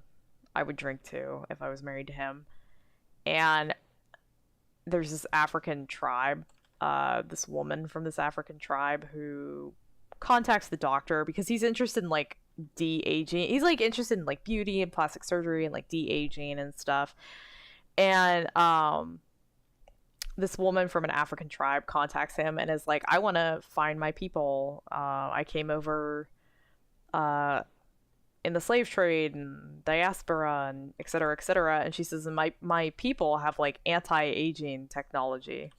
Like they have like some kind of drug or something. And so the guy, the horrible man, and his alcoholic wife go with the black woman to Africa and find her long lost tribe. And here they are harvesting a liquid out of the pineal gland from men. And of course the man dies. They have this like ring with like a hook on it, and they like jab it into the back of the guy's head, and they suck it up, and for one night they will revert to their youth. They will be like 20 for a night. They'll be 20 years old, super hot for a night, and then they'll die when the sun comes up. And the black woman, she says, from the tribe, she says, like, I tricked you to come out here and, you know, bring me back to my people, and you're never going to get to leave. And she says to the woman, the alcoholic woman, she says, but you were kind to me, so I'm going to give you a chance to relive your youth, because she's like older in the film. And so she's like, choose any man you want whose like pineal gland you want to suck out. And of course she chooses her horrible husband. And but they act like it's a big surprise. They're like, oh my god, like there's a big music sting when she chooses her husband. It's like da da da. And so she sucks out his pineal gland and becomes young for a night. And then she basically like in one night manages to like sleep her way across Africa. She's like sleeping with all these guys that she came over with, and manages to get her ass back to America. But then she becomes like a serial killer because she doesn't want to die in the morning. So she just starts killing, like she kills like a different man every night and just sucks their pineal juice out. And she's the leech woman, so she can stay young and beautiful forever and never die, and etc., etc.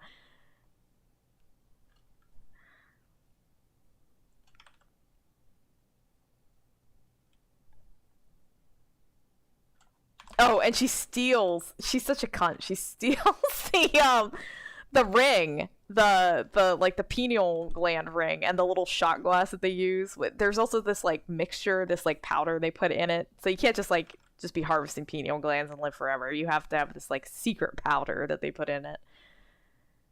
Emmy, I'm frightened. Honestly, like the whole shtick where she becomes like a serial killer is like literally 5 minutes. Like she goes home, her nephew figures out what she's doing, and she falls out a window and dies. And that's it. Like it's so fast. They should have done it the other way. They should have had like all the shit about her becoming the leech woman out at the beginning of the movie, like in the first like 20 minutes or so, like the first third. And then the last like 2/3 should have been her just being a nut. Like that would have been great.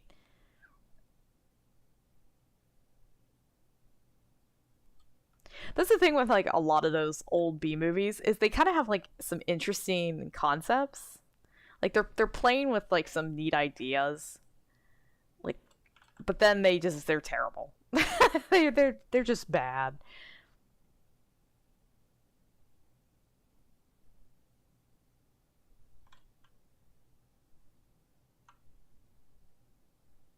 Oops, no, I want cut.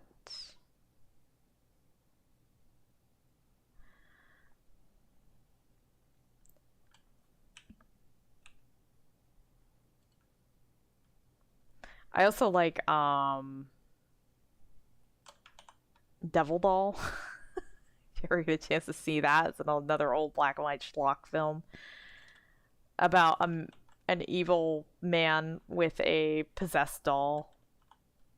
He was like a big the evil ventriloquist was like a big inspiration for Glasner, the mad scientist in my comic. He's a little too slick though compared to Glasner. But he I don't know why I'm like spoilers to this movie that was made in the 50s and nobody ever saw, but he killed a man and put his soul inside this ventriloquist dummy, and so the dummy can like move, it can like get up and walk around, they can talk and stuff, and he doesn't need to do anything. So it comes off like he's some great like ventriloquist, or like, it's, now that I'm saying it all out loud, like why would you go to all this trouble? Like, who is like, I'm gonna make a deal with Satan to become the best ventriloquist in the world? It's like the craziest plot line.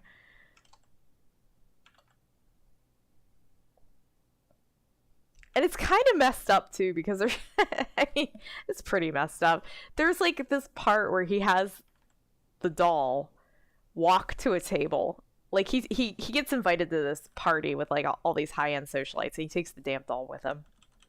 And he's like, He's like, okay, now the doll is gonna get up and it's gonna go over to this table. He's like, go. He's like, go to. This is hilarious accent. He's like, go to the table. Hugo, that was the name of the doll. He was like, go Hugo, go to the table, make a sandwich or something. And so like the doll like gets up and he's like, I'll get my sandwich, and he like walks over to the table, and but he can't eat. And I'm like, that's messed up. Like, does the like he knows he's a doll. Like he talks about it, but like he still has like these human desires. Can you imagine like having a wooden stomach but like still being hungry or some shit? I don't know. It was weird. It's a weird movie, but it's fun. Oh, and he's like a hypnotist. There's this horrible scene at the beginning of the movie where you're an audience member watching the ventriloquist slash magician slash hypnotist like hypnotize people, but it's never like he doesn't have people come up and like bark like dogs or cluck like chickens. He has them come up and has them like relive horrible experiences from, I think, the Korean War was just finishing. And he's hypnotizing them, and like they're being executed, and I'm like, this is like, and everybody in the audience is like, yay, like applauding. It's horrible. He's like, you can feel the bullets smash into the back of your head. And I'm like, what the hell is this? It's like a magician show, like for psychos or something. We love your cruelty.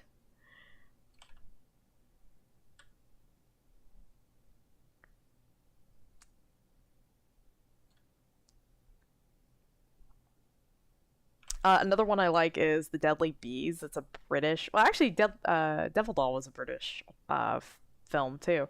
But The Deadly Bees is really good, too. It's another British film, but it's from, like, the late 60s, early 70s. So it's got this, like... It's a little past the time that I normally watch those kind of movies. But it's about a mad scientist. It's always a mad scientist in these movies. But he creates, like, deadly bees in his house. He's got like a whole wall in his house that is just like a big what are they called, apiaries. It's just a big glass apiary in his house. And this celebrity who's trying to like get her shit together, she was like exhausted. She's like an idol. She's like a British idol. She goes to stay in the countryside in a cottage next to this bro's house, and of course he's like, well, I better assault her with the bees, So that's like the whole through line of the movie.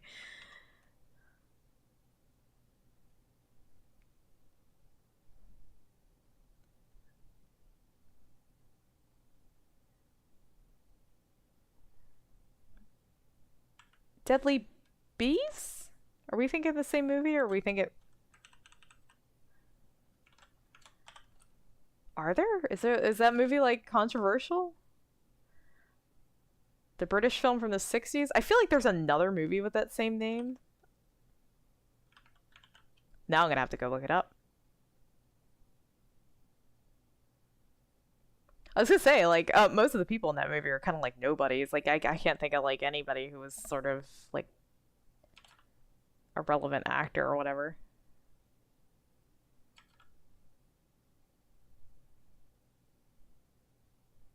You're not thinking of like Wicker Man, are you? Like the remake with Nicolas Cage.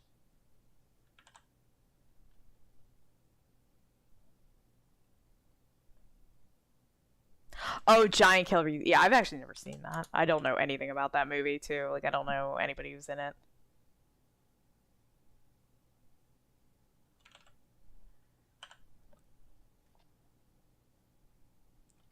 The bees. Not the bees. I'm allergic. That's all I remember from the remake of Wicker Man.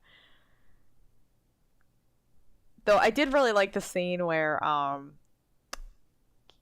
Cage's character, he like runs into like a schoolhouse, I think, at one point to like take a bike or something, or steal a bike, and he just socks this woman in the face and like runs off camera. I was like, I like that. That was good. There's a lot of B movies, like both both is like the quality, like a B movie, but on also like films about bees. To be fair, bees are pretty cool. They should get more movies. They should get good movies. Like The Deadly Bees. That's a good movie. It's not. It's a bad movie, but oh, thank you. I like the way I draw closed eyes too. That sort of like whoop.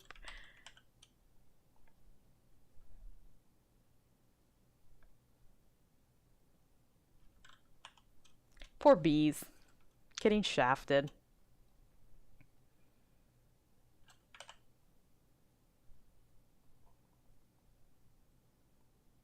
So there's black here, and I feel like there should be more black below her arm too. There's a band in The Deadly Bees, like a scene where, oh, that's right. There's a scene where the idol singer is like walking around to film a music video for like, I think they were filming it live. It was kind of cool to see how they did it back then. But anyway, she's like lip syncing to a recording, and she passes out on the floor. But the whole sequence where she's walking around reminds me so much of the Animals and their video House of the Rising Sun, where they're kind of like walking around pillars and like playing their instruments and stuff. But there's a scene like that in The Deadly Bees, and I've got that song stuck in my head. I don't know. That was a long way to go to explain that. There is a house in New Orleans they call the Rising Sun.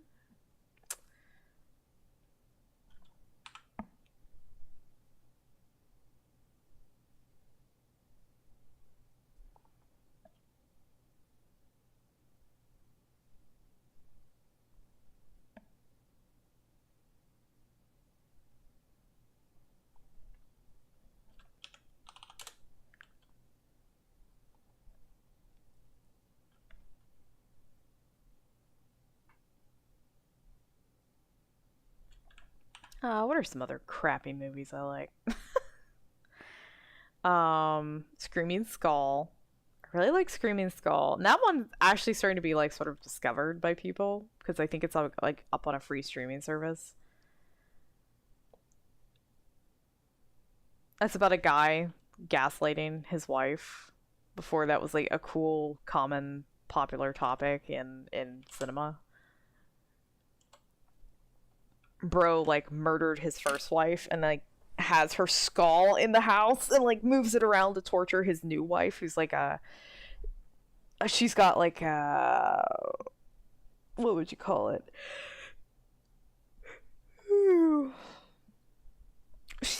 She's like, I forget what they used the word back then, like a mania or something, but he's like moving the skull around to torture his new wife, and then he's like, honey, there's no skull, what are you talking about? That's like the whole movie. It's just like him screwing around.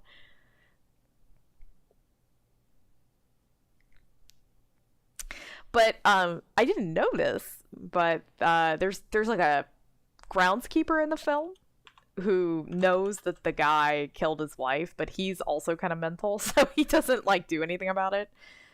And he actually wrote and directed the film, and I never knew that. I never knew the groundskeeper in the movie was like the creative force behind that film. Which, looking back on it now, I can kind of see it. I can kind of see the guy giving himself some pretty out there roles. I feel like it was supposed to be a film for himself to like show the world that he had like great acting chops or something. But yeah, The Screaming Skull. That movie has like an infamous opening where there's like a narrator who's like, this movie is so scary. And you get a free coffin with every purchase because you may die of fright watching it. And it like slowly zooms in on a coffin and it like opens and it's like, you know. It's like pretty iconic opening for an old horror movie.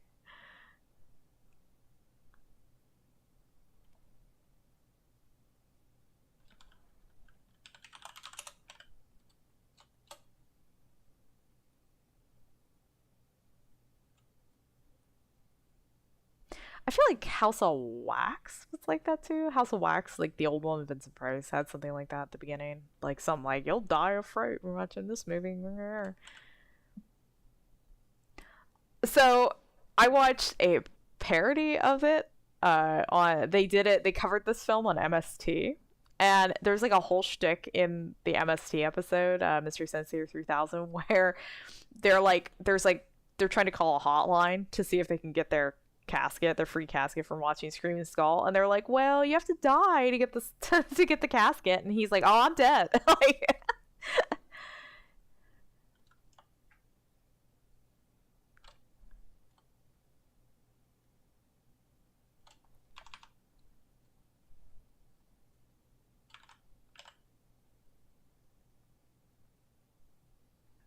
I always like old movies that had like a shtick, they had like something they were pushing, like um I think, was it Pink Flamingos by John Waters? You could get like barf bags when you went to go see that movie. What's the one that had the scratch and sniff card that you were supposed to like sniff it like at different times during the movie? I can't, was that also a John Waters movie, or was that somebody else? Was it like David Lynch? Did David Lynch have to do the scratch and sniff thing?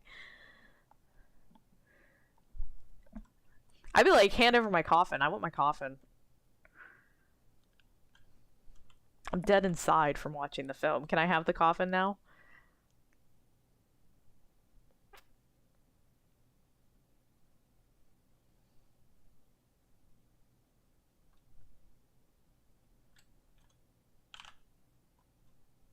Oh, sort of a fun little piece of trivia. So Vincent Price's film House of Wax was the first movie ever shown in 3D. And you can tell. There's like a whole scene.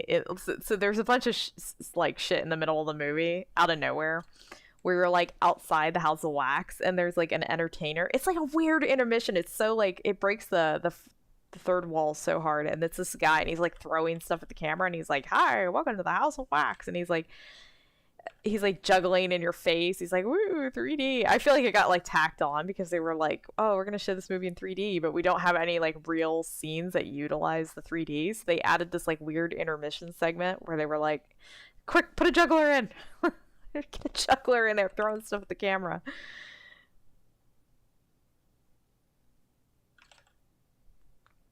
By the way, I realize I've gotten like way off topic. Like, I'm not talking about my art anymore. I'm just like sitting here talking about old movies. So if you need me to like shut up and get back on topic, I'll try to explain what I'm doing here. Is there any more negative space like that? No.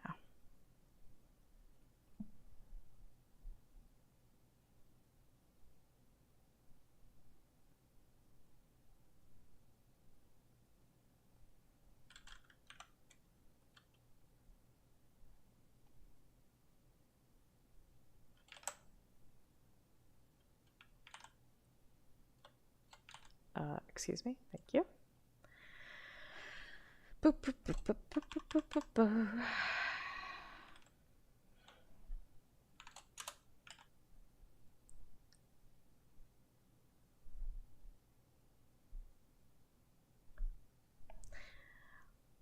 Well, that will be just about perfect because I think in about an hour, Dave will be home and I will do dinner and I will watch the animes and then I will sleep.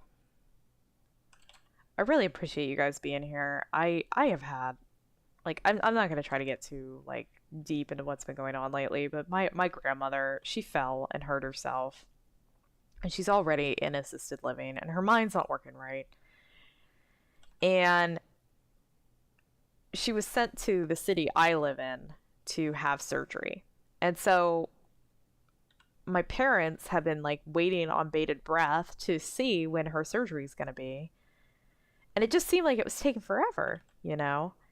And so finally I went to the hospital yesterday, and I was asking that the ward nurse, I was like, what, when is her surgery? She broke her back, which is it's pretty serious. And the ward nurse said, oh well, she canceled her surgery, she doesn't want to get the surgery. And I was just so upset. I was like, I had like I was dealing with my family, and like, oh my god, it was horrible, which is also why there wasn't a page yesterday. I was just like, I couldn't. I worked for about half the day, and I was so burned out because I feel like the whole family is like trying to do the right thing by her, and help her, and she's just, it's not her fault though. Her mind's not working anymore, but the hospital is like, yeah, she seems okay. And I'm like, no, sure, she's not okay.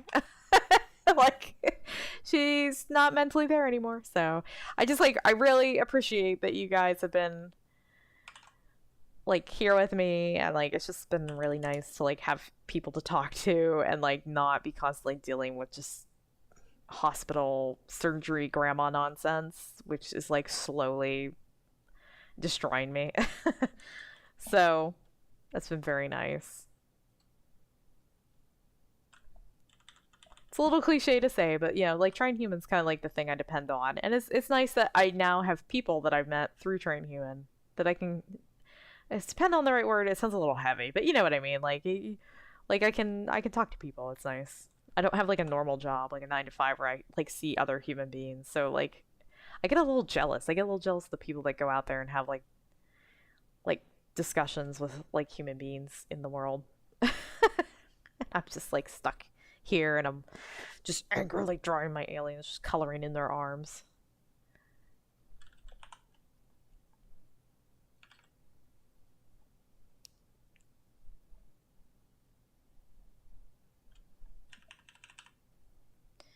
Zip dip dip dip.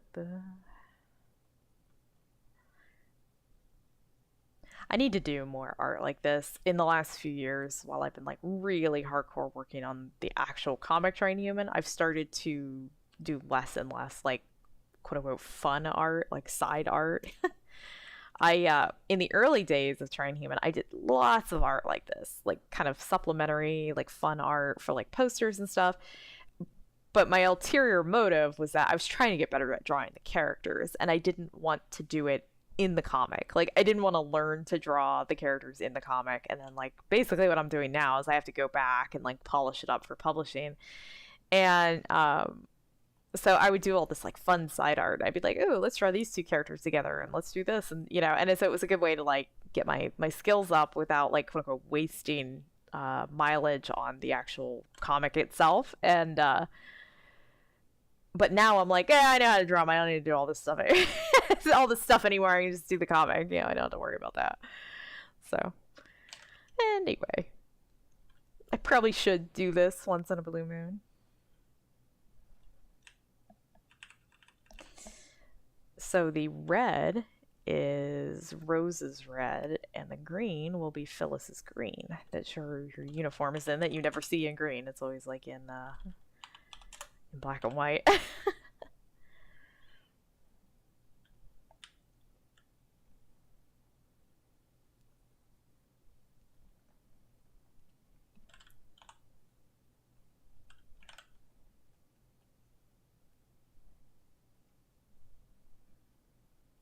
And then I'll draw her in her dumb sweater that nobody likes but me. Actually, yeah, can I select that? Oh, I see it. I seize the little hole. Right there.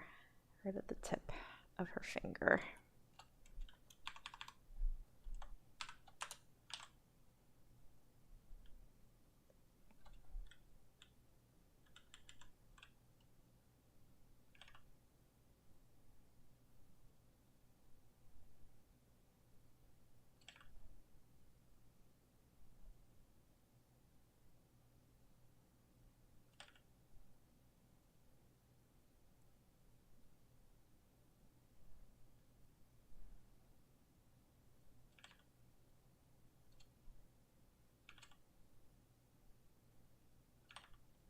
Draw her stripes.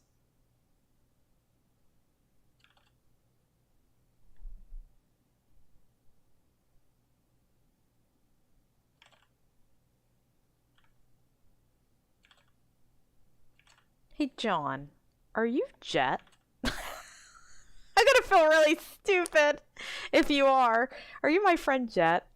Oh my god, I do feel really stupid. I had no clue that was you. I thought you were just some schmoopo. Some random bro. I'm not used to, like, in my head, I think of you as Jet, like, all the time. How's Calf? I miss Calf. I love Calf. Calf! Calf!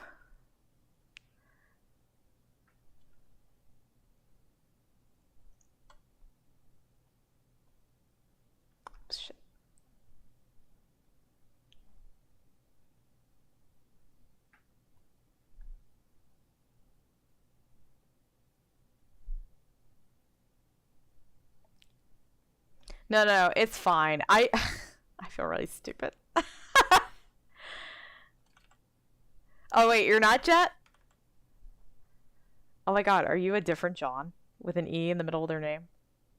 Oh god, don't tell Jet that I don't know what his real name is. I always just think of him as Jet.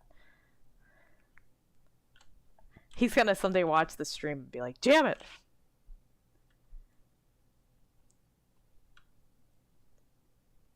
Now I've got a couple friends that met through Trying Human. And his wife, Calf, is like an amazing painter.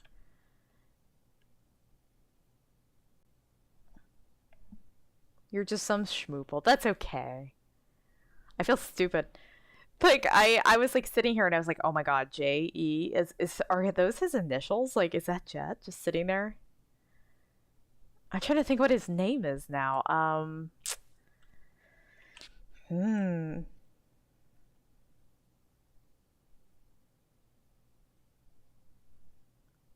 it's like Josh? Don't know. I don't know what his name is.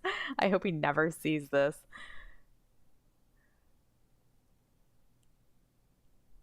But he frequently like comes to my streams on Picardo while he's working. I thought, oh, and I was like, oh no! This whole time I've been treating him like a stranger, like somebody I don't know.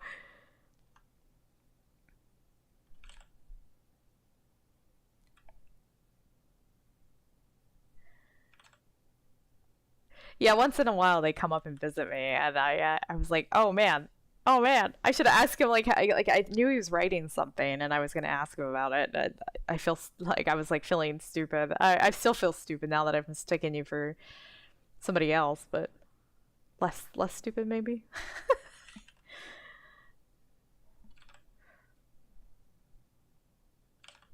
What's going on here? Let's do.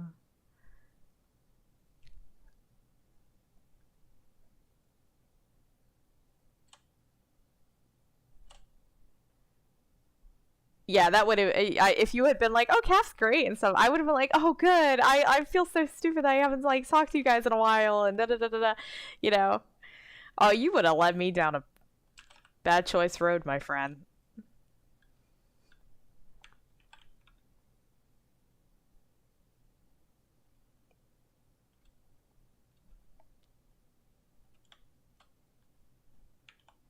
Whoa, whoa, whoa, whoa, whoa, whoa! Just broke that. I need to break it for a minute. There we go.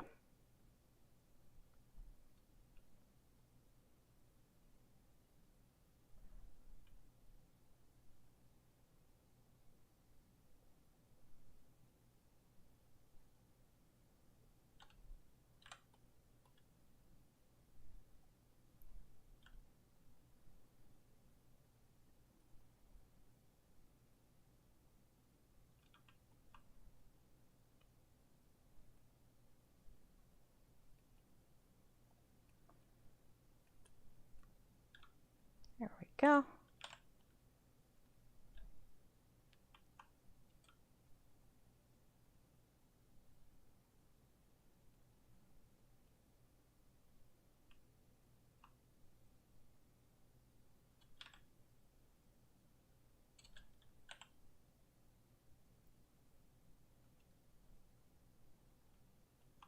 I would have found out eventually it wasn't Jet. I would have been like, thanks for coming to my stream the other day, and he would have been like, I don't know what you're talking about. And I would have been like, no. I was lied to. I was tricked. This is why I don't stream on YouTube now.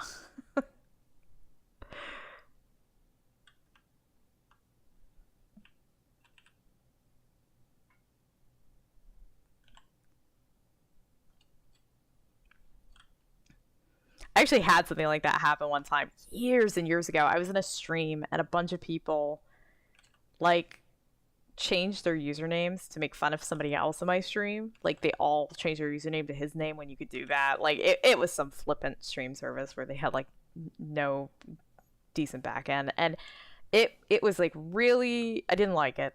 I was not happy about it. I ended up shutting down the whole stream. I was like, you all need to knock it the fuck off. That is not what this is.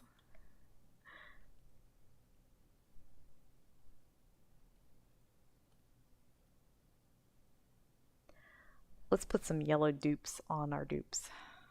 Dupes on the dupes. There is a house in New Orleans. I'm gonna have that song in my head all day.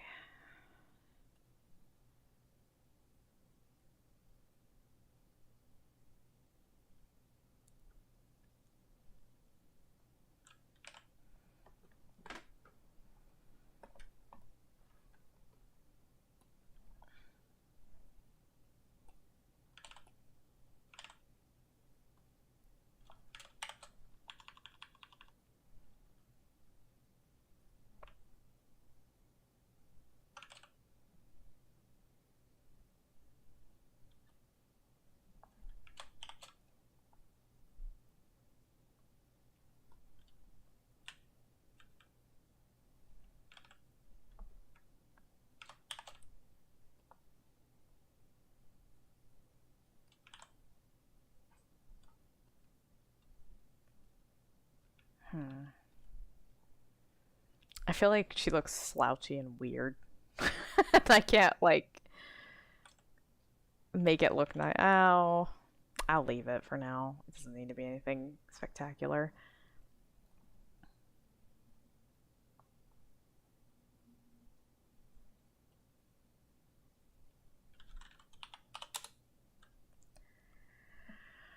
Do do do do do do do do.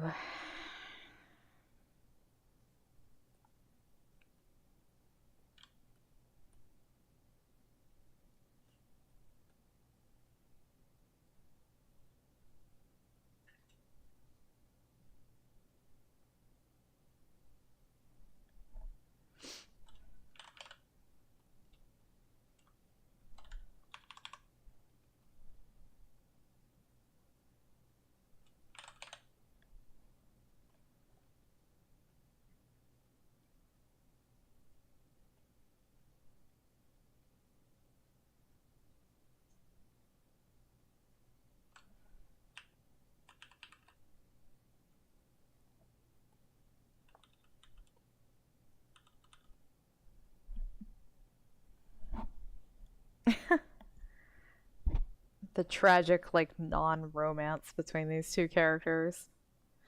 I do feel a little guilty about Shade and Rose. I feel like I'm, like, kind of queer baiting with them a little bit. That's alright. You can't have everything. You can't have everything, and you can't have every kind of relationship and every kind of story. Oh man, I got a big scab on my arm. Well, better pick it open. Yum num num num num. Let's do flats. Lines. Let's do line colors.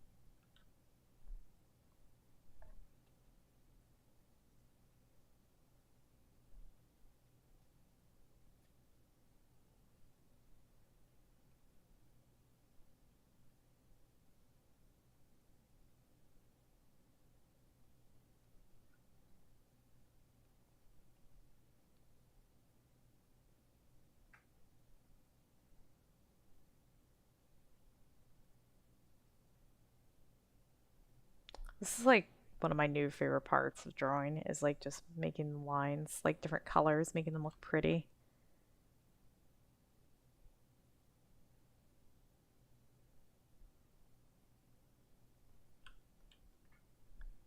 I mean, there's not a lot to it, but I enjoy it.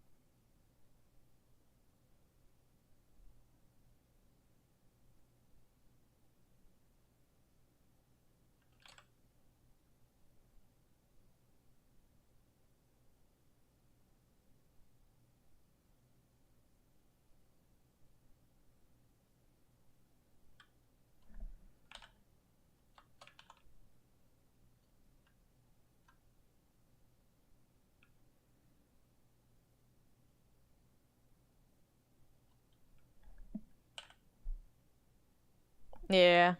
It's kind of got that like a little, there's a little edgelordiness going on in this piece. This piece. That sounds like so haughty.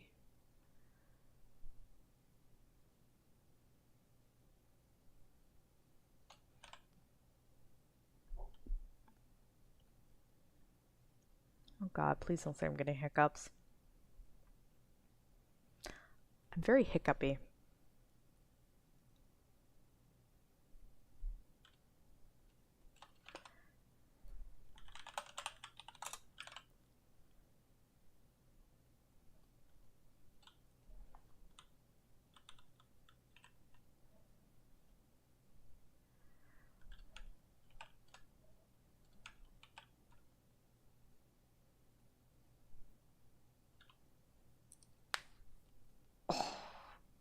Sorry, I'm just stretching a little, cracking my fingers.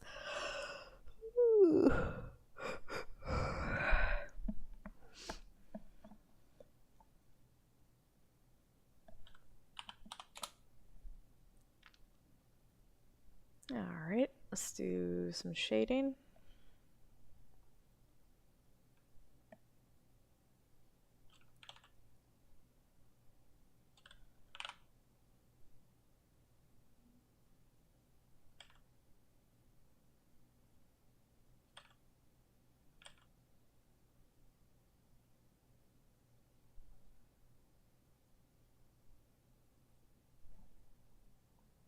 Yeah, yeah.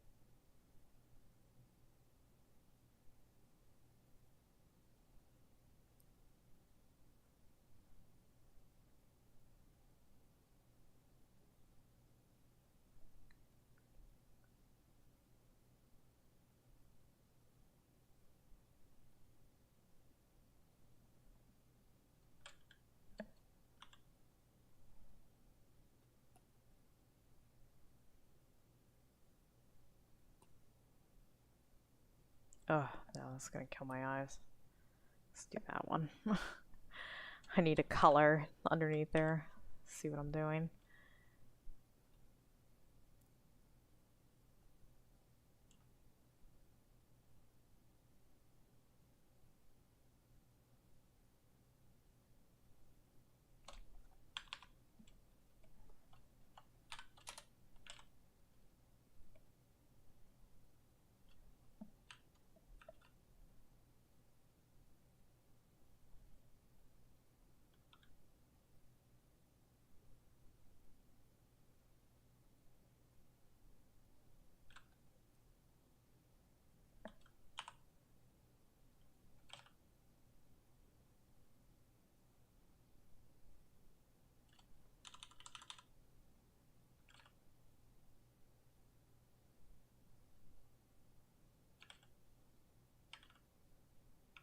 Sorry, I'm quiet.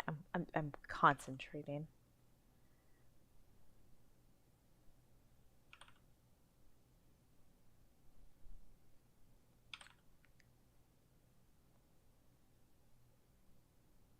Honestly, I'm tired. It's not your guys' fault though. It's like I'm wearing myself out. My little social battery. She do be running down pretty fast.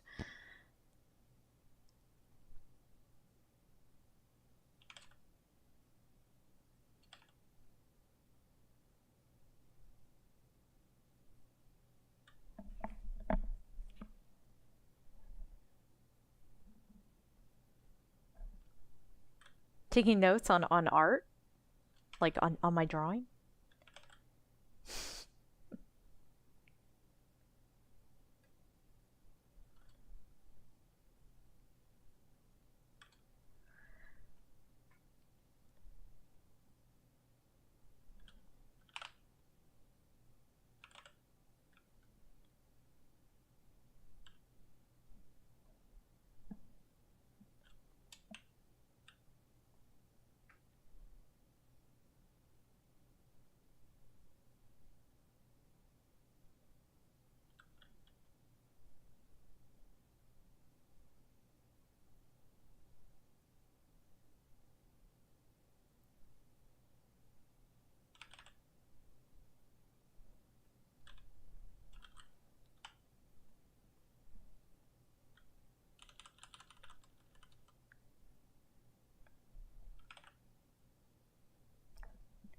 You are not taking notes on that.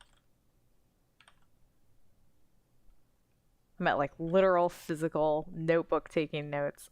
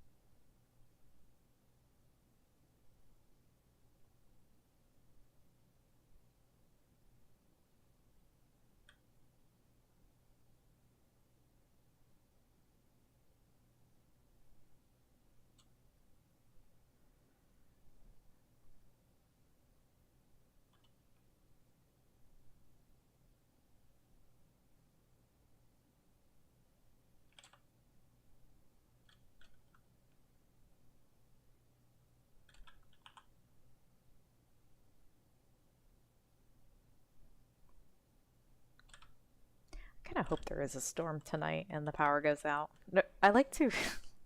This is so dumb, but I love to like read and write by candlelight. It's so stupid. I actually have a typewriter that I use to write with a lot, and so I'm like, ah, yes. And now to enter my boudoir, my study.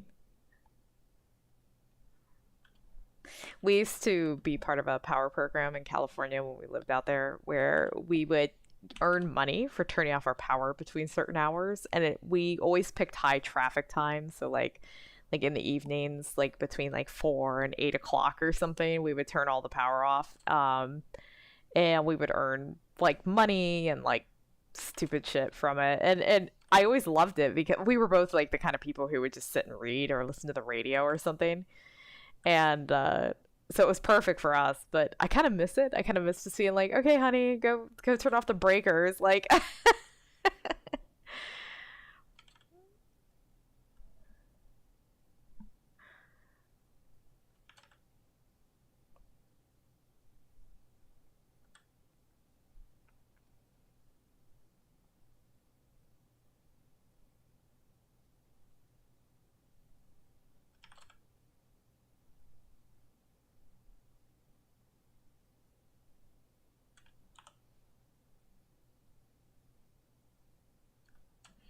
Yeah, that was back when California was like having all kinds of grid problems because of the drought, and also just because the weather was abhorrently hot all the time while we were out there, and people were just like running their AC constantly, and it was just putting like a ton of pressure on the grid. Yeah. I just like I like just sitting in the dark. I find it really cozy and quiet, you know. My office is pretty dark most of the time while I'm working. You just have to be careful your computer's not too bright, or else you're gonna like fuck up your eyes just sitting in the dark drawing, staring at a screen. Excuse me.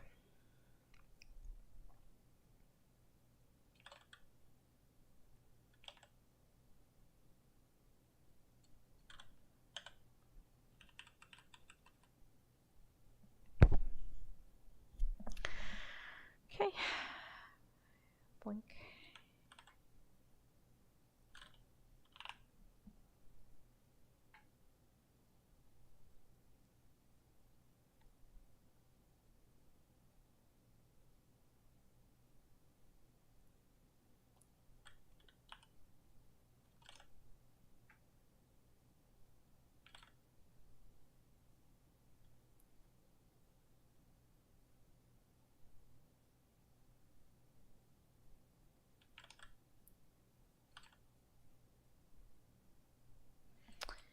Yeah, I actually have like a bunch of books I need to finish. Most of them are horror novels that I'm going to send to a friend of mine out in California, no less. And I'm trying to chew through them quickly so I can just send one big box, and I have to send like a bunch of like little packages over the next few months. But I also got this book. It's a French book that a scientist wrote. He was I think he was a psychologist, and he was interested in the study of human sexuality. It's called Psychopathia Sexualis, and it's like the psychopathy of sexuality. And it is a shockingly sex positive study book from like the late 1800s, where this dude just like went around and talked to people and was like, so what's your fucked up sexual thing? So I've really been enjoying it. Like there's clearly some stuff that's like borderline, like he even seemed to know like some of this stuff is not cool, like, and he separated it into its own like section in the book. But most of it's just like, yeah, so there was this bro with a foot fetish, like, and it's just like all these stories. A lot of it's self-reported, so I mean, even at the time, it probably didn't have like a ton of academic value. But I guess other than self-reporting, I don't know like how else they would find this information. It's not like they could be like, I want to see your like 1760 live journal, please.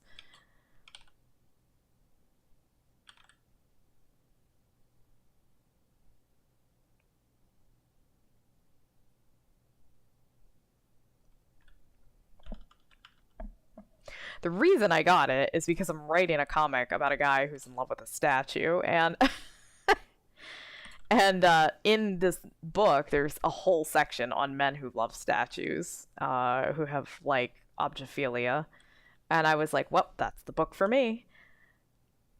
And at first, I thought it had never been translated. I was like, that's it, I'm learning French. But then I found out it was translated, and now we're back to the freedom language, English.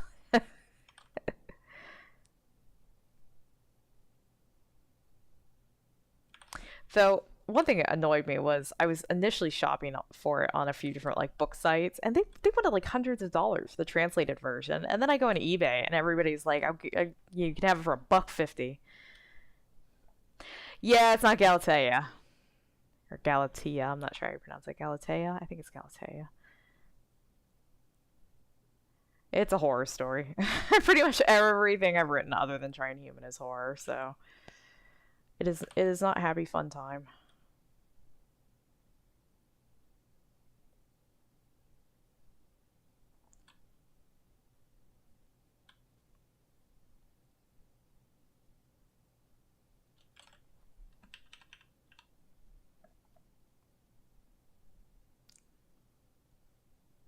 I mean, was Galatea a happy fun time? It was a like romance, I guess, sort of.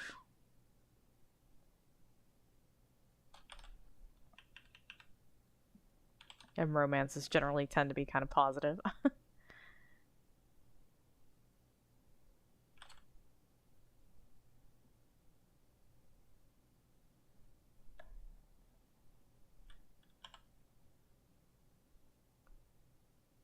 Why am I thinking it ended like happily? Or in some way. I must have seen like a version of it or something where they put a spin on it where it was nice.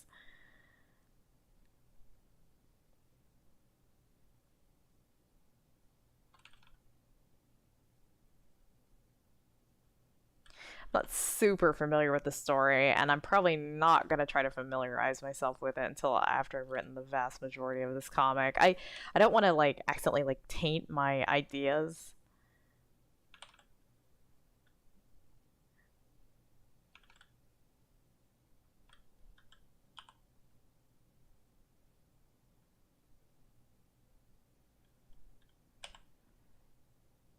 If that's a thing.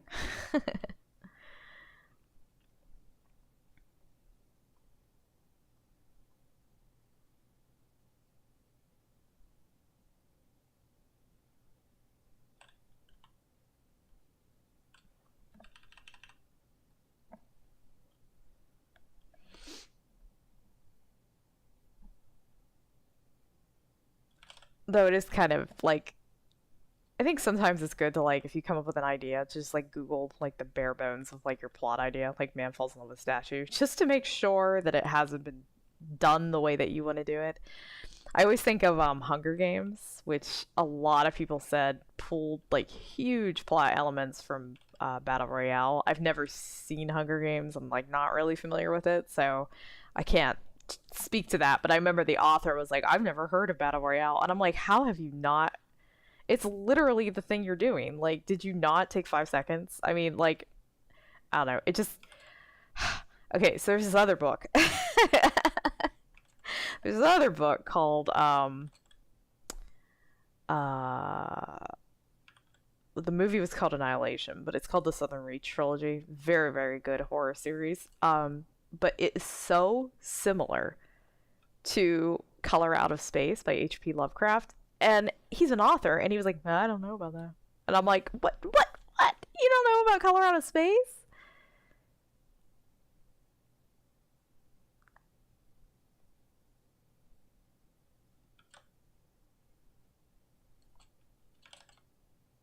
I don't know if they just don't like want to be caught. Like, I'm not saying they like ripped it off, but it's like, oh, isn't it fun? Like how similar your ideas were and like how you did it differently. And maybe like authors don't like that though. They want to be like, nope, totally unique, original idea that only I have ever thought of.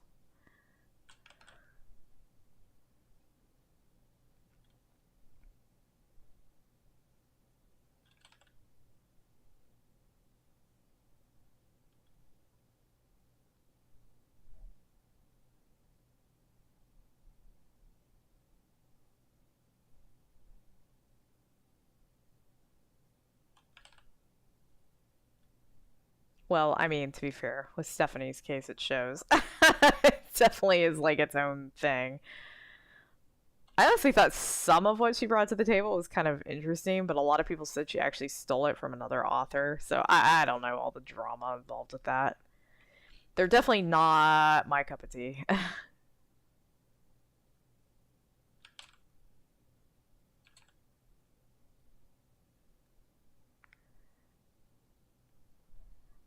I remember I have a friend who was really obsessed with those books when they came out. And at the time, I didn't know anything about them. I didn't know they had like a history to them or something. But I was also just starting to put out Trying Human, and she goes, Hugh is so much like Edward, and I was like, oh, really? And she was like telling me some of it. I didn't know anything about it. I didn't know what kind of a character, but I was like, oh, that's cool. I'm glad that you like it. It resonates that way for you and stuff. And now I'm kind of like, how very dare you? How very dare you compare Hugh to Edward?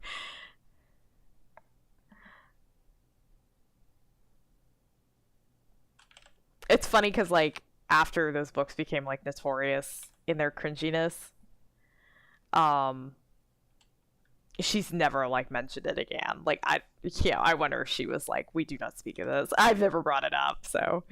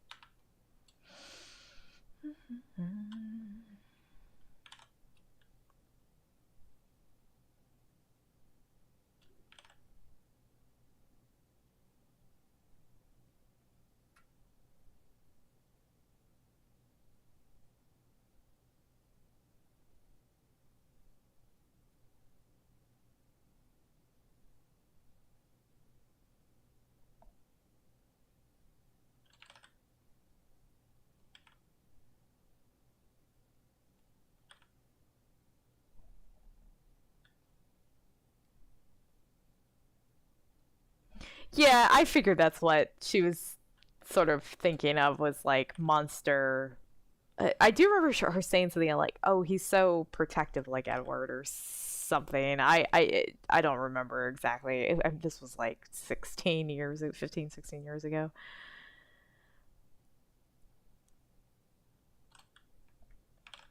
But yeah, like creature falls in love with human is like my favorite trope, one of my favorite tropes ever. So, or human falls in love with creature, you know, and it doesn't necessarily need to end well though. Like I enjoy it like when it falls to ruins. Creature eats person, all is well.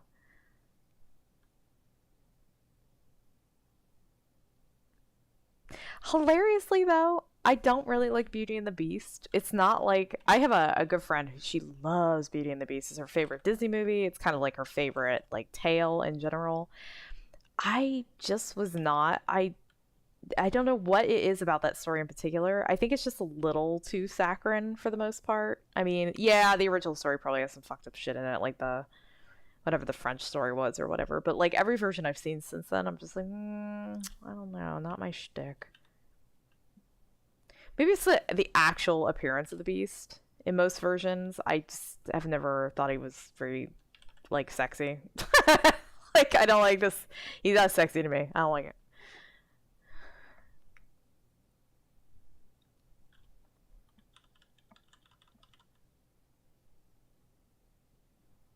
I do like Phantom of the Opera though. That's kind of fucked up to be like, yeah, he's like on like an animal, you know. But you know, I like that story. I am not an animal. Speaking of which, I need to watch Elephant Man with Dave. He's never seen it, and I can't stop quoting it, so it's like one of my favorite movies.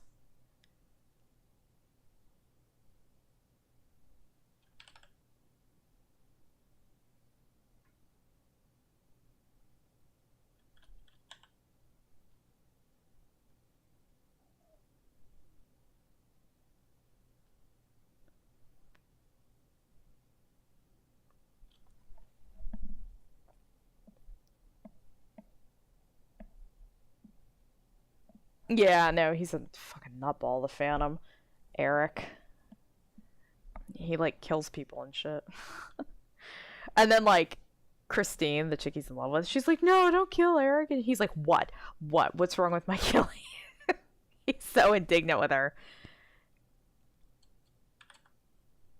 Ironically, I don't think he sees her as a person. So, in the same way that most of society doesn't see him as a person, so it's kind of irony, I guess.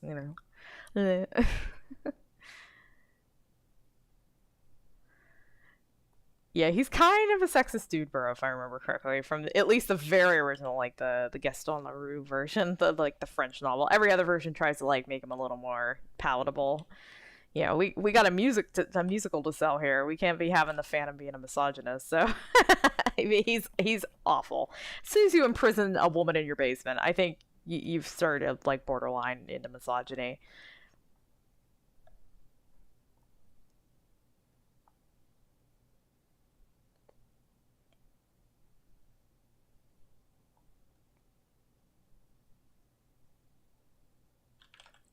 Wait, no, that'd be like right there.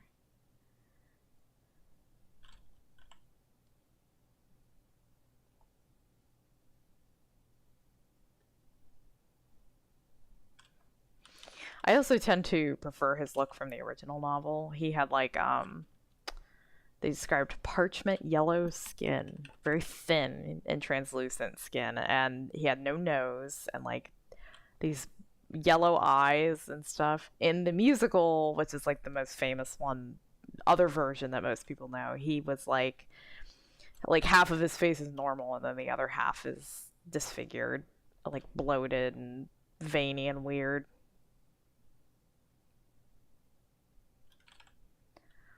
I like it when he has like a skull. He's just a skull.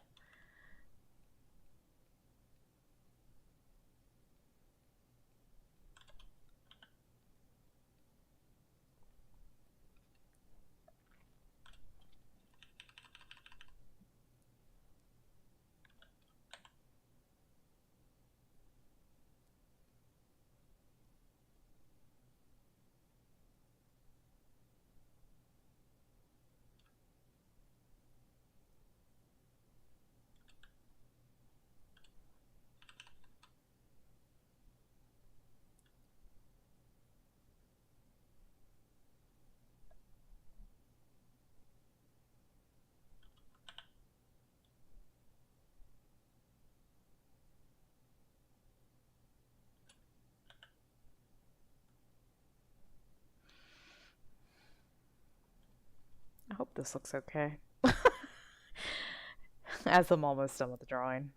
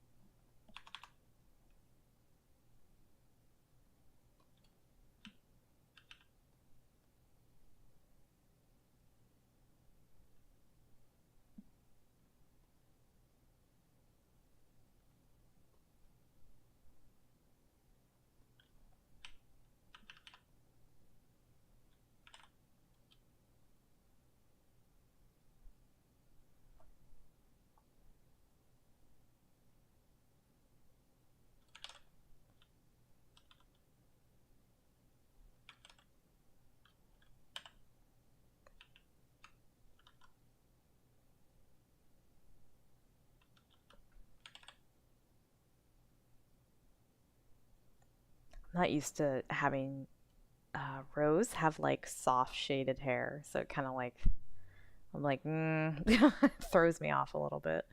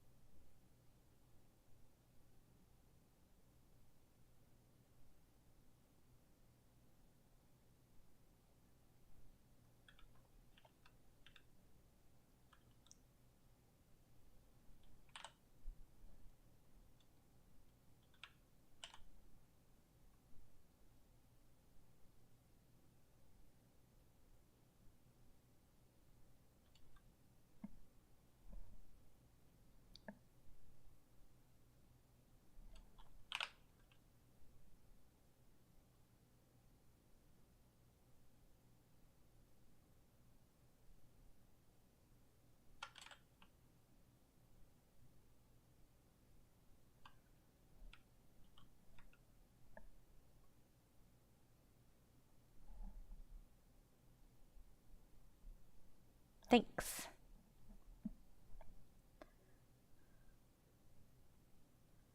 Yeah, I mean, I definitely had to soft shade it to make it match, but I'm used to like for the comic, you know, she has like kind of like hard line hair.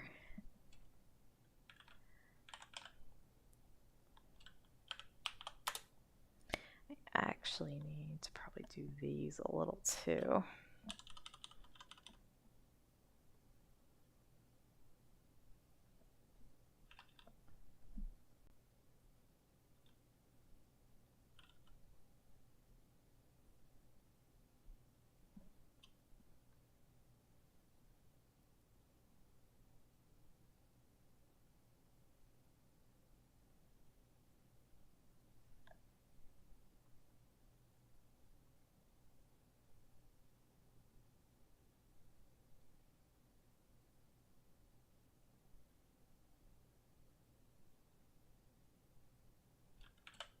There we go.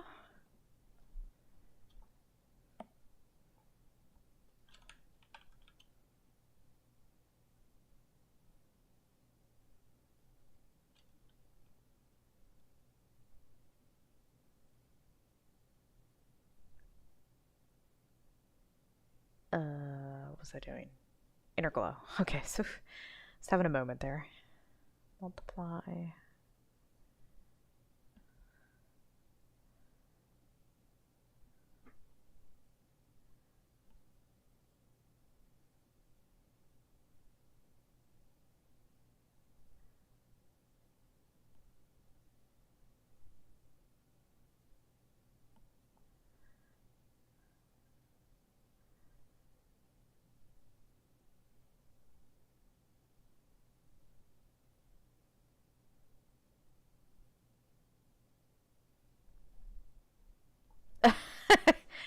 Watching me kind of faff my way through, huh?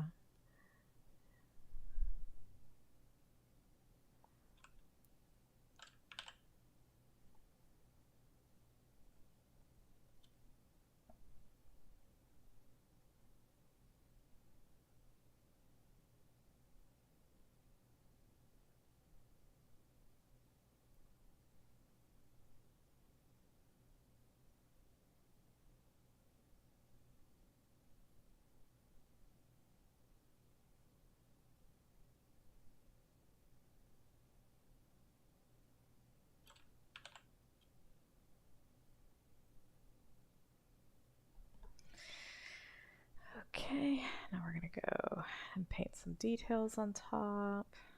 I kind of feel like I need to fix this eye a little bit. I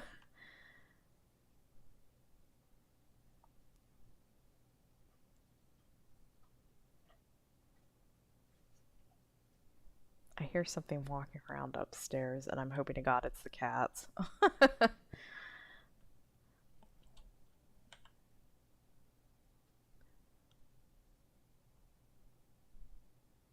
That or it's the wind. Like, it's supposed to be insanely windy tonight. Like, they're putting out tornado warnings and stuff. It's got me a little nervous, I'm not gonna lie.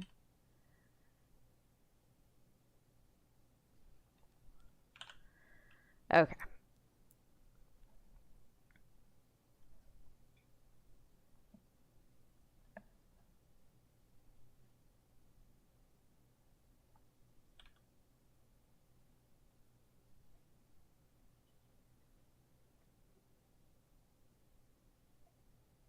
Oh, I was like, what? I was like, it's I forget what you call it. It's clipped to that layer. I was like, where is my dewdrop? Excuse me, ma'am, I have a dewdrop. I need to get on my leaf, on my petals.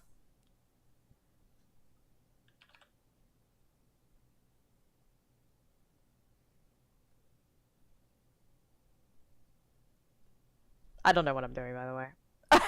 Like, I'm just like putting random like droplets of water around. Like tears in the rain. I can't remember that quote from um Blade Runner.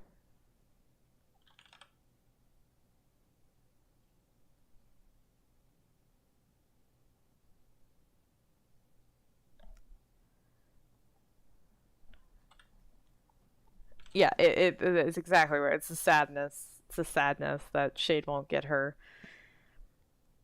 vagine rocked by Rose anytime soon. There would be no Shade Rose scissoring sequence within Human. I'll never forget the excellent email slash harassment campaign I got from like a 70-some-year-old man who was reading the comic, and he had enough at one point. It was the scene, if you read the comic, it's the scene right when Phyllis and Emy want to have sex, and the comic, like, quote unquote cuts away, in comic fashion as best you can do. Basically, like, it just goes to a different scene, and this dude, he's like 70 some years old, he both emailed me and then private messaged me like 3 times the exact same message on Facebook, which is how I know like who he is and how old he is and stuff, where he's like, why do you keep cutting away? They're the best scenes. We want to see it. And I was like, this is weird. Leave me alone.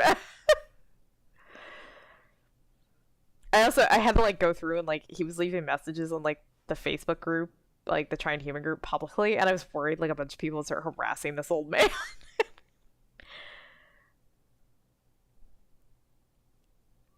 I was like, Jimothy, stop it.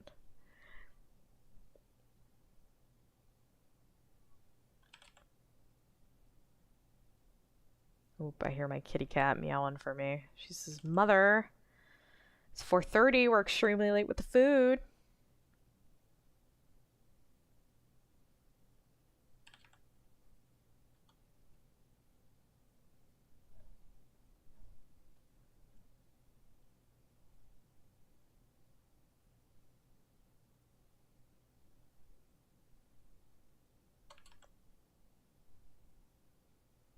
This is also like putting me in mood or in mind of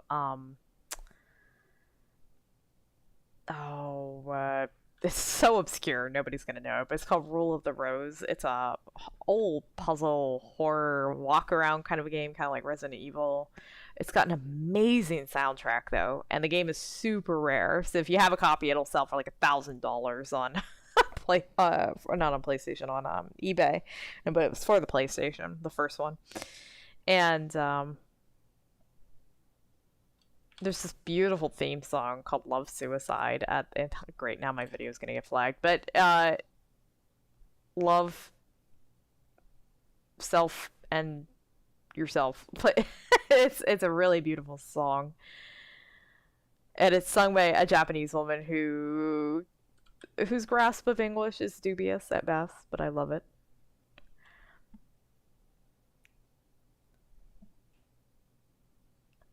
I will break my arm.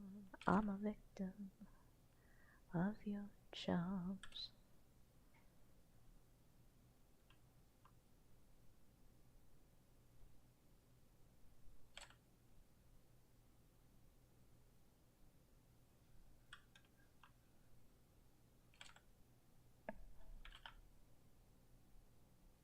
Yeah, love unlifing. Demonetized immediately. Oh, I hear a David Weiser. I need to hit the road here.